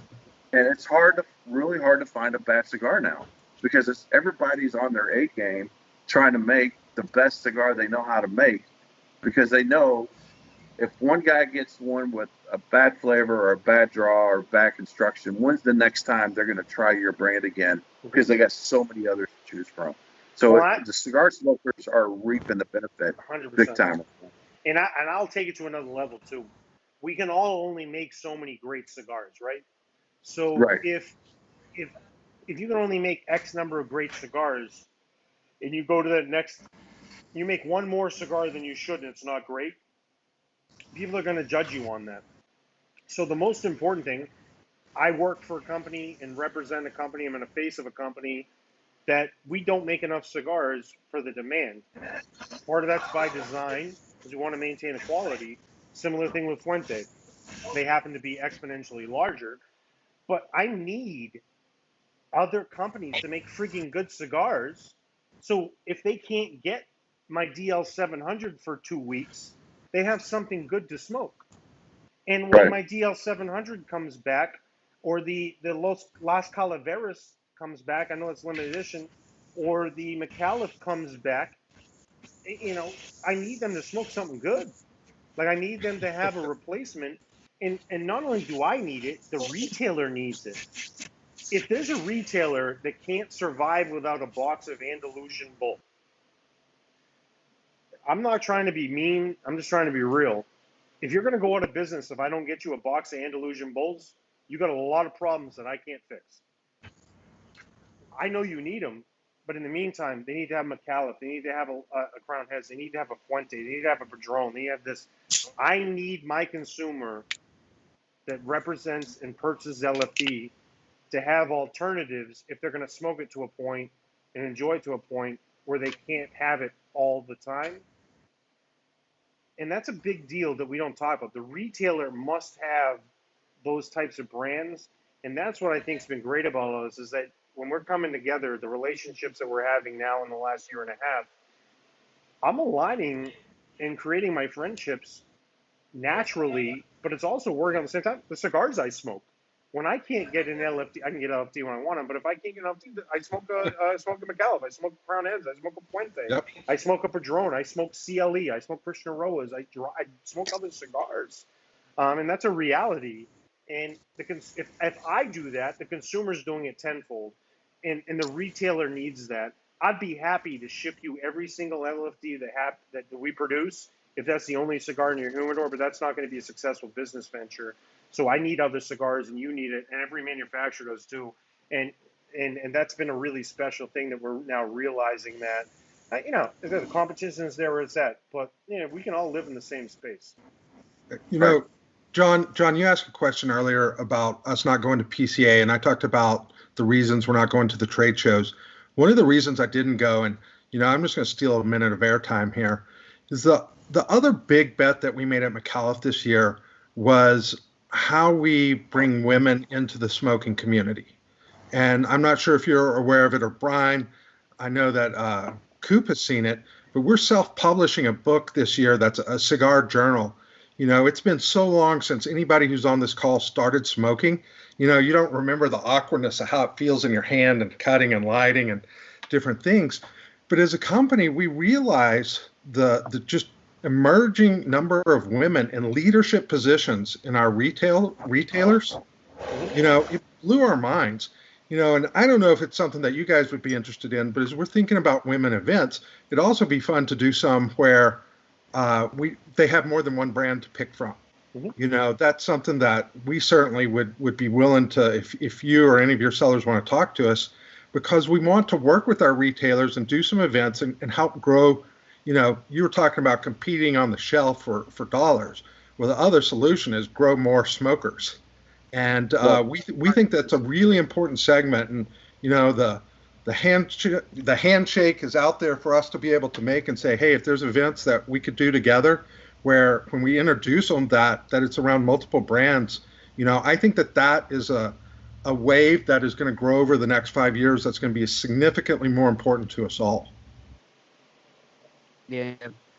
Yeah, Dan, I think that was a really good piece of work you guys did, combining that, that's, like I said, I thought it was very educational. There's something for everybody to learn in that piece as well. And it's a way, I said I thought the whole messaging around the women was really a nice thing to have, and you timed that out perfect with the, International Women's Month. So I think it was a good job. Yeah. I heard Carlito, it was on your show, Coop, where I heard him say it. And it's what we had derived independently living, out in Texas. We don't have all the crosstalk that the Florida manufacturers have, is that women want the same great cigars that we want as men. Yeah. They do. You just don't pink it and shrink it and think you're going to sell something. You have to have a great product. And, as we talk to people, is about creating moments where they feel comfortable coming and exploring the cigar lounge and trying our products. So I think that's going to be a really important part for the industry over the next 5 years. So we have a new entry. We have a new entry into the show. I'm actually going to pop out for 1 second and then come back so I can get our friend Orlando involved.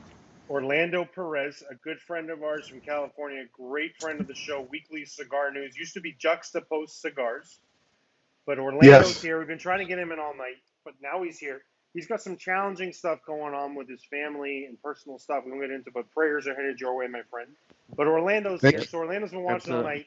He was going to be in earlier. So Orlando, you must have some questions right now for the show or what's been going on tonight. We're happy to have you finally in here. So Orlando from Weekly Cigar News is here. This is the Smokin Tabacco 1-year anniversary.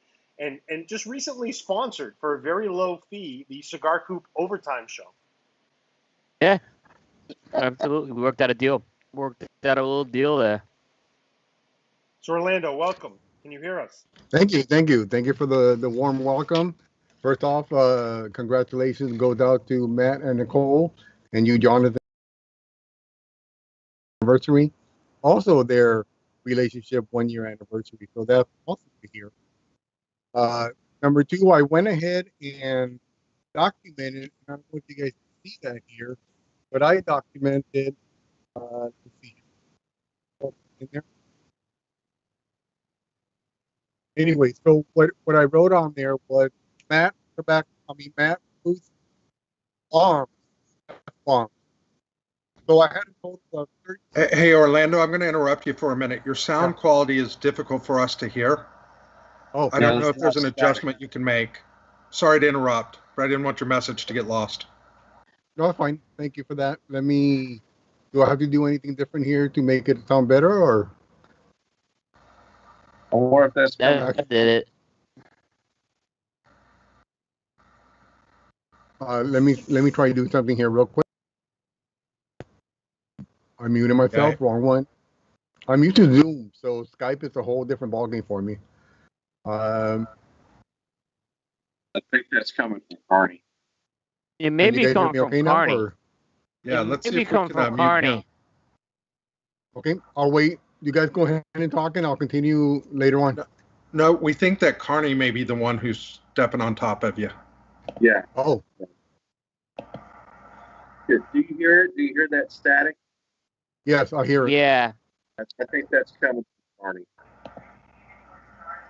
Okay. We'll wait until he comes back from the bathroom. He may not know he has a hot minute around. Yeah. There. Gentlemen, how is everybody? Well, I heard a bunch of cool people were like meeting up, and so I decided to crash the party and bring the level of excellence down a couple notches. There, now you know why I didn't complete my task yet. That's the first thing I'm gonna do. Oh, no worries. I was just chatting with Matthew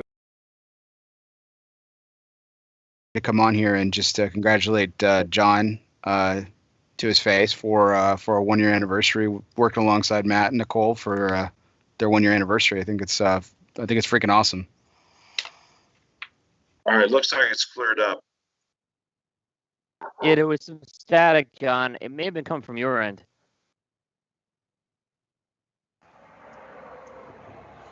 I've been muted the whole time. So did you hear conversation?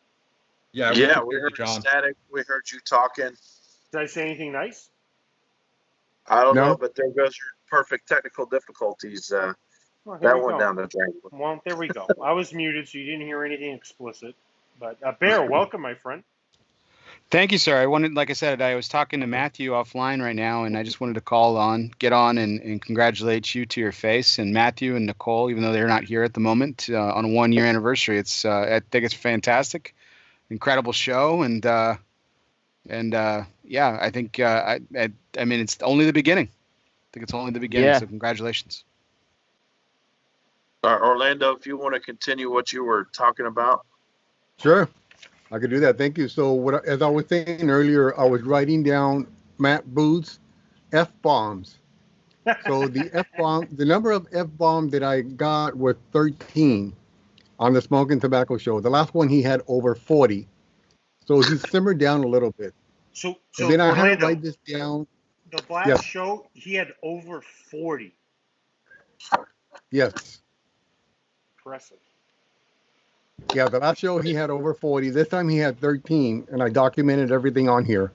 That's and light. I also had to document this that he told Mr. William Cooper over here, and I am going to say it out here. He said, "Throw the dick like Hercules." Yeah, well, I love up. that. That made me laugh so much that I had to write it down. I cried. There was nothing you could do but just let it stand out there, right? Yes. It was hilarious. I had to laugh at it, so I wrote it down.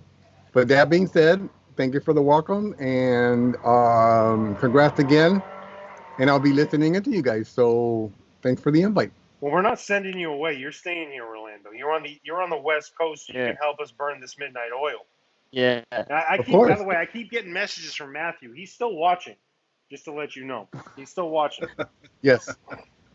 Yeah, it's only I got to give them. Here. Listen, that's dedication to go pack those things up, like because once you give these prizes out, it's a lot of work. Oh. And I can't imagine doing 46 of these things, coordinating them with raffle tickets, and so, and I'll tell you the other thing. We have a challenge with claiming prizes. We have to chase people down for prizes and I'm not talking minor things. I had one with like cards over $100, and I'm like, you don't want it? We'll give it to someone else. We're chasing people down for $100 gift cards. So apparently the Skype link has been sent to more people. As I said, that Matthew Tabacco is still watching. He's being mischievous behind, so we may have some more guest shopping along and popping in. And thank you, Dan. Dan, if you have to go, not an issue at all. I thank you for being on here, and we thank you as a participant. There's no need to stick around all night. I'm going to stay here probably till my next bottle of wine. But Dan Thompson, Micalef Cigars, El Presidente. Hey guys, thank y'all so much for letting me come join the fun and celebrate the amazing work Nicole and Matthews did. It was one of the best raffles I've ever seen. So thank you, Coop, Brian, Orlando, Bear. We'll see y'all later. Good night. Thank you, Dan. Good night, buddy. Thank you. Thanks, Dan. So I have one thing I gotta say here. Cynthia Fuente is still watching the show. She's still participating with us, still enjoying the show.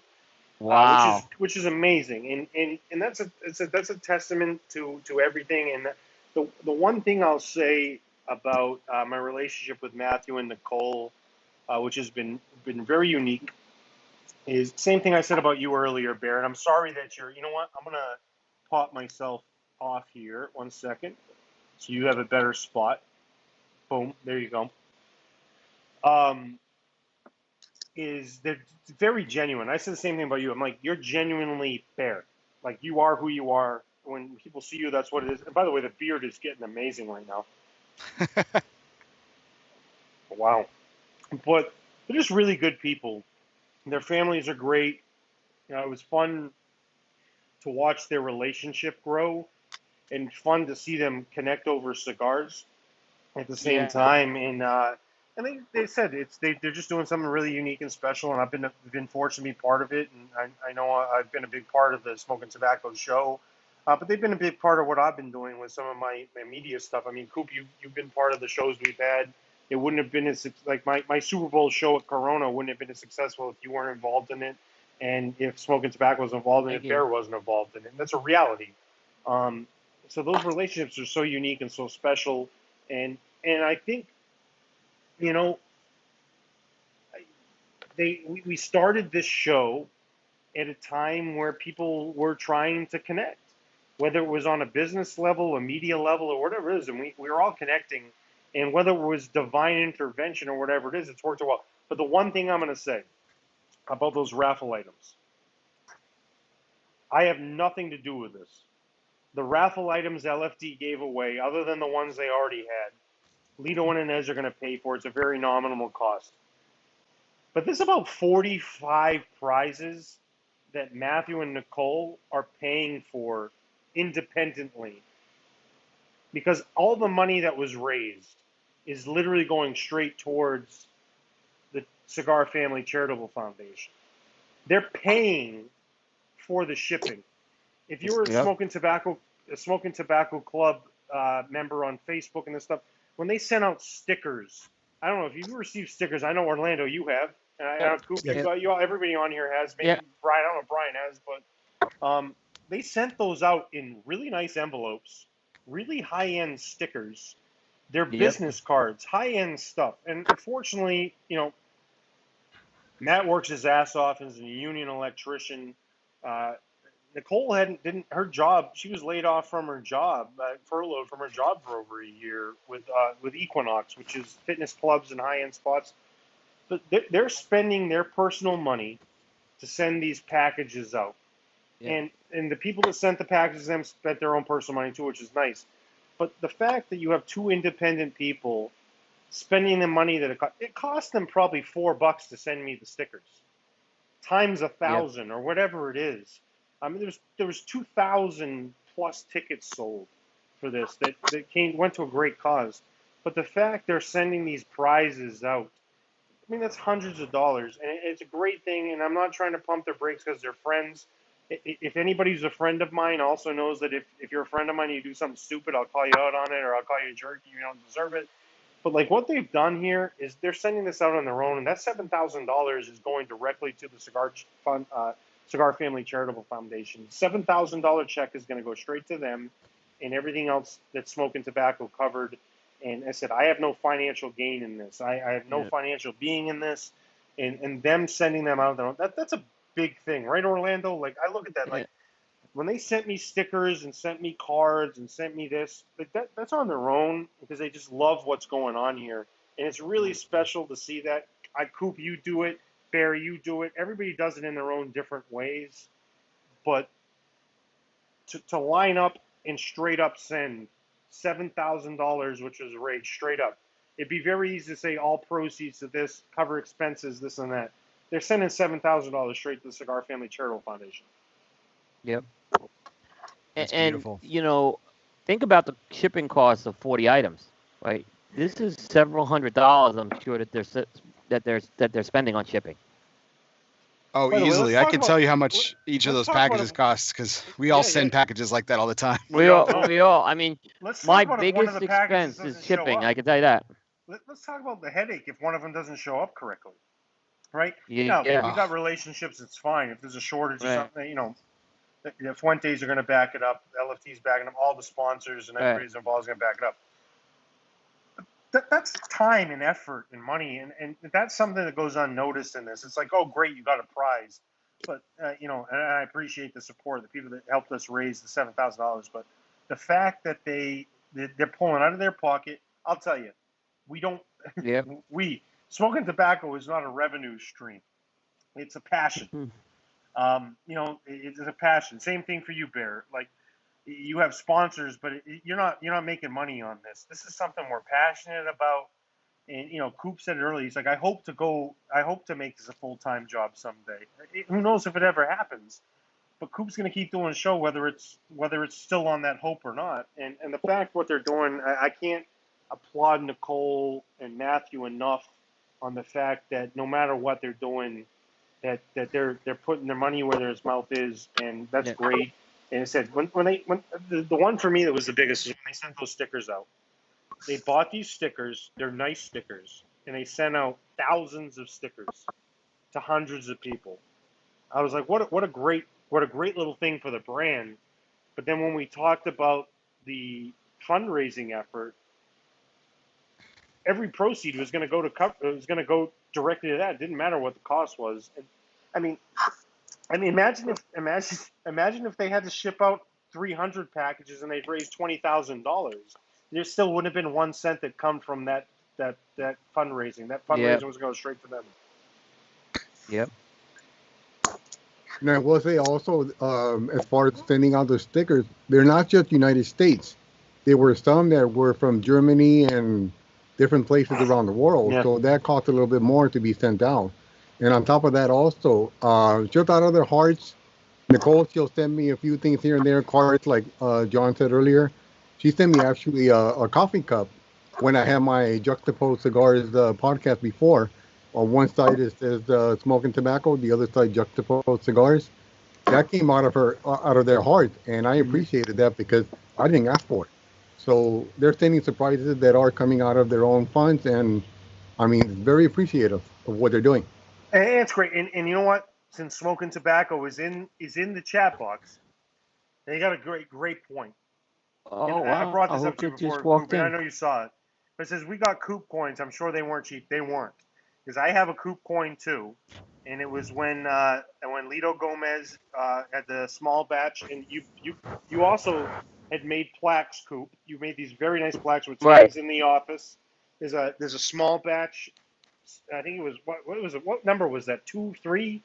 That was 3, and I have the 2 one that just is getting shipped this week. Yeah.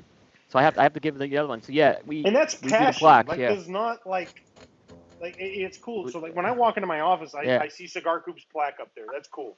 And I'm not saying everybody has to do it. You do what you do, and everybody has their own means to an end, and that's nice. But that's time and money spent for something that's a passion. Which, again, I don't see people making Coca-Cola coins. These are big businesses. We're in a small, unique business. The same thing with Bear. I was involved, and I'm still involved on a personal level with Wood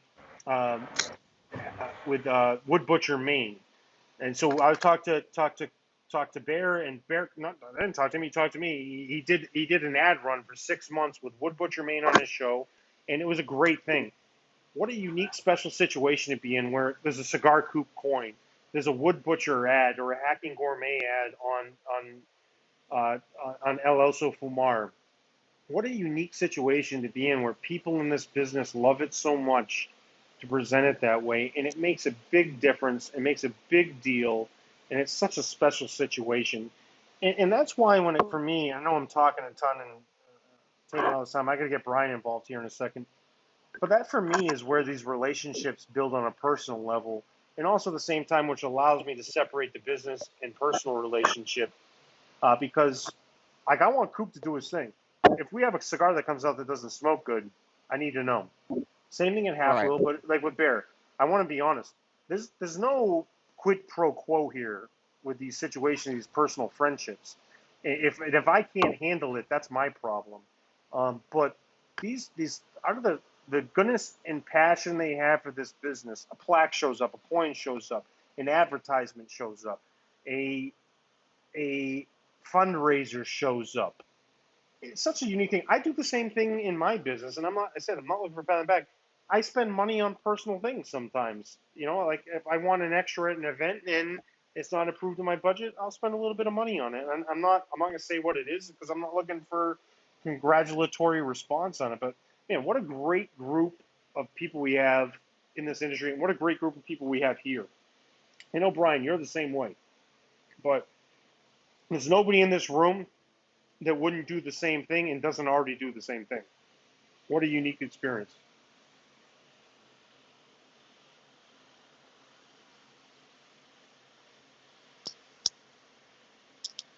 Coop, it's on you. No, John, I completely agree with you on that. It's kind of, but we get a lot in return. Like I was saying earlier, and Bear knows this. When we ask, hey, can you come on our show at 10 o'clock? They come on. People come on. And they make the time to do that. Whether it's it's something that we don't take it for granted. And believe me, if we don't have a guest, we don't have a show in a lot of cases unless we have something else. So we get there is a reciprocal thing back. And I think one thing I'm going to say is what happened tonight. There was incredible support from Fuente Newman for this, but and you saw the prizes. I mean, and it's very rewarding to see when a company gets behind something like that. Now, I'm not going to say who it was, right? But there was a fundraiser that we did, and we felt the organization just didn't do anything back for us on that. And we discontinued it. This is before Cigar Coop, prime time. But we had it, and we had to make a call. Like what we weren't getting that, and we asked for it, we didn't get it, and we had to make a call to pull the plug on it. So,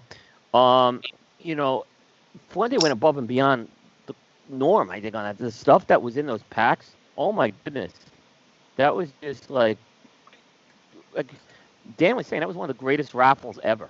I mean, I would put that, the only one that maybe would top it, right? But it wasn't a podcast. It was great. The one that Abe does at the Great Smoke, which is over the top. But I mean, that's an in-person event. It's a different story, and there's manufacturing commitments there. But yeah, proportionally speaking, that's a much larger event. Right. When you consider the breadth of what Smokin Tabacco has accomplished in a year, and for it to culminate in this amazing charity drive. I mean, it's massive. It's just incredible. I know. And the night, Bear, I was on your show, and the Septis Alliance, and people were stepping up to make donations. I was in awe, and we still raised like $500, which is that was a segment I did on your show, and people were incredible. They were so generous. I mean, it's just unbelievable. It was unbelievable from all facets, whether it was just listeners or retailers or manufacturers. Or you personally. I mean, it was just unbelievable. And the final thing I'll say is, when I was sick in the hospital, when 400-something people reach out to you, it meant a lot. I mean, I can tell you, when I'm sick in the hospital, and those messages were absolutely some of the best medicine I had. And it all comes from the cigar industry. I can't imagine. I talked earlier, like, yeah, you drink too much wine and you need to drink more water, right? I can't imagine having something, and hopefully we're all going to experience something in our lives. Hopefully it's longer down the road, whatever.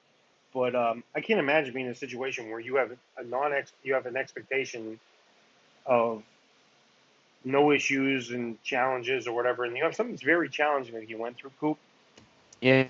And to sit there and be in a really challenging. I try to think about it in my head right now. I can't even imagine.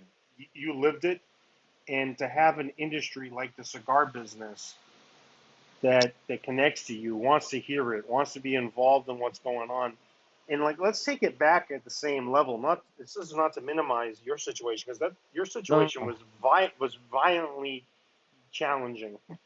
Yes. I hope. I know you don't wish what you went through on anybody. Nobody. No, not even nothing. Not even like a quarter of it. No. But let's take this back to these kids with the Cigar Family Charitable Foundation. They don't even know what they're going to see, so they have no clue. They haven't experienced anything. And these types of fundraisers and what the Fuente family is doing. I know I represent LFD, but it's Dominican Republic. They're part of Pro Cigar, and they were very close with them personally. We're giving them that opportunity to experience what life has to offer, whatever it's challenging or not. We're given that opportunity to face challenges. Because I think for me, the biggest thing would be to not be able to face challenges. Life has challenges. And what the Cigar Family Charitable Foundation is doing is allowing these children to be able to face the challenges of life, because that's what life's about. Hopefully, it's more positive than not. Your situation, Coop, you came out, it's turned out to be positive, and it's still something you need to be aware of. But if you were one of these children in the Dominican Republic that came from a challenging background, if you didn't have the opportunity to face that, because there's many children in other countries and around the world that don't have that opportunity, what this does allows them to see the challenges of life and conquer them. And if they don't, that's a very sad situation. If they do, that's what it's all about. It's about trying to meet the next challenge. Same thing that you went through, same thing we're all going to go through for different things, for different reasons. And same thing you're doing now, Orlando, with your family. I mean, that's challenging things, and all we can do is go from challenge to challenge and try to conquer it. And that's really, for me, what life's about. It's scary in the moment, but that's what life's about. You know, it's so important, John, access to medicine, right?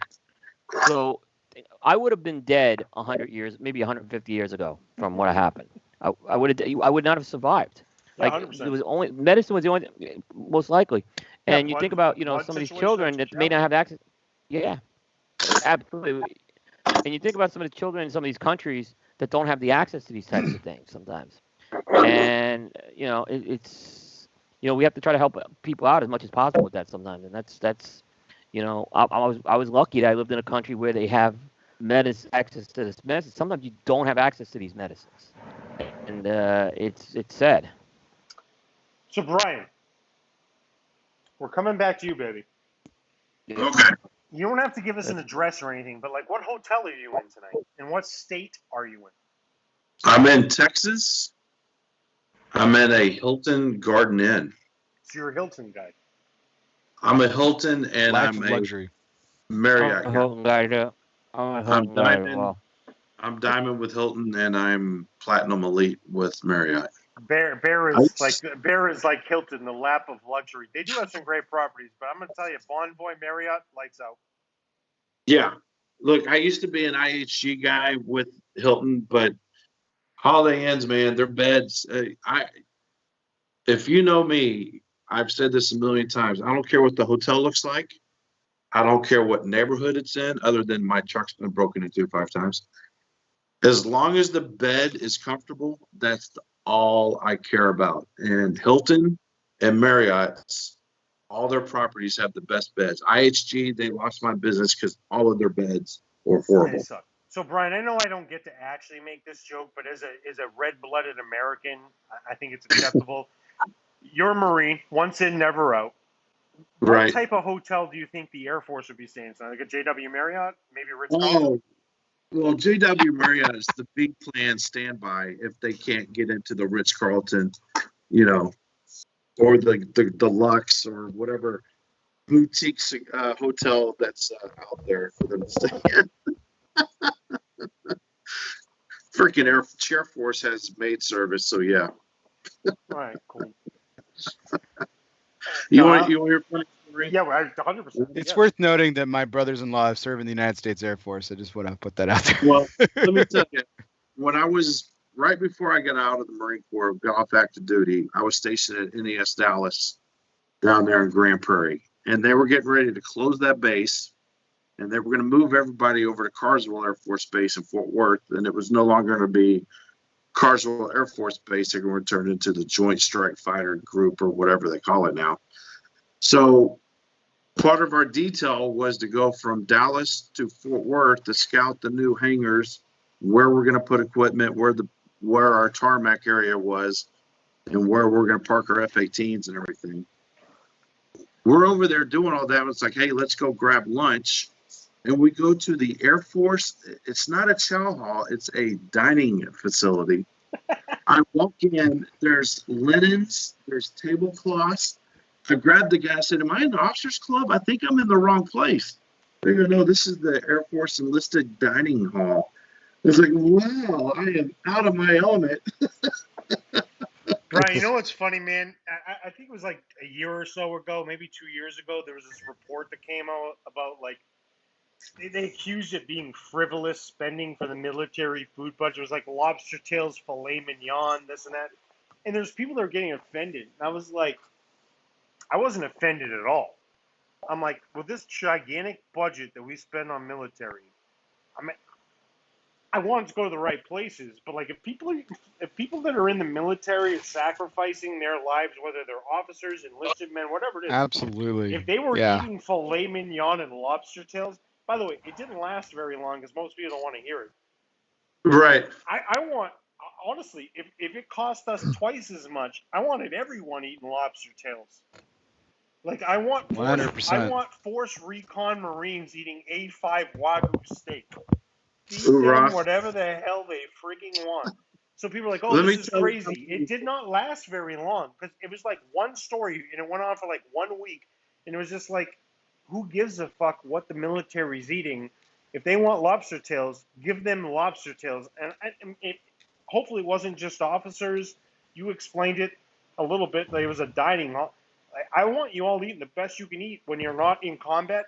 Eat it all. If we can ship lobster tails and dry, like freeze-dried container shrimp, ship them. Well, normally in the Marine Corps, the only time we see something like that is usually November 10th for the Marine Corps birthday. That's when they, bring out the big guns and we eat something pretty cool. But the normal Monday through Monday, dining hall, chow hall, the number of times I've had lobster and filet mignon when I was on active duty was 0. Brian, I have a question for you, and you don't have to answer if you don't want to. It's fine. I'm not gonna be offended. Did you see combat? No, I was not. Okay.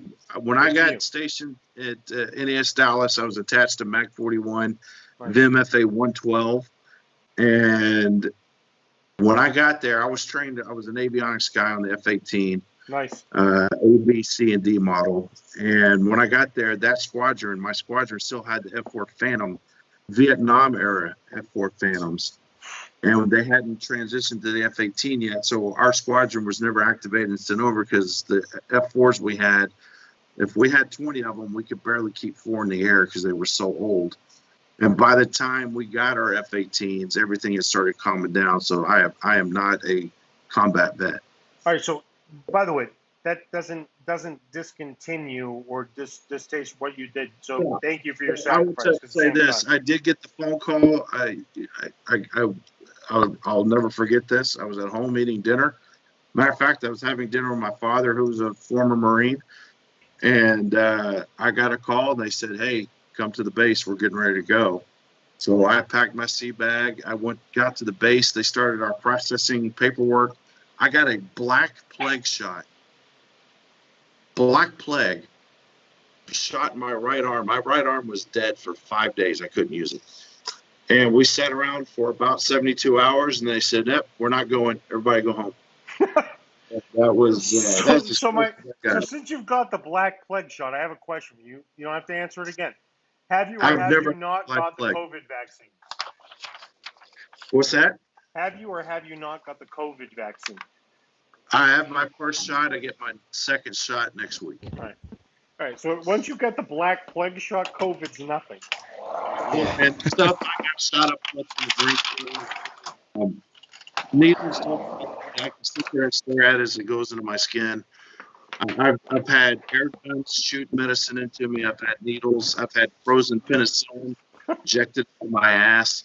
It's needles don't bother me, and so it's no big deal. That's awesome. So not to John, I'm gonna take the opportunity real quick, John, if you don't mind. I'm just gonna take the opportunity to bid everyone a good evening. Thank you for letting me come on. Good seeing. I really appreciate everyone. I appreciate Matthew, Nicole, you. This is fundraiser. This was fantastic.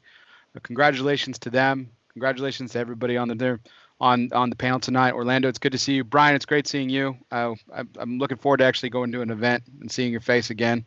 It'll be fantastic. But as John just said a minute ago, and you know how much I appreciate your service. Thank you again for your service. Coop, well, I'll see you when I see you, which is probably tomorrow. I'm gonna be up a while, so. John, thank you very much, sir. Thank you, Bear Brother. Coop wins MVP of the night, by the way. He's been here the longest. Uh-oh. And hey, Orlando, it's all you. It's all me? Oh, man. Brian's still here. So Brian, I don't talk about this stuff a lot. Like, I love that my grandfather was a Marine. and I look very similar to him when I don't have a beard. So I get the military thing a lot. I get asked a lot. Like, you know the look. People ask the look. I'm a young guy, and it's like, oh, did you serve in the military? I was like, no. I go, but I appreciate the fact that you look at that way. I go, thank you so much. I go, but I absolutely not. And I go, but thank you so much for recognizing it. And I always congratulate them and said, when you see something that looks like, ask them. Like, ask them for that. And one thing I'll say about my lady friend, which we talked about tonight, one of the coolest things for me, for her, was we were hanging out, we went to a bagel shop, and a guy had a hat on, and he'd served, and the thing she does, like, without a thought, is thanks people for serving. And I always joke around a little bit, but I'm like, oh, like, why do you bring that up? You don't ever get tired of that stuff, right, Brian? Like, nobody gets tired of that. That's a nice thing. Like, so I want to encourage people to bring it up. Like, if you know somebody that's been that's served, like, congratulate. Like, that's not something that gets old, right? No, not at all. No. So it's like a really unique situation, and she does it religiously, which I think it's a great thing. And honestly, I should do it more than she does, because, like, I get the amount of times I've seen her congratulate people. People walk up to me because I look big. I'm not in great shape, but I'm in decent shape, and I got, like, I do the high and tight marine haircut.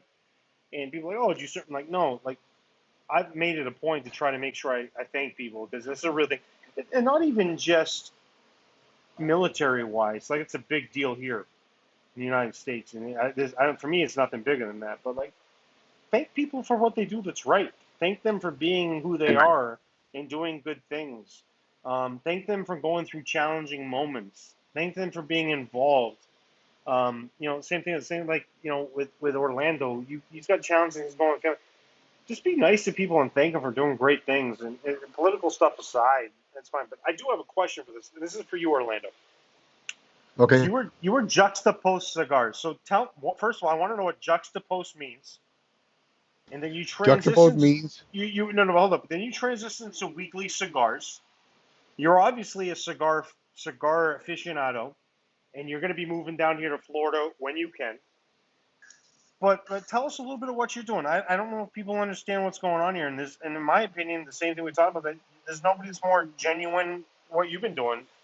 I've never even met you in person, but you're a great person. You're a great human being. You're a great man, and you do great stuff, and you're very genuine. So, like, explain a little bit what you have going on. Well, with juxtaposed, the terminology juxtaposed means whenever you line up things side by side. That's what the word juxtaposed means. He actually told me, he said, you know what? Juxtaposed is a difficult word for people to understand what it means, which kind of makes sense. And I'm like, okay, yeah, makes sense, whatever. So then he gave me some ideas, and we bumped heads together, and I ended up getting weekly cigar news, which is easier. My podcast, I'm trying to get into the weekly basis, but as you guys know, my mom she went to the hospital today, and she had it's called a cardiac enzyme, which is like a minor heart attack type thing. And yeah, and I'm gonna try not to get too emotional here. That's but fine. I've been on her for a while, and sorry. Yeah, you're fine. And I'm her caregiver, and I'm the only one taking care of her. And finally today I told her, I said, Mom, you got to go to the hospital. You don't look good at all. And she didn't. She forgot how to walk after the last surgery she had on her left wrist, that she broke her wrist. They gave her surgery. After that, she's never been able to walk like she used to. So I've been carrying her pretty much from the bed to the bathroom and that kind of thing every day until today, obviously. So now she's over there taken care of and that kind of thing. I'm glad that she's over there. She's being looked at. But once all this is over with or whatever, I'm gonna go back into focusing my mind into my podcast, which is what I want to be able to focus on. And the weekly cigar news basically is all news about the cigar industry and all that stuff. I have another one called the Orlando Perez Show. That one has to do with real estate because I'm a real estate agent. So I talk about the industry and real estate and marketing and housing and all that stuff. And yes, soon I'm going to be hopefully moving to Miami. I'm hoping by the end of this year. I wanted to go in March for my birthday, but obviously my mom thing came up, so I wasn't able to go. Other than that, yeah, that's where I'm at right now. And speaking of what Coop was saying earlier about life and stuff like that, I almost died in 2019.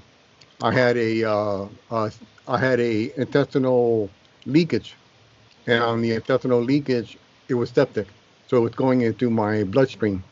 So the first surgery they did on me, they they did a surgery.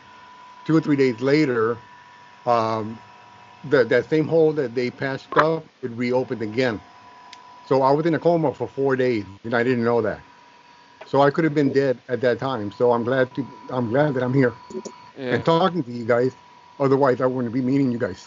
Yeah. Yeah. So absolutely, Orlando. But Well, there's nobody that can connect to you as much on that as Coop can. You know. Yeah. Yeah. Wow. So I appreciate everything, and I appreciate you guys, the generosity and everything. And maybe I say stupid things on the chat thing, but hey, I hope you do. It's my personality. I like being funny. I'm a funny guy. I'm not funny looking. I know that, but here. Yeah. No, Orlando, I'm sorry you went through that. You know, the one thing I'll say is you hear of people passing away from complications from surgery. Yes. Those complications from surgery is usually a septic condition. That's just the word complications is easier to say, but usually it's the complications are infection, not all the time, but a lot of time it is. So I'm very glad you pulled out of that. Yeah, I am too, and a lot of people told me that it wasn't my turn to go. In fact, one of my family friends said, "Well, because my dad he passed away 4 years ago, but someone said." Your dad must have seen you up there. He said, "No, son, you need to go back down, take care of your mom, and keep selling homes." Yeah. So it's all positive, no matter what. I'm just glad to be here. Hey, John. I'm sorry, I didn't cut you off, Orlando. No problem. Kirk Kendall's in here. I would love to get Kirk Kendall on. I'm gonna send. No, I see him. I see him in here. I'm gonna send Kurt the link. I'm gonna send Kurt the link right now. Let's get Kurt in here. Yeah. He's on. Kurt's I'm looking at him. He's Kurt's on. one of my closest friends. Hey, now. Yeah. Kurt, wave at everybody so Carney didn't send you the link. I don't think Carney knew you were here. That's why. Is he in the actual? Yeah, he's in the fucking. He's in the actual. Oh, yeah, fuck. he's been here for a few times. Yeah. Oh my god, I'm fucking embarrassed. I'm just listening. I told him how much I liked him and how close we are, and I didn't put him in the show. Hold up. I'm gonna put him in a better spot since I fucked him over. Hey, I'm gonna drop off so you can give Kurt some All time. right, thanks, Brian. You're a great man, my friend. Yeah. I appreciate everybody. Thank you very Focus on much. Brian for a minute. Kurt is in here. How long was he in here, Coop? I want to say like 15 minutes at least. Oh my god, he's oh my, I'm gonna owe him something for that shit. Yeah. Oh what? Hold up. Here we go. Here we go. And we got Orlando. All right, Kirk Kendall's in the house. What's going on, guys? You know. Hey, now. Kurt. Everybody's looking good. I had no idea you were being so quiet. Were you enjoying this conversation or something? Like, what happened? I was just relaxing. I'm not a man of a lot of words anyway, so it was good to just listen to you guys. Are you at the homestead in Hooksett, or are you up at the lake house? Like, what's going on right now? Where are you at? No, I'm in Hooksett. I just got out of work, if you want to call it that, and just got home, and I saw the you guys had the anniversary show tonight, so I got a message from Matthew to figured I'd join in and say hello. Well, thank you for jumping on. We were doing this We were doing the raffle earlier, and we thought we were going to do the last raffle prize, and then Cynthia Fuente, who by the way is still watching the show. She is. We're 5 hours in, and Cynthia's been watching the entire time. Cynthia watched almost the full 26-hour Meet the Professor marathon. Yeah. Wow. It's crazy, huh? She's hardcore. So Kurt, brother, we had this thing where we were like, it was just a random situation. We were going to do the last prize, and we were going to be like, all right, so it's the last number. What number are you going to pick? So I said, Matthew, what number are you going to pick? Cooper, what number are you going to pick? And so anyway, I said, I said, my last number is going to be 724. There's a couple things. Kurt, I don't know if you know this, by the way. This is going to be funny because Kurt and I are actually, we've had some good, very, very close experience. He's a person I can talk about anything with. I have a baby on the way. I have a child in the womb. What? Yes. and it's a girl. Surprise, really? surprise. Yeah. And we're doing October. It's a great situation. She's a sweetheart. You'll get to meet her this summer because we're going to come up to the Northeast. She's great. Wow. And yeah. Thank you. And wow. And her birthday. That's a shocker. I had no idea. No. I had not told many people. And I didn't. And honestly, when I found out, I didn't know who to tell at the same time. It was like, who do you tell and what's going on? But this lady of mine has a very special birthday. Her birthday is 7/24. Oh. Wow. And yeah. Which so when I've known her for about 8 years, and so when we finally got closer, it was like, oh, his birthday's 7/24, and I laughed. She's like, what are you laughing about? I said, well, I have a very close friend of mine who owns a cigar brand called 7/24. I go, when he finds out I'm having a child with a woman who has a birthday of 7/24, he's going to be very impressed. And also at the same time, the baby's going to be born. He's going to insist you'll name the baby Kurt Kendall. Yes. Well, we're going to call it Autumn. Autumn's the name. It's a baby. It's a boy. If it might have been a man, we might have named it Kurt. Honestly, the first name might have been Keck. But yeah. This is awesome. So there's a baby. John Carney has a baby on the way. Wow.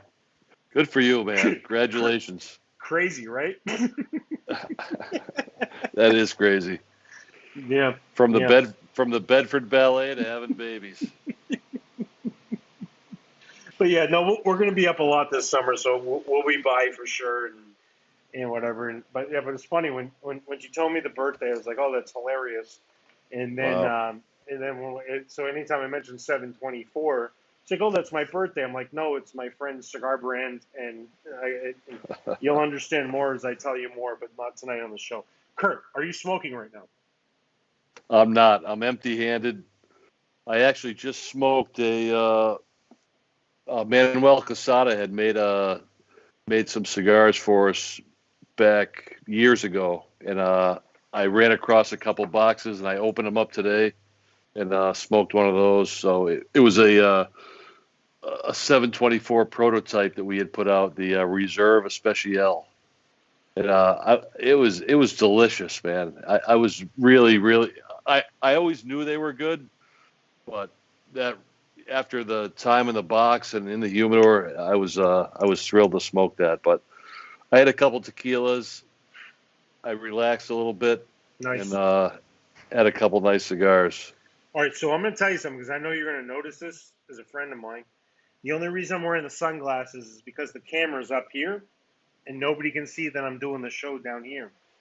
However, at the same time, there's 3 cigars I've smoked with you. And I don't know if you remember them all, but there's 3 cigars I've smoked with you that were legendary smokes that we'll never get to smoke again. The first one, in no particular order, you and I smoked an Opus X Shark together. And I know you remember that one. We smoked it. We were at your old store in Londonderry. We had that cigar. The next one was the original Camacho Diploma. Mm-hmm. And I think the way you smiled, I think you know when we smoked that. It was when we were on our way down to Foxborough, Massachusetts. Yeah, Patriots game, yeah. And that's where the conversation ends. However, and the next one was that you gave me that was really unique and special. And I'll give you a fourth after this. But the third one we smoked an original Fonseca together one time. It was over the top. Amazing. So those 3 cigars are the many cigars we smoked together, the many things we've done together, and the many things we've done with many people in the business. Those are 3 of the most memorable cigars for me personally. Dead serious. I mean, I remember to this day. You just popped up, and I'm telling you about them. The 4th one was when you gave me a 724 Lancero. Absolutely ridiculous. There's not a Lancero I've smoked that tastes like that. It still tastes the same to this day. What do you attribute that to? Like, how does that, why is that so different? The Lancero? Yeah, like, why is that so over the top? The Churchill's great too, but that Lancero is legendary. It's the right ratio of tobacco with that wrapper and the filler leaf. It's just it performs the best, it tastes the best, and that's definitely my favorite. I smoked one of those yesterday, which I haven't had one in a while, and I wanted to treat myself to a cigar that I hadn't had in a while. But let's go back. So you said the first 3 cigars we had, the Camacho Diploma original out of the. We had the Fonseca 2003. By the way, hold up. The Camacho one. I mean, you literally brought it out of the original box. Like, before you gave that to me, nobody had actually touched it, and the people that made it. And it's not an exaggeration. I remember the exact moment you gave me that cigar. Well, and the 3rd cigar was the Opus Shark, Opus X Shark. So you said, and these are 3 we'll never have again, which is not true, because we can smoke all 3 of those still today, maybe even in one afternoon, and make it like ultra, ultimate smoking. I say let's do it. Yeah, However, I say we do it too. Yeah, and we will. But when we smoked that Camacho Diploma, we were on the way. We went to the playoff game. It was the Patriots versus the Houston Texans. We had a great day. It was amazing. We smoked that on the way down. And I remember it was the first cigar he gave to me. And you know me as John Carney, but when Kurt Kendall talks to me, I'm Johnny. Johnny. You gave me that cigar. And you explained to me. It was one of the top 10 most memorable cigars I've ever smoked, and I was over the top. It was such a unique experience, and it was very special. So, like, for you, you don't have to. It doesn't have to be in reverse for me. Like, these don't have to be most memorable. For you, what's one of the most memorable cigar experiences you've had? Wow. Yeah, I'm sorry. It's a loaded question. Yeah, that is a loaded question. I mean, times like that are very special, and a lot of times you don't realize it until after the hour or 2 hours is over. Got down to the last 100 boxes that Manolo had, and every once in a while she's like, "Hey, Kurt, you want another one of those? Manolo will give you one." Well, about 8 months ago, she called me up and she said, "Kurt, would you like some more boxes of those Reserve Especial?" And I said, I mean, yeah, of course I do, but I can't imagine it if they left. The last I knew, Manolo had 10 boxes left. She said, yeah, and we want you to have them. Oh, wow. So they sent me all 10 boxes, number 1 through 10. So that was a pretty special time in my cigar world here. You know, it's funny. You're a big cigar collector, Kurt, and it's not out of like greediness or anything. You just understand sitting on something for a period of time and letting people enjoy it when they enjoy it, and it's equally the same way. Like, you'll give it just the same way you'll sell it. When you sell it, it's not because you're in the retail business too. You're not selling it to take advantage of somebody. You're selling it at a very reasonable price, or you're giving away to somebody that's appreciating them. The times we smoked those 3 cigars, the Opus X Shark, I think I gave to you. The other 2 you gave to me. And we smoked endless cigars beyond that, and I said the same thing with other people in the business for you. But like, you're a true connoisseur of these cigars. I mean, you have a legitimate collection, and And the reason I bring it up is there's times where people ask me for age stuff, and I send them. You gotta talk to Kirk Kendall. He's an owner of Twin Smoke Shop, and he also is a brand owner of 724 Cigars, which is one of the most legendary cigar brands on the planet. And they call up and like, oh, like you know what's going on with your cigars. There's sometimes you offer and sometimes you don't. So you really understand it. And so it's, for me, 3 of my top 10 cigars ever have been with you. There's other cigars of family and this and that, and those 3 I named tonight were them.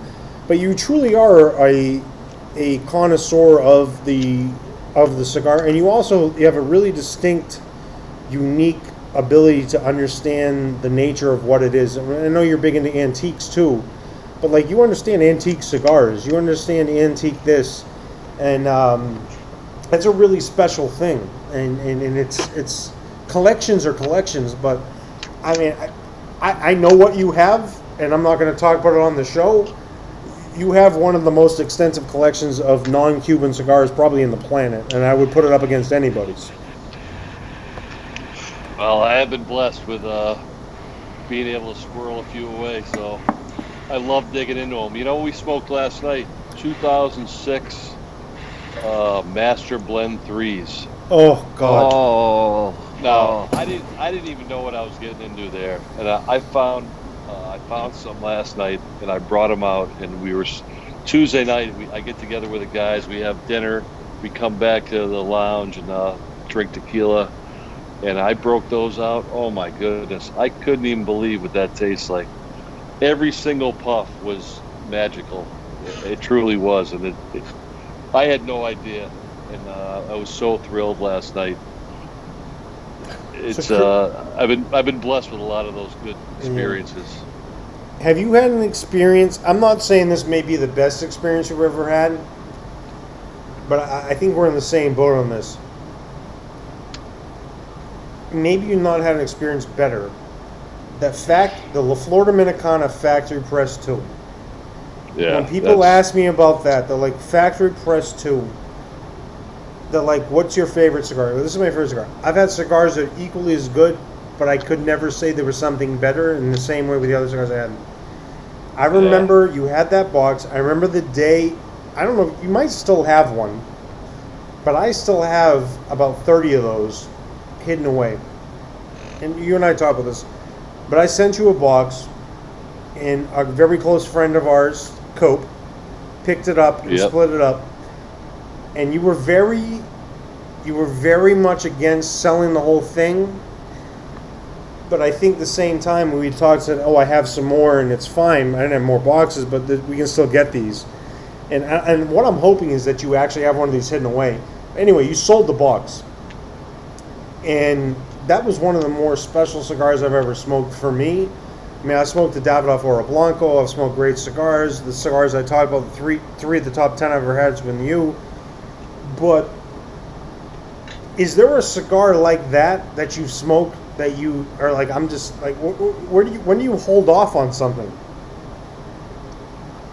Well, there are a lot, and I think the top cigar of with age on it to me was the Padron Millennium.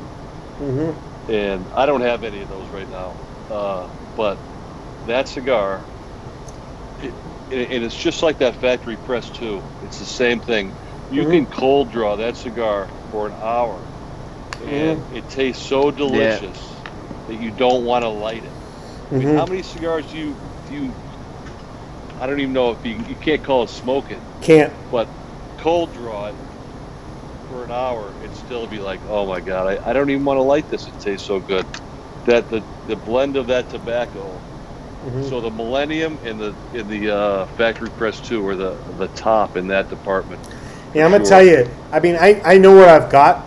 I don't know what you have, and I don't want to know what you have. And I don't know if I think you got some, but I mean the 30 cigars I had left, because when our friend Cope bought that, I bought a quarter of them, and those are gone. They were in the humidor. And then the only reason I smoked them was because I was back in the factory. And there's some cigars that you and I have talked about over the years and that you have now I won't get into the logistics of it because that'll piss people off. And by the way, if it pisses them off, I don't give a fuck. You're my friend. I've sent some crazy ass shit up to Kurt Kendall. And then I've sent it to him. He's paid for it, and it's his decision what he does with it. And we're on the same page. Remember the little Maduro? Remember the little Maduro's Petite Coronas? Man, those things were ridiculous. I think you still have the boxes over the top. Yeah. But that factory press 2, I know when I send you up one box, I kept one for me. And I kept, not for me, I kept it for me and I kept it for Lido. And by the way, there's still one box in the family humidor. So we had 2. We had 3. I sent one to you, I kept one aside, and I put one in the humidor. I have 30 of those left. It's lights out, non-explainable experience. And it's not because I work for LFD. It's not something anybody's ever going to get. Same thing when you said the Millennium, this and that. It's really special to have this experience with like a freaking expendable product that's gone in 2 hours, right? Like when can you ever actually have that experience with anything else? You just can't. Cigars provide that really unique situation when it's that level of cigar. You and I have had the factory press 2s many times. I would say the same thing about some other cigars. But when it comes to, there's nothing like a factory press 2. There's nothing like that Fonseca. There's nothing like the original Camacho de Paloma. There's nothing like those cigars. So if you have, there's nothing like the Millennium blend with Padron. There's just nothing like it. Are there cigars that are just as good or equally as good? Yeah, the cigars are equally as good. There's nothing like that with the experience and everything behind it. When those 30 factory press 2s are gone, we got to beg for them from somebody that maybe has them, and nobody has them. Yeah. Yep. Well, one of the common denominators for all those cigars we pretty much talked about is spectacular blends of tobacco, but also aged in the right cedar. For me, makes all the difference. I like cedar enhancement, and not everyone does. As you know, John, I age cigars in cedar. We call the Cedar Project. Yep. We've got thousands of cigars aged in cedar shavings just to try to mimic that experience. But it gets close, but it doesn't get to where it needs to be. But it gives people an experience that could be close to that, right? Yeah. Yep. Hey, here's another memorable moment I remember. We were at a cigar dinner with Lido, and we were doing a La Flor Dominicana dinner under a tent with I think 150 people. And the first cigar we lit up was a cigar that, honestly, I was having a hard time selling. They were spectacular cigars, but, it's just a matter of getting in people's hands. So 150 people lit the first cigar up, and it was all the same. And it was the Cameroon Cabinet in those cedar boxes. And we all lit up under that tent, and the aroma of that tobacco under that tent, all in unison, was just an extremely memorable moment for me. Never forget that smell. So, Coop, you seem to have lit up a second cigar. A third. This is third. So what was your second cigar? The second cigar I had was San Cristobal Revelation. Oh, nice. That's a great smoke. Yeah, What's going on now? I have the Las Calaveras 2018. Nice. I didn't get to. Oh, go ahead. I didn't get to the cigar last night when we had Miguel on, so I had it in the humidor down there. Orlando, what are you smoking? I'm smoking the Oliva V Melanio. Oh, nice. Yeah. Nice. Nice. Those are nice. I got fireworks going all over the place here. So sometimes I pull the fireworks down so we can see people's faces.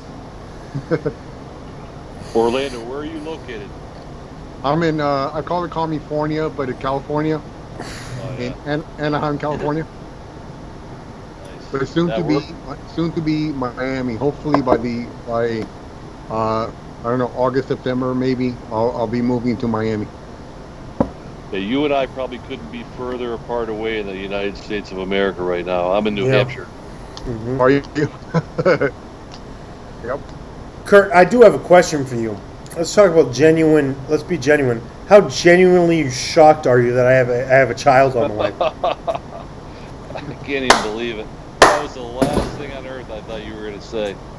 That's crazy, man. I'll tell you one thing, though. It is a life-changing situation. Yeah, it is going to change your life like you've never experienced. And it's all good stuff. Yeah. And you've known me long enough in the cigar business. You've known me for over a third of my life. You're a great friend, a brother. You're a mentor at the same time. There's shit we talk. We ping pong shit off each other a lot. Not as much as we used to, but when we talk, it's real. And it was crazy. I mean, people's like, "Oh, your life's gonna change." I'm like, I'm looking forward to it. Like I live a good life. I've enjoyed myself, and I'm looking forward to dialing it in. But yeah, it was cool. It was fun. When he popped on, I was like, wait a minute. I'm like, there's no way he knows. I was like, I haven't told him yet. And yeah. And a little girl. We got a little girl. The name's already on the way. The whole deal. It's especially my parents came down last week. We did the gender reveal, and it's a special thing, man. I'm looking forward to it. And you know what? The funny thing is, people say, your life's about to change. Be ready. I want to. I'm looking forward to it. I've had a great time, and I'm gonna continue to have a great time. John, where are you gonna end up living? Is it gonna be Orlando or Miami? Yeah, Orlando. Okay. Orlando. Yeah, we own what's funny, Kurt Bridges too. So I will. I mean, this is late night here, but I'm gonna end up this lady, my lady friend. She's amazing. I've known her for about 8 years, and I love the fact that Kurt's smiling about this because he knows a bunch of some other lady friends I've had. But she's a sweetheart, man. She's great. She's awesome. She's got a great job. She's got drive for days, and I've known her for about 7.5 years. Our first date was 7.5 years ago. Very special situation, and it was no better person for me to have this situation be with. So we will. At the end of the day, the baby's going to be born, baby Carney. She and I will be together. We'll figure it out. It's going to be. I got plans for everything. But Orlando's going to be the home. I can always come back. It's very easy to get back down to Orlando. Not Orlando Perez. I can get to Orlando Perez easy as well. But you got train services, airplanes. It's very easy, so it's not an issue. And I got the blessing to lead on it as. But yeah, it was honestly, people say, "Oh, your life's about change." I'm looking forward to it because I can take the life I've had and put that into the changed life. This is going to be a really special thing, and I'm excited for it, and it's going to be a really good situation. And I'm really happy you came on, Kurt. When you popped, sorry I missed you for 15 minutes, but sorry. But yeah, man, what a cool situation. I said we're coming up for Memorial Day weekend. We're gonna be up there for a few weeks, and she can come around. So we're gonna meet. We're gonna go have dinner. We're gonna have a good time. And obviously, when I'm up there, you're gonna be one of the first people that we meet. And that she meets. And special situation, man. Things happen at the right time for the right reasons. And I can assure you, if anybody's watching this having a challenging time, I'm not trying to be an inspirational fucking speaker because that's not my thing. If you got challenges, you got challenges, but like you just give it time, life happens. And I've been very fortunate, and I've also had challenging moments being fortunate at the same time. But like, things are going to happen the right way. So I'm looking forward to meeting you, Kurt. I said, our relationship. You're going to meet her. It's going to be great. And I can't wait for you to see the 724 Lounge and go to Hanover Street Chop House. That sounds good. I look forward to it. Done. Listen, guys, I'm gonna cash it in here. I got an early morning. I'm going to an auction in the morning, and I'm excited. Well, you know what? I'm gonna tell you all something. This is probably the best time to end the show. Coop, you got MVP of the night. MVP number 2 is Orlando because he was here early on. He's been in the chat room. He's got fire on his face, and Orlando's a good friend. I'm looking forward to be down here in Florida, but he's gonna take care of his stuff. Kurt, there's no better person to end this night with than with you. Thank you. So we're going to put the Appreciate you. fireworks show on. Thank you to everybody for watching tonight. Thank you for Cynthia Fuente for being here for literally the entire night.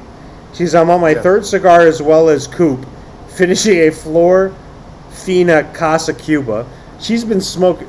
Kurt, the raffle prizes were silly. She added 3 crazy prizes. I added a crazy prize, and she had she's over the top. So it's over the top. So Cynthia hung out with us over the night. She's so nice. Over the top. That's awesome, Over man. the top. Raising some good money, and that's awesome. Yeah. So there's no better situation for me personally to end this night. My friend Kurt Kendall, my friend William Cooper, my friend Orlando Perez. We're going to go to the fireworks show, even though we saw it earlier. You all end your nights. Thank you so much for celebrating year 1 with Smokin Tabacco. This was the overtime show with Cigar Coop. We're going to be back out doing some live stuff next week here in Florida, the Smokin Tabacco tour. But here's the fireworks show. Everybody enjoy the night. Thank you so much. Night, everybody.